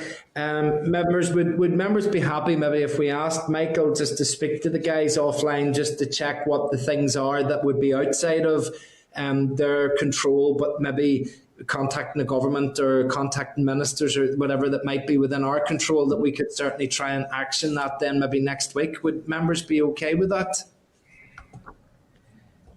Yeah, okay. Yeah. I think that agreement for that. Okay. Okay, members, then that concludes the item 6, which is that second oral briefing. We can move on then to item 7, which is the Historical Institutional Abuse Committee motion. So it's on pages 141 to 147 of the meeting pack are the relevant papers. It was agreed last week. Well, I've had it quite a few times, and I mean, I have to say, it's actually scared me to go back to get mine. No one done. Hi, hello, Trevor. Don't blame me. I don't know, was it if he was actually trying to speak to ourselves, or maybe he was on the phone, but well, look, maybe he'll come back. I vaguely bits of that, but not enough to actually make me even think about it. Trevor, can you hear me okay? Trevor Clark? Sorry, 2 seconds. Okay, I think maybe we were listening into a part of a phone call there. It wasn't directed at ourselves there. Okay, so just to remind members that it was agreed at last week's meeting that the committee would lay a motion calling for a review of the HIA Redress Board. There's proposed wording in the pack there. Are members happy enough with the wording that is there? Okay, getting agreement on that. That's good. Thank you very much. We'll get that laid and hopefully... Chair. Yes. Sorry. I know that we had discussed it ourselves as a party. We just maybe suggest that we hold off on that for this week and take another wee look at it. Yeah. Okay. If you want to take another week, yeah, that's fine. It's probably going to be, if we get a committee motion laid, it will be towards the end of June. So we have a bit of time there. If you want to take another week at that, that's fine enough if members are happy. Okay, yeah, that's fine, no problem. It's just the thinking around, because obviously victims groups had raised issues with the redress and the timeline. Would a review of that cause further delay? You know, obviously the motion is suggesting that we call on OFM DFM to do a review. Does that not end up that we have a further delay to the process? Okay. I'm happy to take any views. I kind of think if maybe one would run alongside the other, insofar as if there's a review, until you get to the end of a review, you'll not improve the situation that's there. And if we just leave it, then we're just going to be left with a situation that people aren't happy with. So maybe doing nothing means we'll still be with the situation that we have. Is anybody any suggestions how we could improve the process if we don't get some sort of review? Martina? I accept with Emma and us. We've been concerned about this because obviously none of us in this committee want to delay any redress or anything else going to the committee. I'm also conscious that in the infrastructure committee we're involved in a planning review, but it doesn't stop the planning process. What we're trying to do is to ensure that we perfect it. But maybe in terms of what Emma and we were saying, if we could just check that out, that just to satisfy the committee that we're not inadvertently doing anything, that the unintended consequences of the motion could, for instance, result in the concerns that Emma is expressing on our behalf, that could happen as a consequence of this. So we could just check that out. Yeah, maybe some further detail of what a review would amount to, or what the the timing of that is going to be, or what the expected outcome, not expected outcome of review, but the expected process, length of process, resource involved. Okay. I suppose we fall into chicken and egg territory, don't we? If we don't lay a motion and ask for a review, they're not going to be able to tell us what the review is going to be. But if the review ends up having inadvertent consequences, then we could have created a difficulty. So I suppose maybe, Michael, is there enough there maybe to go off and speak to the department and say, if we did ask for a review, would it be done in such a way that the review wouldn't impact the current processes, and only then if there was agreed outcomes at the end of a review that would be sort of facilitated across to the process to improve it, but that it wouldn't actually stop any of the current processes? Would that be something, Michael, that we would be able to ask for, do you think? Yes, I think so. We can always ask, Chair, so I can do that. Yeah. Okay. Martina, yep. Sorry, Chair. Chair, you might even find another word, an examination of the process, the post-year review. It might have particular connotations, but an examination of it, because we want to do it, is to perfect it. Yeah. We don't really do anything that's going to delay it. Yeah. Okay. Well, look, I tell you what. If it's down to ways of words and potential impacts, we can check those out. And if we're going to lay a committee motion, we want it to be as perfect as possible, because then we know when it goes in, it will get the full support. So that's important to do. So we could do that and bring something back for next week then. Okay. Everybody else happy enough there? We can move on then to correspondence. Item 8. Members, there are 9 members of correspondence in the pack. A couple that I just need to bring to people's attention. Item 8.4, page 154, from the Committee of Agriculture, Environment, Rural Affairs, is looking for evidence on the climate change bill. Although that committee has responsibility for the bill, there are significant elements that are the responsibility of the Executive Office. What I was going to suggest is that we hear some evidence from the department officials on aspects of the bill that are the responsibility of TEO. And in speaking to the clerk just before this meeting, I've suggested that we pull together in tabular form the various clauses that are impacted by TEO, what those impacts would be, and then we can discuss those with the department officials, but we'll also see if there's anybody else that we needed to call in for that. So we'll get that populated hopefully for at some point going forward. Would members be happy enough with that? Okay. On item 8.9 on page 167, there is correspondence from an individual requesting engagement with the committee on the issue of the mother and baby home, Magdalene Laundries. There's one little issue in it that we've just noticed, which is that it's from an individual, but it uses terminology like we and our and suggesting that it might be more than one person. So I was going to suggest that in the first instance, maybe the clerk would go off and have a word with the person just to see, are they representing a group, or is there some wider issues? And certainly I know that in the correspondence it referred to the fact that there's no inclusion in the co-design. I thought that maybe we could write to the department, just ask them about the co-design process, how that's going, how many people are contacted, to see, just to maybe satisfy ourselves that if somebody out there is saying they aren't being included in co-design, that we can ask the department, are people being included? And maybe it's just about connecting people rather than letting something lie. Would members be happy enough with that? Great, Chair. Okay. Yeah, Chair. I think in the letter it makes reference to an amount of time before they could get a meeting with TEO ministers. Now I know on our side there's been no opposition to that, so it may be worth just even putting that in writing to TEO or something, just to get clarity on that. Sure. Okay, perfect. Right, and then item 9, forward work programme. On the 12th of May, there was a suggestion from the Oireachtas EU Affairs Committee that the two committees meet on a quarterly basis. We just need to take a formal decision on that members will be happy with that to continue, for that to commence. Would there be agreement for that? Yeah. There's agreement. Yes, yeah. Sorry, you went past the two issues I wanted to raise, I should have said, around correspondence. I just think for ourselves, to extrapolate the information, the Department of Finance has expressed disappointment at the EU replacement funding cuts and the loss of power over funding. I think that's a very that information is something we should make sure we capture, because they also outlined about the 70 million funding gap due to the Brexit and the loss of EU funding to the executive. So it was just in the back of the conversations that we had with the two ministers earlier, and just drawn that to members' attention. And I think that's something that we should just keep on file and just have access to. Okay, thank you for that.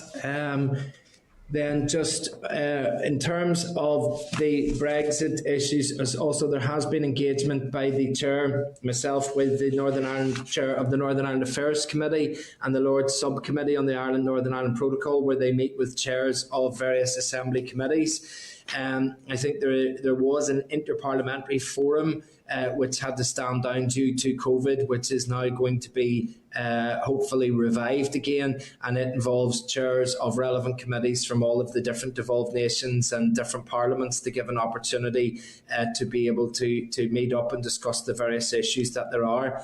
But just get an agreement then that the clerk can engage with the clerk of the Joint Oireachtas Committee to get some dates scheduled in. There's agreement okay for that.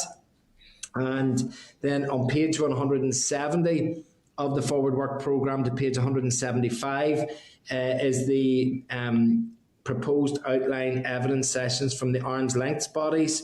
Are members happy enough for those to be scheduled? There's about 8 or 9 of them there, and that really take us up to about the middle of October or so, just to get various information from people there. Members happy enough? Right. Okay. Any other business then is item 10. Anybody any other business? Trevor? Yeah, thank you, Chair. I just wanted to congratulate Martina whenever she used the line that you don't know what you've got till it's gone. I'm sure she realised she was quoting Joni Mitchell from 1970, Big Yellow Taxi. I doubt if she remembers it, but probably somebody's told her about it. I didn't actually. I would be very impressed if Martina could remember back that far. It wouldn't be possible, so I am sure she'll appreciate getting that update from you, Trevor. I know they didn't say that you didn't remember it, so I have to be very careful here and move on quickly.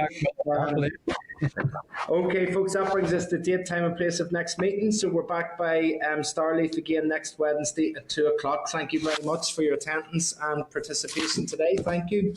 Wish you all the best. Goodbye. Thank you. Thank you. This is the Northern Ireland Assembly Committee Room 30. This is the Northern Ireland Assembly Committee Room 30.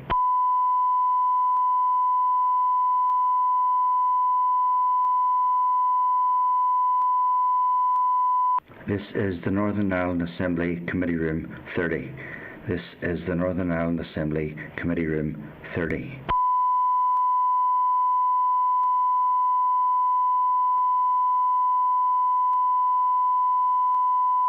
This is the Northern Ireland Assembly Committee Room 30. This is the Northern Ireland Assembly Committee Room 30.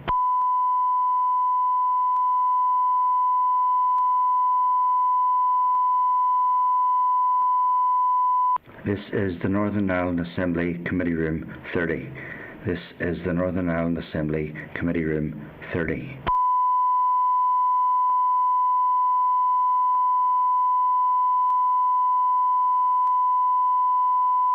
This is the Northern Ireland Assembly Committee Room 30. This is the Northern Ireland Assembly Committee Room 30.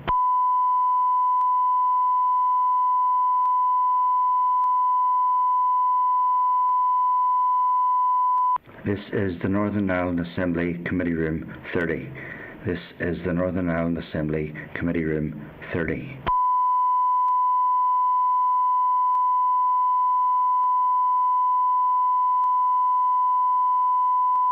This is the Northern Ireland Assembly Committee Room 30. This is the Northern Ireland Assembly Committee Room 30.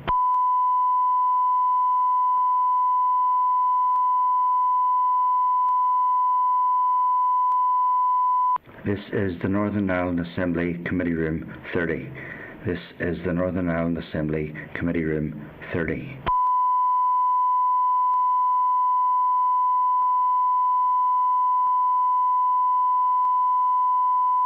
This is the Northern Ireland Assembly Committee Room 30.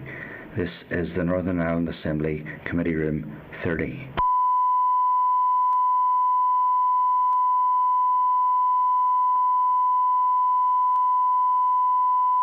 This is the Northern Ireland Assembly Committee Room 30. This is the Northern Ireland Assembly Committee Room 30.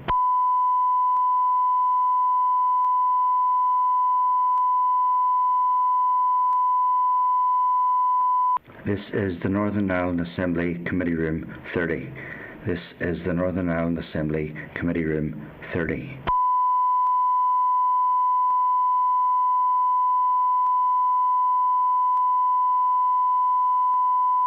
This is the Northern Ireland Assembly Committee Room 30. This is the Northern Ireland Assembly Committee Room 30.